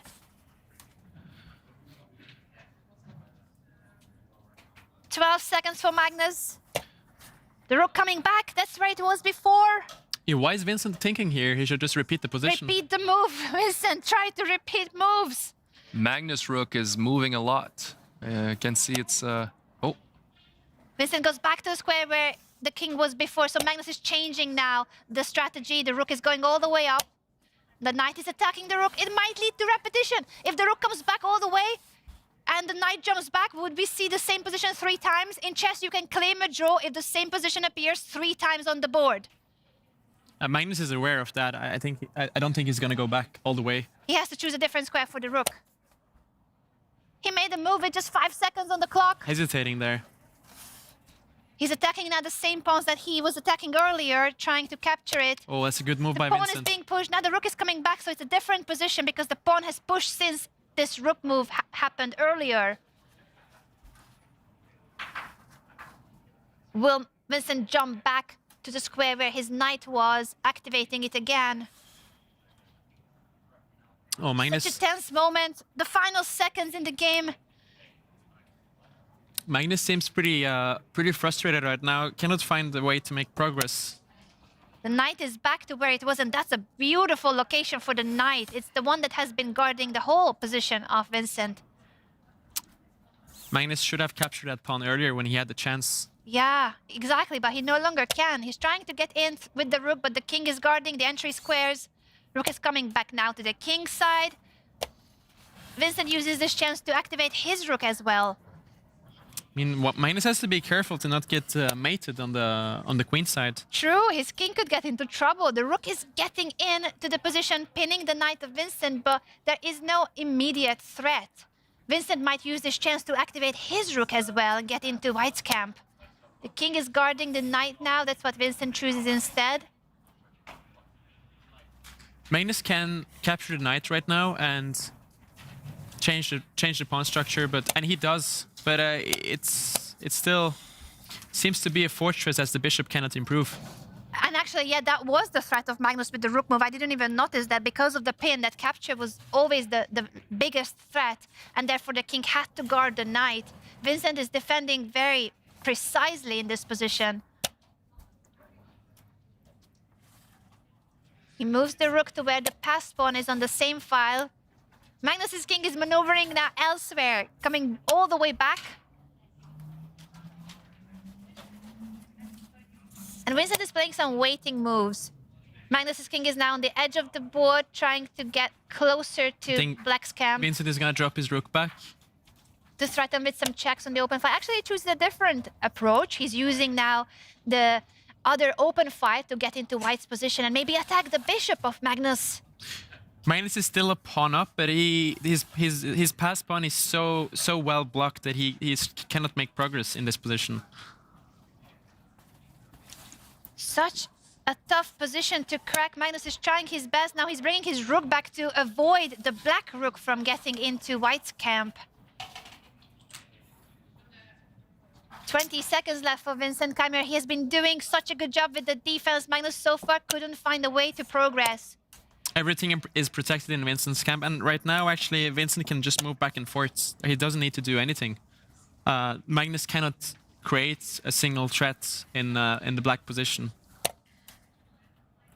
He's moving his rook 1 square up to gain some time. There is no threat by Magnus. He's maneuvering his pieces, but so far he hasn't found a way through, and that's a very, very nice way of defending. The knight coming back and forth. Vincent is just waiting. He has the defensive setup. Everything is protected. He's just keeping the position as it is. Magnus moving his king back to guard the bishop, so that frees his rook. He might give a check now, next move, but Vincent is protecting the 7th rank, not allowing the check. The rook guards the pawn, bishop coming back. Magnus is moving back and forth, but he's not finding the plan here. There is no plan to make progress. He's pinning now the knight of Vincent, but the king might just step away from that pin. That's what Vincent does, putting the king on the back rank, freeing his knight. Do you think Magnus is waiting for a mistake from Keymer? He's trying to make him make a mistake. He's trying everything he can, putting Vincent under a lot of tests, putting pressure on him. But so far, Vincent has been finding the most precise and most accurate moves to defend. The knight is coming back to where it was, blocking the passed pawn of white.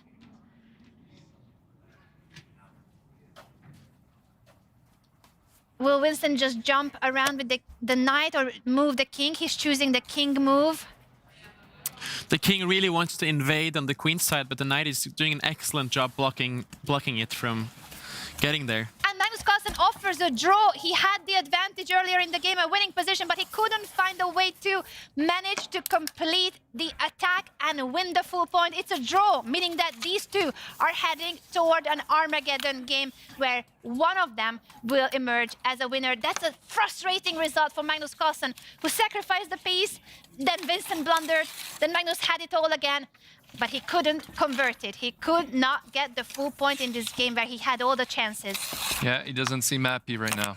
He knows it. He knows that this was a big miss. And that's 3 points in classical chess at Norway Chess. He had it. Doesn't help that Alireza won either for Magnus. Yeah, while we were watching Magnus's game, Alireza Firouzja, the leader of the tournament, managed to win his second game in a row in classical chess, meaning that he is the sole leader of the tournament with 6 out of 6. He has the maximum number of points you can get here in Norway. And this is the game of the reigning World Chess champion Gukesh D with the black pieces against the 3-time American champion Wesley So. Let's check in with the position because it's very tense as well, the final moments in this game.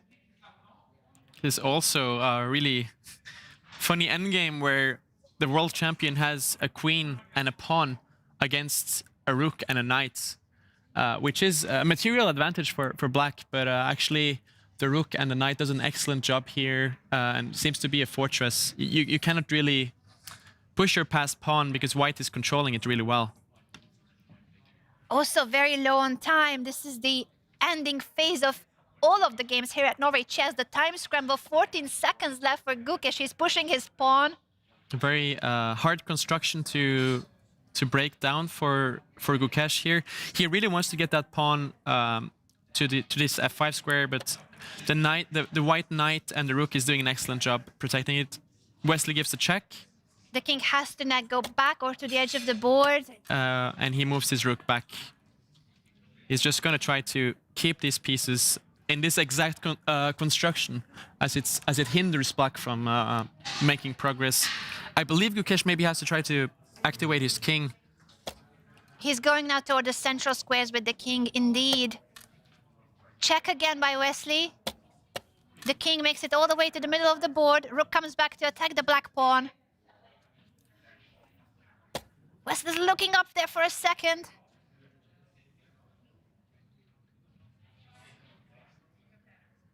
I think our board is catching up with what's happening. Everything is so fast, all the action. Is it easier to play from black perspective, or...? Black is the one playing for a win here. Gukesh has the queen, so Wesley is just moving back and forth and trying to make a draw here.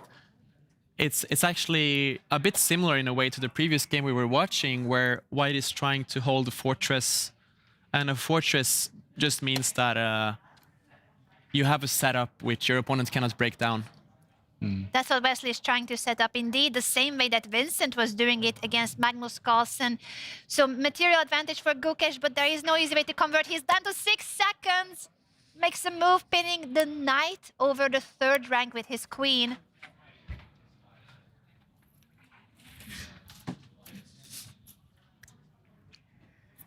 What will Wesley do about that pin? Will he step away from it? Will he move his rook? He's giving a check. King comes back, the rook goes back to where it was. Wesley is simply holding the position, trying to keep this as a fortress.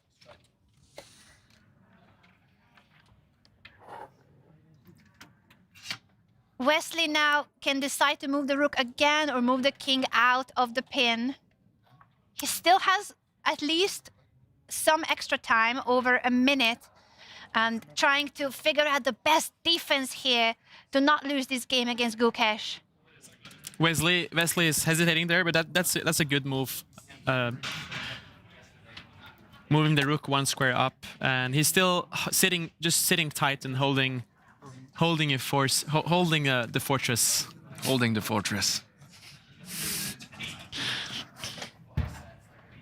Tense moment here as Wesley is trying to figure out what to do now that the rook cannot go back to where he was. He needs to find a different setup. He's going all the way back to the 3rd rank and trying to hold the defensive formation, this kind of fortress this way. But now the king of Gukesh is back on the king's side, trying to prevent Wesley from going back and forth. The rook is still coming back to the same square. The knight is guarding the rook, so everything is protected in white's position.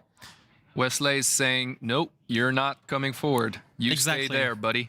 We stay there, but we stay here with the leader of the tournament, Alireza Firouzja, joining us to commentate on this game. Alireza, we want to congratulate you and talk about your game, but there's so much going on here as well. Could you help us out first by being the big brain here with your injured leg, but having all the best moves?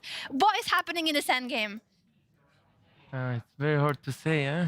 I mean, I think it's draw, but maybe there's some Zugzwang, I don't know. Maybe it's winning, actually. It's trying to create Zugzwang. It's very tricky with low time here with Wesley, because if the pawn gets to advance, it can get very tricky. But so far, he's been defending very tenaciously. It's winning. He's going to give a check now. Maybe give a check and try to go up with the king. Oh yeah, now it's just winning, huh? It's easy, maybe. Can you tell us how easy the win is after this check? You noticed it immediately and you said it's an easy win.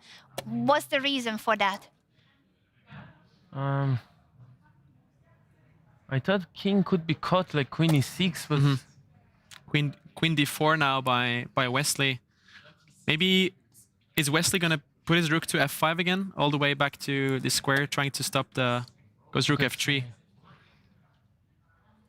Yeah, it's very difficult to win. Gukesh really wants to push his king up, but Wesley always going to give check. This is a great move. Now he's threatening to come up with the king. And then he could give up his queen for the rook and the knight of white. Now if he goes up, Wesley is going to give this check. But he could give a check on e6 and then king g5, huh? Yeah, he can give this check. Maybe Wesley wants to go up here on to h4. He has just played it. Gukesh found the right way to proceed, giving that queen check. Wesley going all the way up so that it prevents the black king from approaching.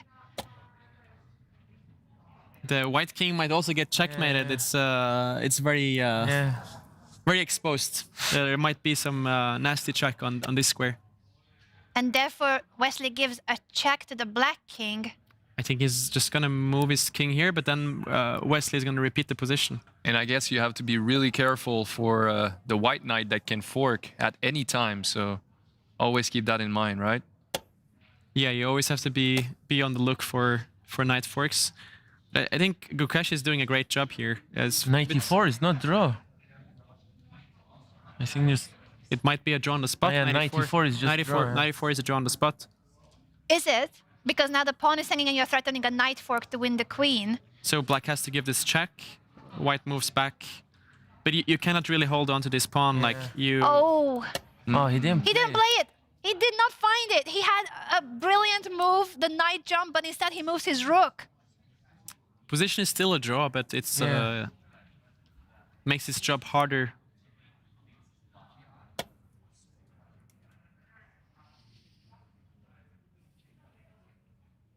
Maybe he's gonna try to bring his king up again. Yeah.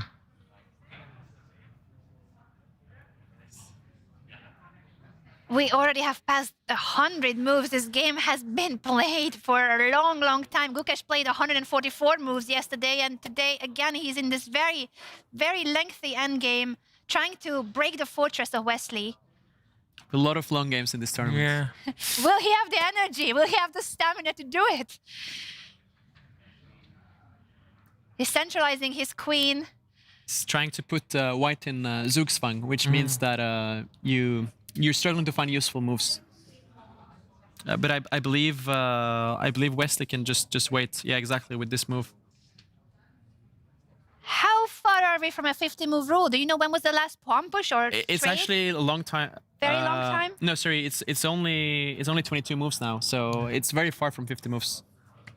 The last pawn push was on move 86, and now we're 109. So yeah, no 50 move draw here, but yeah, I don't think it's gonna go on for too long, as Gukesh is not really finding any way to make progress here. Now he's just gonna give a check with the rook.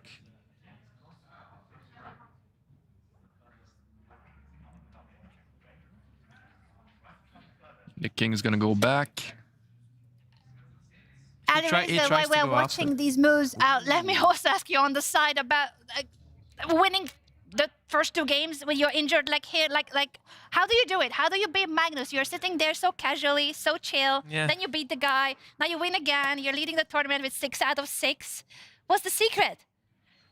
Yeah, I mean, I'm trying to play good chess, and I'm getting interesting games. Like, normally it's very hard to get games these days, but I'm getting out of opening some like pieces around the board, so that increases my chances, I think. So these 2 games was lucky that I got the chance, but we'll see after. You think that those openings played a role? And when it comes to this situation that you're in, did you get used to it, that you have to play in a very different sitting position with your leg up? You can't really leave the board. You can't walk around. How difficult is it for you to change your routine during the game? Yeah, I think I got used. They accepted draw. Yeah. Yeah, Gukesh. Gukesh couldn't find a way through it. Ends in a draw, meaning we're gonna get more chess. This game is heading to an Armageddon between Wesley So and Gukesh. Gukesh probably will be disappointed that he didn't find a way through, but Wesley defended so tenaciously and built up a fortress. Alireza, what you were talking about is that it is different to how you would usually behave during a game, isn't it? Yeah, of course. I mean, the most difficult is when I go to bathroom and I lose so much time and everything. So it's a struggle, but yeah, it's life. But at what point did you feel was the turning point in the game today where your opponent went wrong? Yeah, I think when we went to endgame, I think I got a comfortable position. At least this is what I felt.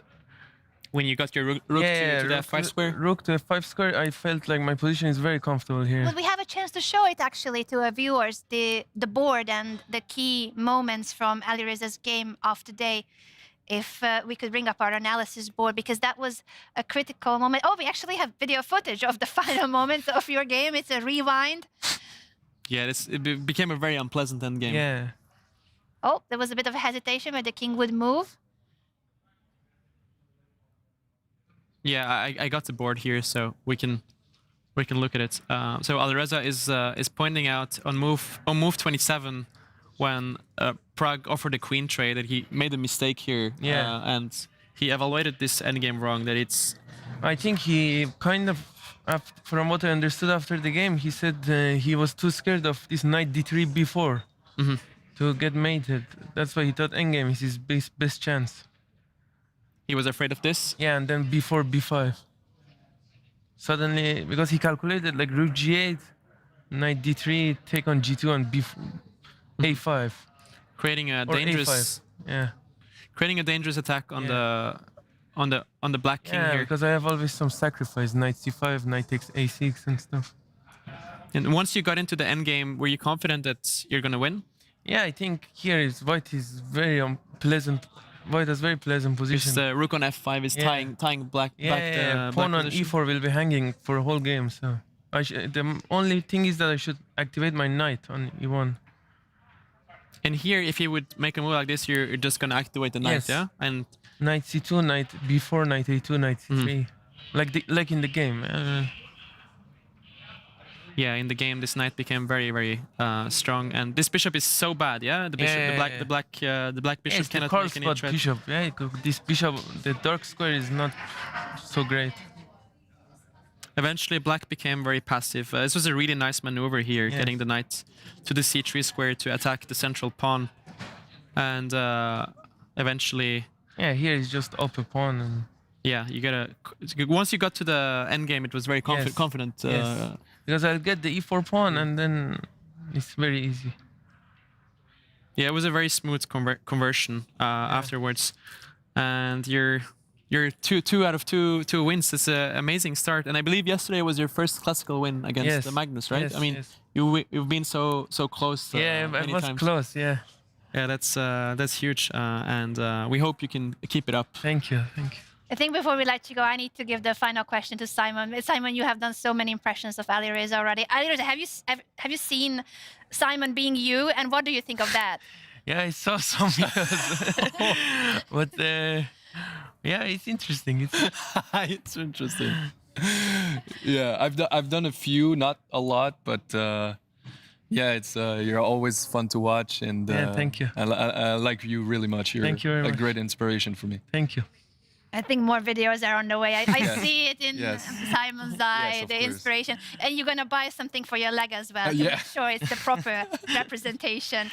Congratulations, Alireza, and thank you for joining us. You have 6 points, which is huge Yes. at Norway Chess, getting 3 points for the classical win. We're going to see who is trying to catch you, and your opponent for tomorrow is the reigning world champion, Gukesh, who will still have to play an Armageddon and after 2 very long end games. So we wish you good luck for the preparation and Thank the you. good rest as well. Thank you for joining Thank you us. very much. Thank you. Good luck. Thank you.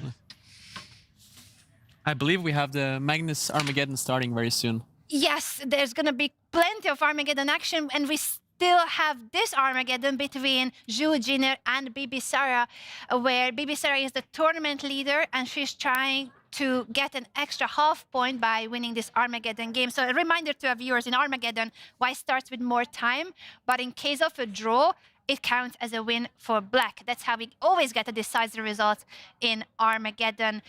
Let's take a look at the position and how is it going for Zhu Jiner and Bibisara. It's actually a really crazy position we have on the board, and I'm not sure how White's bishop got to this this square on b6. If we can get to analyze this board, yeah, this bishop is very funny on this square here. I don't know if the analysis board is working. So it somehow infiltrated black's position, and now it's kind of just chilling there in the black camp. I do think Bibisara's position is easier to play here. She has her knights very active, queen is active, and you know, in blitz it's always easier to be the side that that attacks, because to make defensive move in blitz is harder. I believe this. Maybe Bibisara is looking at improving the bishop here. She does make this move, and now threatening checkmate here. Yeah, she is such a extremely dangerous player in fast chess. She's a 3-time World Blitz champion. She was the youngest player to win a World Blitz championship, and she has done it already 3 times. Sacrificing the knight. Now, when she takes with the queen, that's a check. Probably white will try to block. I think she's going to take with the bishop, actually. Much and stronger, you are right. Now, yes. The knight might join the attack as well. I really like how Bibisara has been playing this position, and Zhu Jiner has to find a very precise defensive move. Maybe she's going to bring the queen back to defense here. So that's played by. And the knight Zhu jumps Jiner. in to attack the queen. It's also offering a knight trade. White might want to White eliminate has to that take piece. that knight, and yeah, you cannot let she's a going to dangerous take back piece with the like bishop. that stay alive. And now there is a very serious threat of getting the bishop to this square, which would be checkmate. So white is still currently a piece up, but this bishop on b6 is so out of the game, so it's very difficult to defend here for white. Let's see what happens. We have this position on the board. I would expect Zhu Jiner to maybe move her rook up to try to defend against this check. Oh, she It would be moved the very king. logical. Yeah. Is it the king? It's The queen? now The queen? the queen trade that she has gone for, creating a space for the white king. Bibisara, of course, not interested in trading queens when she's down a bishop. She's down a piece here, down a knight in the position. Bibisara currently only has a pawn for the sacrificed piece. Wow. But she still has great compensation here. She's gonna move this rook next and try to activate the bishop. against the white queen. Yes. And she's such a fierce, aggressive player. I think she's really enjoying this position, even though it's only a pawn for the sacrificed knight. She's the one with a huge attack here. The black queen, the black bishop, and you're saying that next move, the rook moves as well. So the other bishop joins in. It's going to be really difficult for Zhu Jiner to find the most precise way to defend. Where does the king go, or will she try to block the check? She does block the check, and here it is really, really important for Bibisara to not trade the queens, as she's a piece down, and if you trade the queens, all the attack is gone. So she repeats with the queen here, and that is the best move. She has draws. If she makes the draw, if you make a draw in Armageddon, you win. And for white, it's really important to try to trade the queen, I guess, because there's a huge attack coming up on the white side, so you want to eliminate that as soon as possible. Yeah, but because of the Armageddon, she cannot continue repeating the moves with the queen because it would lead to a draw. So even though that would be the right approach, you are right, Simon, the right strategy, she couldn't do it because of the draw odds for black. The bishop is now attacking Oh my the rook, god, and there's a Bibisara queen just on the other side. She blundered. Bibisara made a huge skewer. blunder here. She missed the bishop activating there, and currently Zhu Jiner is a full rook up, but it's actually still not that easy for white to play. These bishops are very strong, but objectively speaking, Zhu Jiner has a winning position here with the rook up. What a turn of events after the rook move that blundered the bishop. That bishop was so bad too. It was so great for Zhu Jiner to get rid of it. That was the one piece you were highlighting, how white couldn't use that bishop, and suddenly that bishop wins the rook. It's a huge turn of events there. Bibisara is trying to activate her queen now, but the time situation is about even. But if Zhu Jiner makes some good defensive moves, she has a winning position. But we're not gonna write off Bibisara. I mean, anything can happen with this time control. And we saw with the Magnus game, even the world #1 for 15 years made so many mistakes today. He did, and his Armageddon game will be starting soon as well because he couldn't win against Vincent Keymer a winning position. He must be really disappointed. Yeah, he has to try to forget about that before playing his Armageddon. Definitely. In terms of the current situation, Zhu Jiner is spending a good bit of time here. So she's up a full rook. She's bringing now the other rook into the game, onto the same file where her rook is already, guarding the knight as well. It's actually a serious mistake by Zhu Jiner, as she allows Bibisara's rook to activate. I don't know if she forgot about that pawn. There was no reason to give that pawn up. Now Bibisara's rook is very, very active.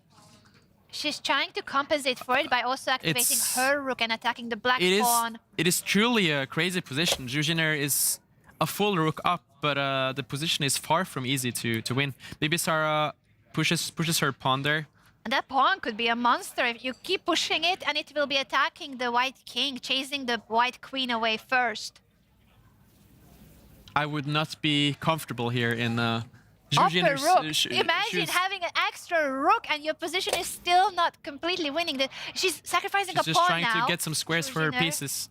I think that's a good idea to activate her pieces. Yes. Giving up some material, giving back some of the material, but she has so much extra, she can do that. Very practical move by Zhu Jiner. She trying to get some squares for her pieces, but it's a lot of pawns for Bibisara now. Loads of pawns. She has almost all the pawns on the board. By white's pawns, there's only 3 left. There's a queen-bishop battery now, which can be very dangerous. It's also tying the white queen onto the defense of the white king. You cannot move the queen away because there's always a checkmate appearing next to the white king. I think Bibisara's plan now is just push this pawn and create attack against the white king.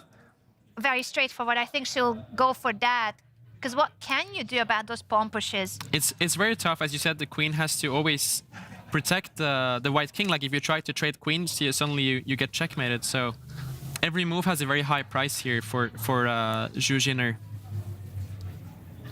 Bibisara must be pondering and considering those pawn pushes right now and just evaluating if there's anything dangerous about the white rook. The white rook has a check on the back rank, but the king can step up and there are no further checks. There's no attack against the black king. I think Zhu Jiner is going to try to activate the knight here. she's moving the bishop, Bibisara. Maybe for that reason that you're highlighting that it wasn't that simple to just push the pawn. If the knight jumps to the square, you're highlighting it will be attacking one of Bibisara's pawns, and it's an important pawn because it's next to the black king. Maybe this check can be annoying.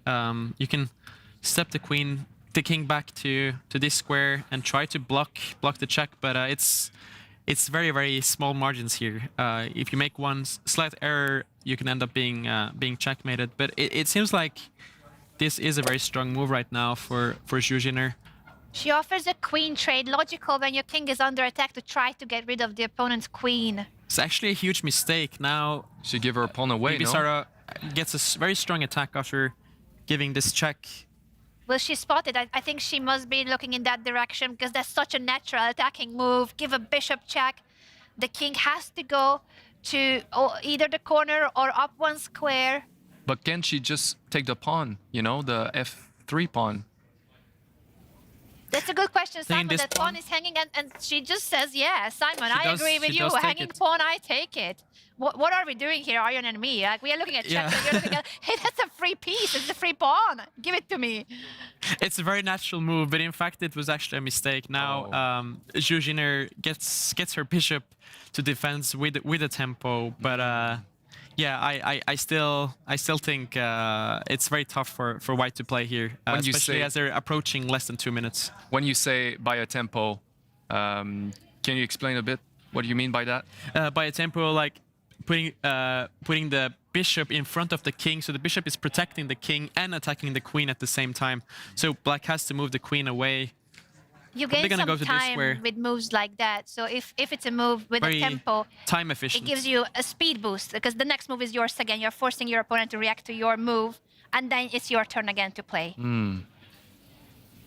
The knight comes back is what Arjan is showing, that it's a potential attack over the I believe Zhu Jiner is going to bring the knight back to defense and here. So she does.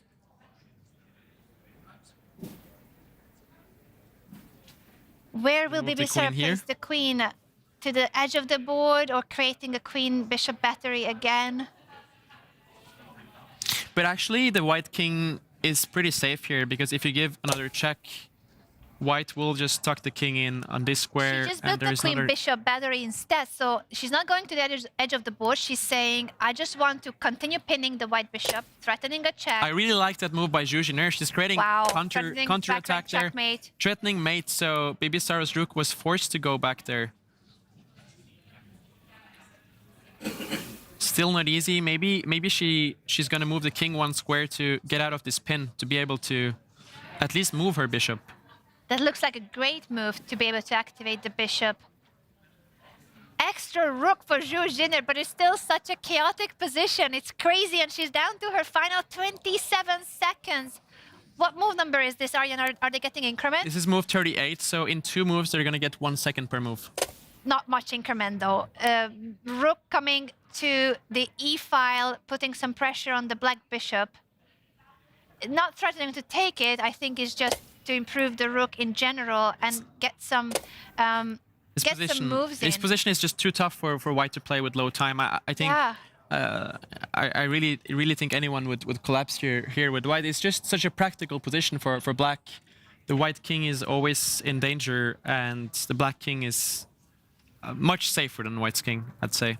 And it's absolutely wise to witness this, because usually if you lose a rook, in this case, of course, Bibisara sacrifices. She can trap the queen now. She can trap the queen if she would put the bishop on. Oh, she didn't play the bishop. Yeah, move. she could trap square. the queen and win the game, and now she gets to move the rook back. But oh, still, this looks extremely strong too. The queen is hanging and the knight is hanging, and it's going to be checkmate. The knight goes into the corner attacking the black queen, and now Bibisara takes the queen. Wins. The rook is hanging too, and Bibisara wins the Armageddon. Wow. What a game! Bibisara down a full rook, converts it into a full win in Armageddon. Wow. That was a really crazy game, but a lot of fun for us to follow. Even though Bibisara blundered a rook, she still had very practical compensation there, and it shows this format that really anything can happen, even if you're material down. And she's so good at finding quick moves. She's such a good blitz player. Speed demon. Yeah, She speed won the demon. world championship in blitz 3 times for a reason. And now we have another Armageddon to cover where Magnus Carlsen with the white pieces has more time, but Vincent Keymer has draw odds in this Armageddon game. Let's take a look at the current situation. Magnus on 6.5 minutes. Another 3.5 endgame? for Vincent. Another endgame? Maybe so, maybe more fortresses as well, even if Magnus doesn't believe in them. But in the previous game, Vincent managed to defend very well in the classical game between the two. Magnus must be disappointed he didn't convert it into a win, and he's gonna try to now take somewhat of a revenge for that fortress that Vincent has found and built up in the previous game. Vincent has been playing very well so far. He doesn't have any weaknesses right now, and his pieces are placed in good squares. So right now the position is pretty balanced, but Magnus is trying to find a way to make progress. What are your first thoughts, Simon, when you're seeing this position? Yeah, I mean, Magnus right now, he clearly needs a win, because if blacks make a draw, then Magnus leaves with just the point from the classical, and that's it.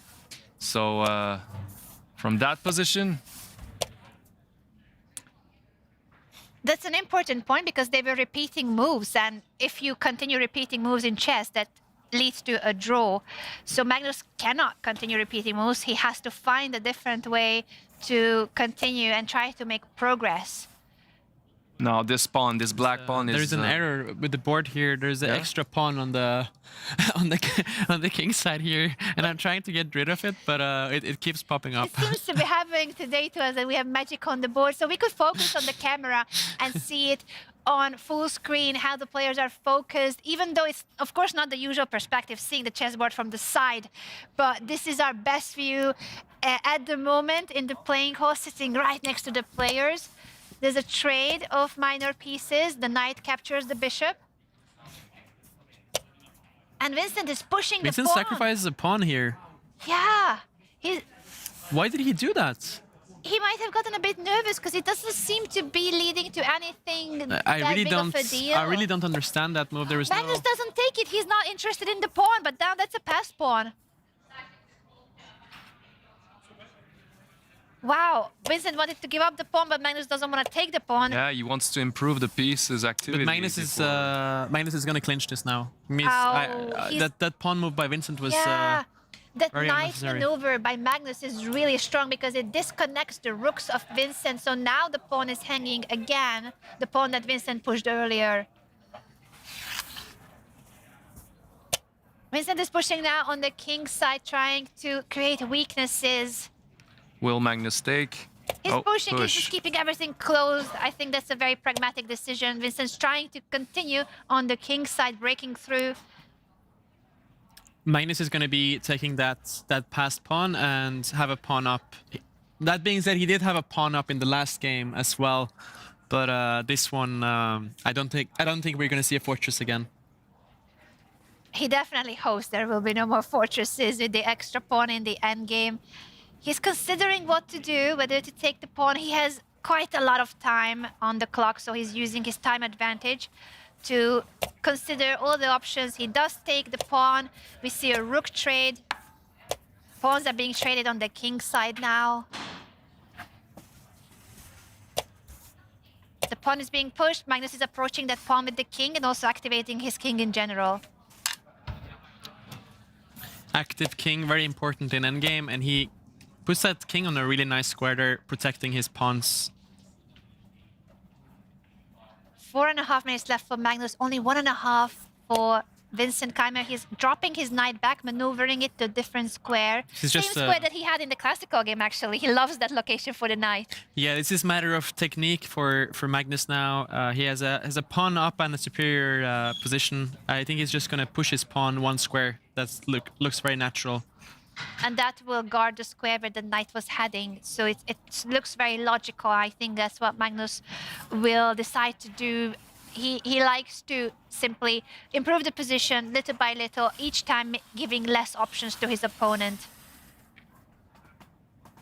He also has 3 minutes more on the clock, which... Wow, he's taking a pawn with his knight, sacrificing the knight, because if the king takes it, he would have given a check to win the black knight That's back. that's a great tactic spotted there. Wow, by, and that's a win for by Magnus Carlsen and in he- the Armageddon.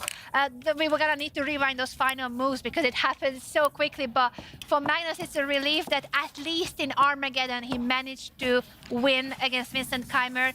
He earlier had a winning position in Classical against Vincent, but didn't manage to convert. So it's a bit of bonus that even though the Classical game was drawn, at least he gets the Armageddon win. Magnus gets his first win in Norway Chess 2026. So it's not the win he was hoping for, but it's definitely...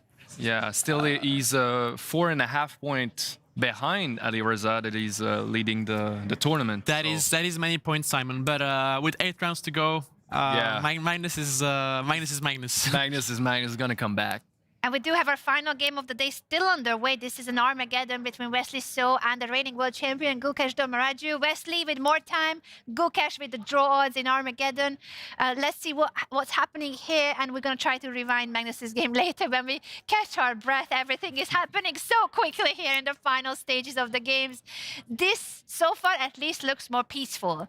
Pieces are not flying yet. Certainly more peaceful. I believe I've seen this position before. It's kind of theoretical from a Vienna opening, and Wesley is trying to play something offbeat to try to surprise Gukesh, but Gukesh has reacted pretty well. Now we can see both sides have developed their pieces, but I quite like Black's position. I think it's very active, and now actually White could capture a pawn, but it doesn't work out great as this pawn will be hanging in the end.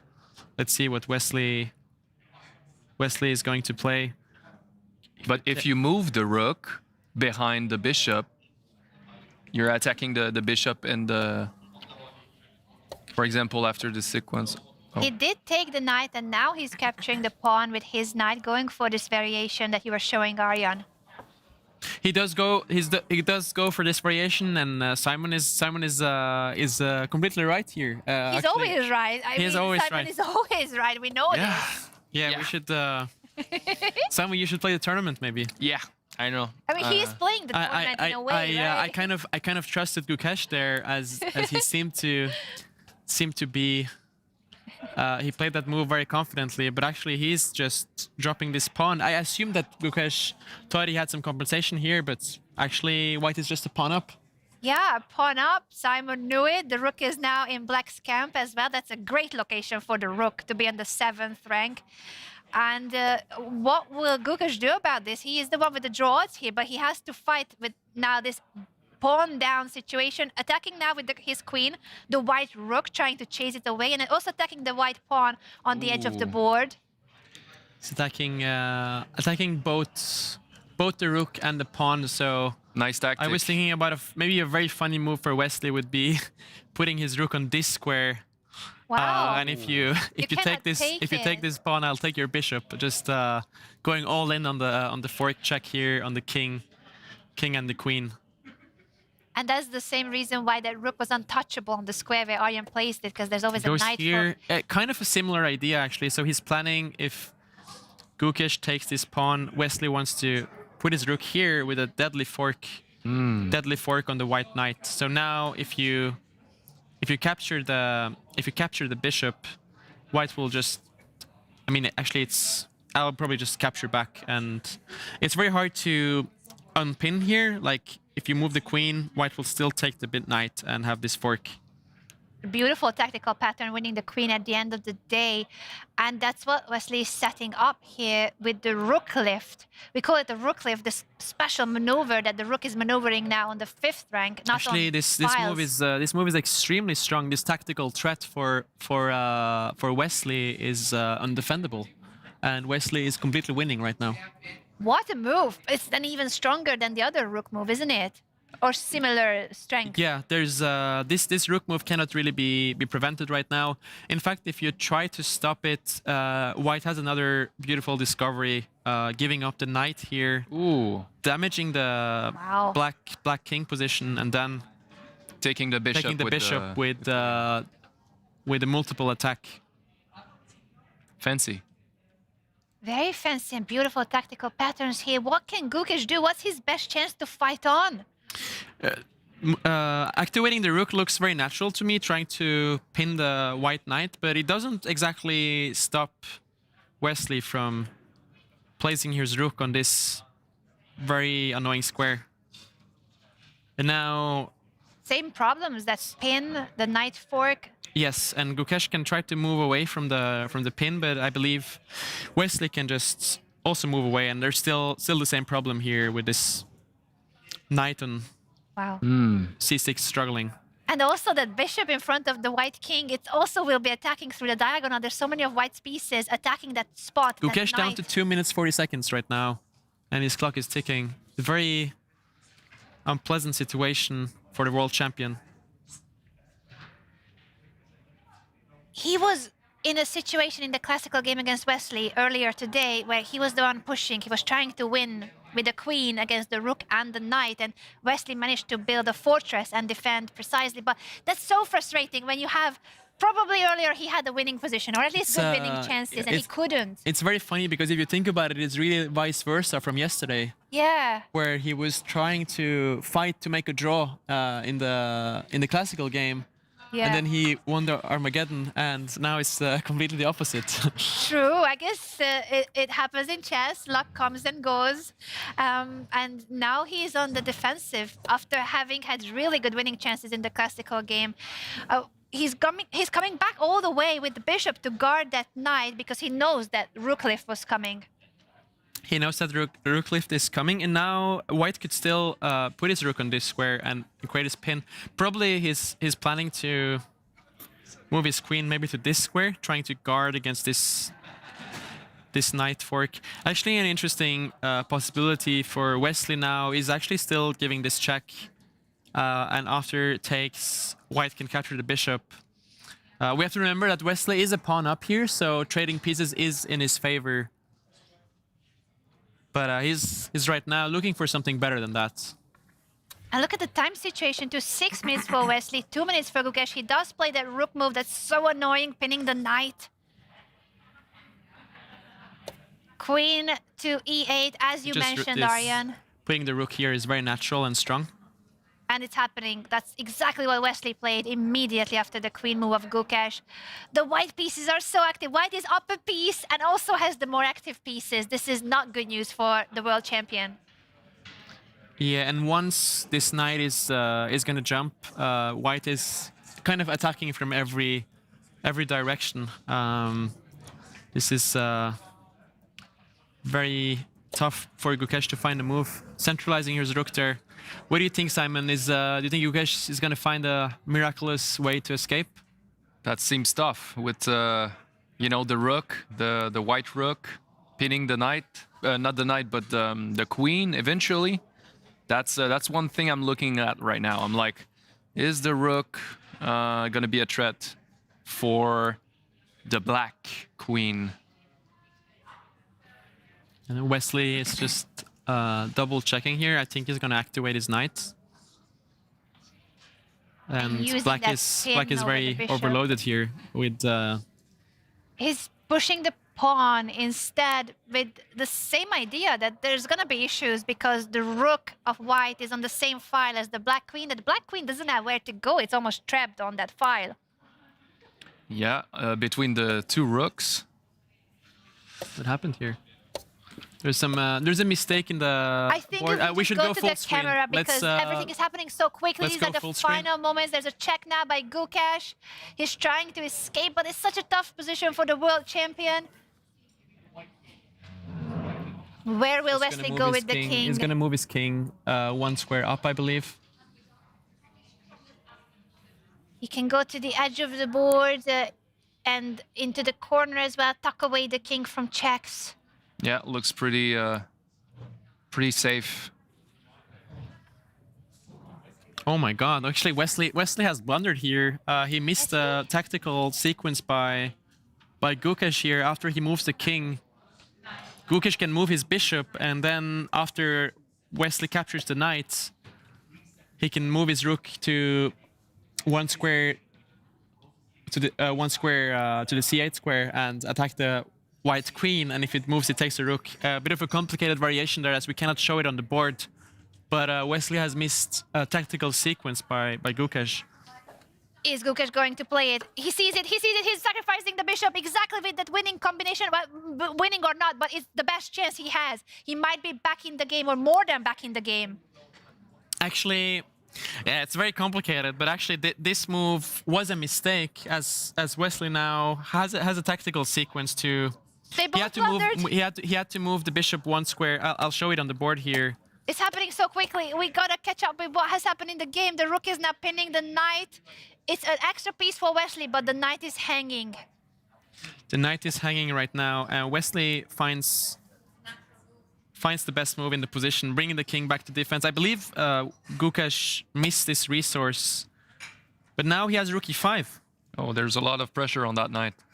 Whoa, the rook is now attacking the black queen to chase it away, and that's a resignation by the reigning world champion. What a game. This has been so much tension at the end and chances back and forth. Wesley So wins in Armageddon. We're gonna need to do a rewind after that happened this so fast footage, because everything happened very quickly, and Gukesh missed some chances to bounce back at the end of the game.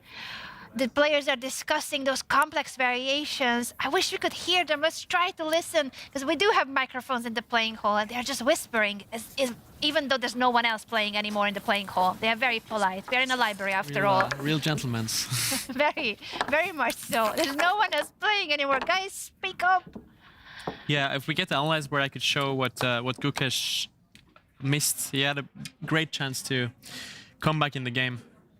I think we have a moment here, since the players are no longer analyzing. Arjan, if you could break down the very end of the game and what was the missed chance for the world champion. He was in a really tough spot. He was down a pawn, and also White has all the activity. This was the missed moment here by Gukesh. He sacrificed his bishop here, but instead he could move his bishop one square up to the e6 square, where threatening the white queen. If you move the queen, you lose the rook. But if you take the knight... If you take the knight, exactly, Simon, then the rook moves one square, hitting the queen, and the white rook is in a lot of trouble. Like, if you move the rook, you move the queen, you lose the rook, and white is in lost position. It's an amazing chance here by Gukesh. But easy to miss these tactical opportunities when you have 1 minute on the clock, so understandably it can happen. And Wesley gets his first win in the tournament. He does get the first win. Yesterday's Armageddon for him against Praggnanandhaa didn't go well, but today he manages to beat the teammate of Prague, Gukesh, both of them from the Olympic team of India. Of course, the youngsters, the new generation of rising stars from India. But Wesley So, with the experience, elite player for so long, former world #2, he did the job. He manages to beat Gukesh today in Armageddon, and he escaped in classical chess first. So for Wesley to win this Armageddon, he first had to play a lot of precise defensive moves in an endgame where Gukesh had a queen against Wesley's rook and knight. Takes a lot of mental strength there, and Wesley is known for being a player that is very, very difficult to break down. He hardly cracks, and as we could see in today's classical game, he was very tenacious and had a tough position, but I managed to draw that game and then win the Armageddon. He did. We are, I believe, right now with the winner of that Armageddon game, Wesley So. So let's listen to his thoughts about the game we have just witnessed.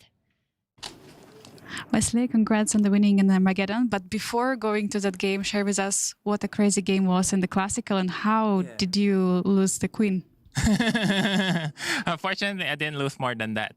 Well, I mean, first of all, it's a great honor to play against the world champion Gukesh, who is incredibly strong, incredibly young. I think he's playing very well in this tournament. I think he did some training camp with all that. Also, he backed out of some tournaments. So I'm not sure how good he is, actually, to be honest. Maybe he's much higher rated than his rating should be at the moment. So I'm not sure. Yeah, to be honest, I'm actually not sure where I went wrong. Well, I didn't expect the barrier, first of all, but he told me after game F3 was a mistake, and maybe he was right. It weakened my position very much. And then I didn't see this rook A5, very ambitious move, rook A2. He sacrificed a pawn. He was super aggressive. He played super aggressive, and it almost worked. I thought I should never be worse, but then But then it got real scary real quick, and then I missed bishop h6. Then I was fortunate enough to save the game. I mean, I don't think I was ever that losing, but the position was certainly difficult. And then in the end, I even blundered my bishop. How at the end did you manage to build this fortress, and save everything? Well, fortunately, it's only moves. Yeah, I didn't have much of a choice. And what happened in Armageddon? Because everything happened so fast. Welcome back. Very funny. Well, the Armageddon went very well, much better than yesterday. Than yesterday's Armageddon. I think I didn't give him that much chances. Also, his time management was very poor. I think he got a bad position from the opening. He's supposed to play Queen D7 instead of Knight C6 to prevent H3. After I was able to play H3, I got a very pleasant position, and with such little amount of clock on. For him, it's impossible to defend. But yeah, the Armageddon went very smoothly, but the classical should improve. Final question: does this win boost your confidence for the upcoming matches, winning against world champion? Yeah, for sure. A win is a win, and every Armageddon game is also very important because all these half points add up. So I'm certainly very pleased. I mean, obviously I prefer to win in the classical, but Armageddon is very important. Thank you so much, and best of luck for tomorrow. Thank you so much. Congratulations to Wesley So for winning in the Armageddon game. There was so much going on and Wesley broke it down perfectly, even though we had the library announcement, which Wesley also found as funny as us here in the studio. It's 10 p.m. and the library is closing, so we might need to go home soon. But before we go home, we do have the game of Magnus Carlsen to analyze as well. Everything happened so quickly in that Armageddon, Arjen. I think we need to break down the final key moments of that game and how Magnus won eventually against Vincent Keymer. So if we can get the screen up, this was a critical moment where it went wrong for Vincent. Actually, before this, he was playing a flawless game, and this is an equal endgame, but in this position, Vincent made a huge blunder. He pushed his pawn one square up, in the hope of sacrificing it, and his idea was that after the trades he will place his knight in the center, attacking this pawn, and after it pushes, he thought basically he will win the pawn back with an okay position, but he just completely forgot about the fact that after this pawn push that Magnus could just push his pawn one square up. He didn't have to take this pawn. Taking this pawn would give black great compensation, but after this very precise move by Magnus, moving the pawn one square, suddenly this pawn is forever weak, and Magnus correctly brought his knight around to the c6 square and blocked the connection between the rooks and the pawn, as Anna pointed out, eventually won this pawn. And at this level, is only a small error is required to lose the game. So yeah, Vincent played a great game, but a small error there with the pawn move, and Magnus played flawless after that. He did play flawless from this moment on, and I believe we also have an interview with the man himself, Magnus Carlsen, to talk about this game and perhaps the classical game too, where he had winning chances and then he missed it. He did miss in big time in classical, but he did not miss in Armageddon. Let's go over to Magnus Carlsen. Magnus, congratulations winning the Armageddon. How did it go for you? I mean, the Armageddon was fine, but obviously, the way the classical game went at some point, that's a position I should never not win. But he fought well, and I played a little bit too safe at times, and all of a sudden it was hard to win.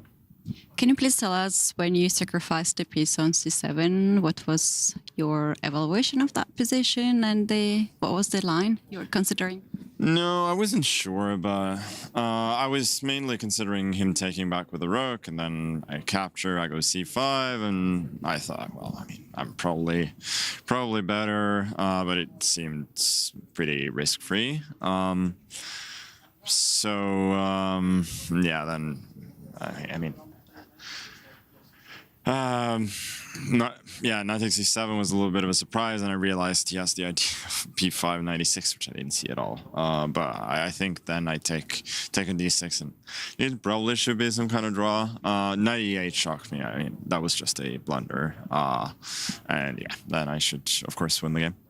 After the game, you were sitting at the table and you were just thinking probably about the position. Can you please tell us how difficult it is to switch from one game, classical game, then to Armageddon? No, it's not easy. I think the Armageddon game was pretty poor, but yeah, it's just you know, a little bit demotivating at that point, but you gotta try and do your best, and you know, if I get the game going at some point in the tournament, that extra half point might matter. We love to see you at confessional booth. You always give us best possible things. Does that help you to think through the variations when you're going there and speaking about the moves? No, I mainly just want to, you know, try and entertain. But it's obviously better when you combine that with winning some games as well. Congratulations. Thank you. We do appreciate those confessions by Magnus, and even if he had been really critical about his game today, he does get the win in Armageddon against Vincent Keymer and gets his first 1.5 points in the field. But the man of the day is the same as the man of the day was yesterday. Alireza Firouzja does it again and wins in Classical against Praggnanandhaa. He's the sole leader of the tournament after 2 rounds, getting 6 points because it is 3 points. We are rewarding a win in Classical. A huge lead right now. If you look at the standings, Alireza 6 points, and behind him is Gukesh and Wesley So on 2.5 points each, while Magnus Carlsen is still sitting at the bottom of the standings. So he will definitely try to bounce back again tomorrow as well. And when it comes to Norway Chess women, we also had some key clashes, but none of them ended in a decisive result in Classical. We have an Armageddon win by tournament leader Bibisara, a win by Divya against her compatriot Humpy Koneru, also in Armageddon, and Anna Muzychuk won the Armageddon against the reigning Women's World Champion Wenjun, meaning that the tournament leader is still Bibisara. The Grandmaster from Kazakhstan is doing really well in the field, starting with 2 games with the black pieces, but it doesn't matter to her. She's going for her opponents, and we do have a chance to talk to her as well about how these games went and how she feels about the event here in Norway. Bibisara, you just won a game with a rook down. First of all, congratulations, and please tell us what has happened in your game. Yeah, I just blundered everything what I can. Firstly, the piece, then the rook, and also, I don't know, I was very nervous because I didn't play Armageddon for the last 3 years. And also, I was a little bit upset that I didn't win the Classical game. But I'm happy that everything ended good. So how does it feel to play Armageddon? Yeah, it feels normal, actually. I think I played too fast with black, but I don't know. I thought like I have 7 minutes, 3 minutes less than white, so I need to play fast. Yeah, and I was lucky that the position was sharp, so yeah. Rook e7 was an amazing move, blundering bishop d8. Well, what a game. Congratulations once again. Thank you. Divya, big congratulations. What a game. I see tears in your eyes. No, that's because of tiredness, not because of this. Well, you played first Armageddon with black pieces and you succeed with that, but today you had white pieces. Do you have any preferences? Which color would you play Armageddon? I think black is easier. Please tell us what happened today in both games. Okay, so the first game, I think I tried out an interesting opening, but okay, objectively it's quite bad, not quite bad, but a little bad for white. So I think she consolidated very well and she defended well, so I didn't really have anything in the end, and she was the one pushing. So yeah, I think it was a solid game overall. And the second one, Okay, I don't know. Probably, I think I exchanged too many pieces in the opening, and I should have stuck to maybe bishop e3. Maybe I should have castled and gone for some bishop g5 attack or sorts because it's Armageddon. But okay, it worked out in the end. I think d4 was really bad from her because then she gives up all the squares and she allows my knight to go everywhere. So at that point, I was already happy. Even when she took bishop b3, that looked a little bit dicey with d5. We thought that you dominated the whole game, the Armageddon one. Divya, you like to go to the confessional booth. Does that help you to just talk about your thoughts, about the moves? Just tell us, do you enjoy to go there? Yeah, I think it's a breath of fresh air because you have to be quiet for so many hours. So then you can just go there and talk. And yeah, you can just let out your thoughts. And I think it also helps because when you say it out loud, you realize what you're calculating and you realize that some places there are mistakes, some are not. So yeah, it was quite nice. And the final question, the audience and the viewers are dying to know, did you get your dry mango? I think it's there, but I didn't eat it today. I was too busy on the game. Well, thank you so much to share your thoughts and congratulations once again. Thank you. Congratulations to Divya Deshmukh on yet another Armageddon win, and she'll be back tomorrow, of course, as the rest of the ladies at Norway Chess Women, with the following pairings for day 3. Wenjun will have the white pieces against her compatriot Zhu Jiner, Humpy Koneru facing the defending champion Muzychuk, and our tournament leader Bibisara will have the white pieces for the first time in the event facing Divya Deshmukh. When it comes to Norway Chess, we also have, of course, a very hungry Magnus Carlsen who couldn't win today his classical game. He said it's usually a position that you would win, but he didn't manage to do it today. He didn't convert it. He's disappointed. He will have the black pieces against Praggnanandhaa, and I think Pragg will be just as motivated to get his first win in the tournament. The reigning world champion Gukesh will be facing the tournament leader Alireza Firouzja, who is on 6 points, the only player that has run away with 2 classical wins. And we also will see Vincent Keymer with the white pieces against a very solid Wesley So. This is all happening tomorrow, the same time, same place. But before we say goodbye, I do want to hear your final picks for the day, Simon, Arjan. Starting with you, Simon, what stood out the most to you today? What's your favorite moment of the day? I think it was the game between Bibisara and Zhu Jiner. I think it was wonderful to see so many threats. Bibisara with all the pieces towards the White King. It was amazing to see. And winning a game with a rook down is not something you usually witness. Now we know that even when we are down a rook, we should not resign, never resign. Keep fighting as Bibisara did. Arjan, your thoughts on today and what stood out to you the most? For me, the game that stood out the most was the game between Magnus and Vincent, because there was just so many mistakes and so back and forth. I felt until the end we wasn't sure what's going to happen, and Magnus was losing at some point he was winning, and it was very exciting to watch.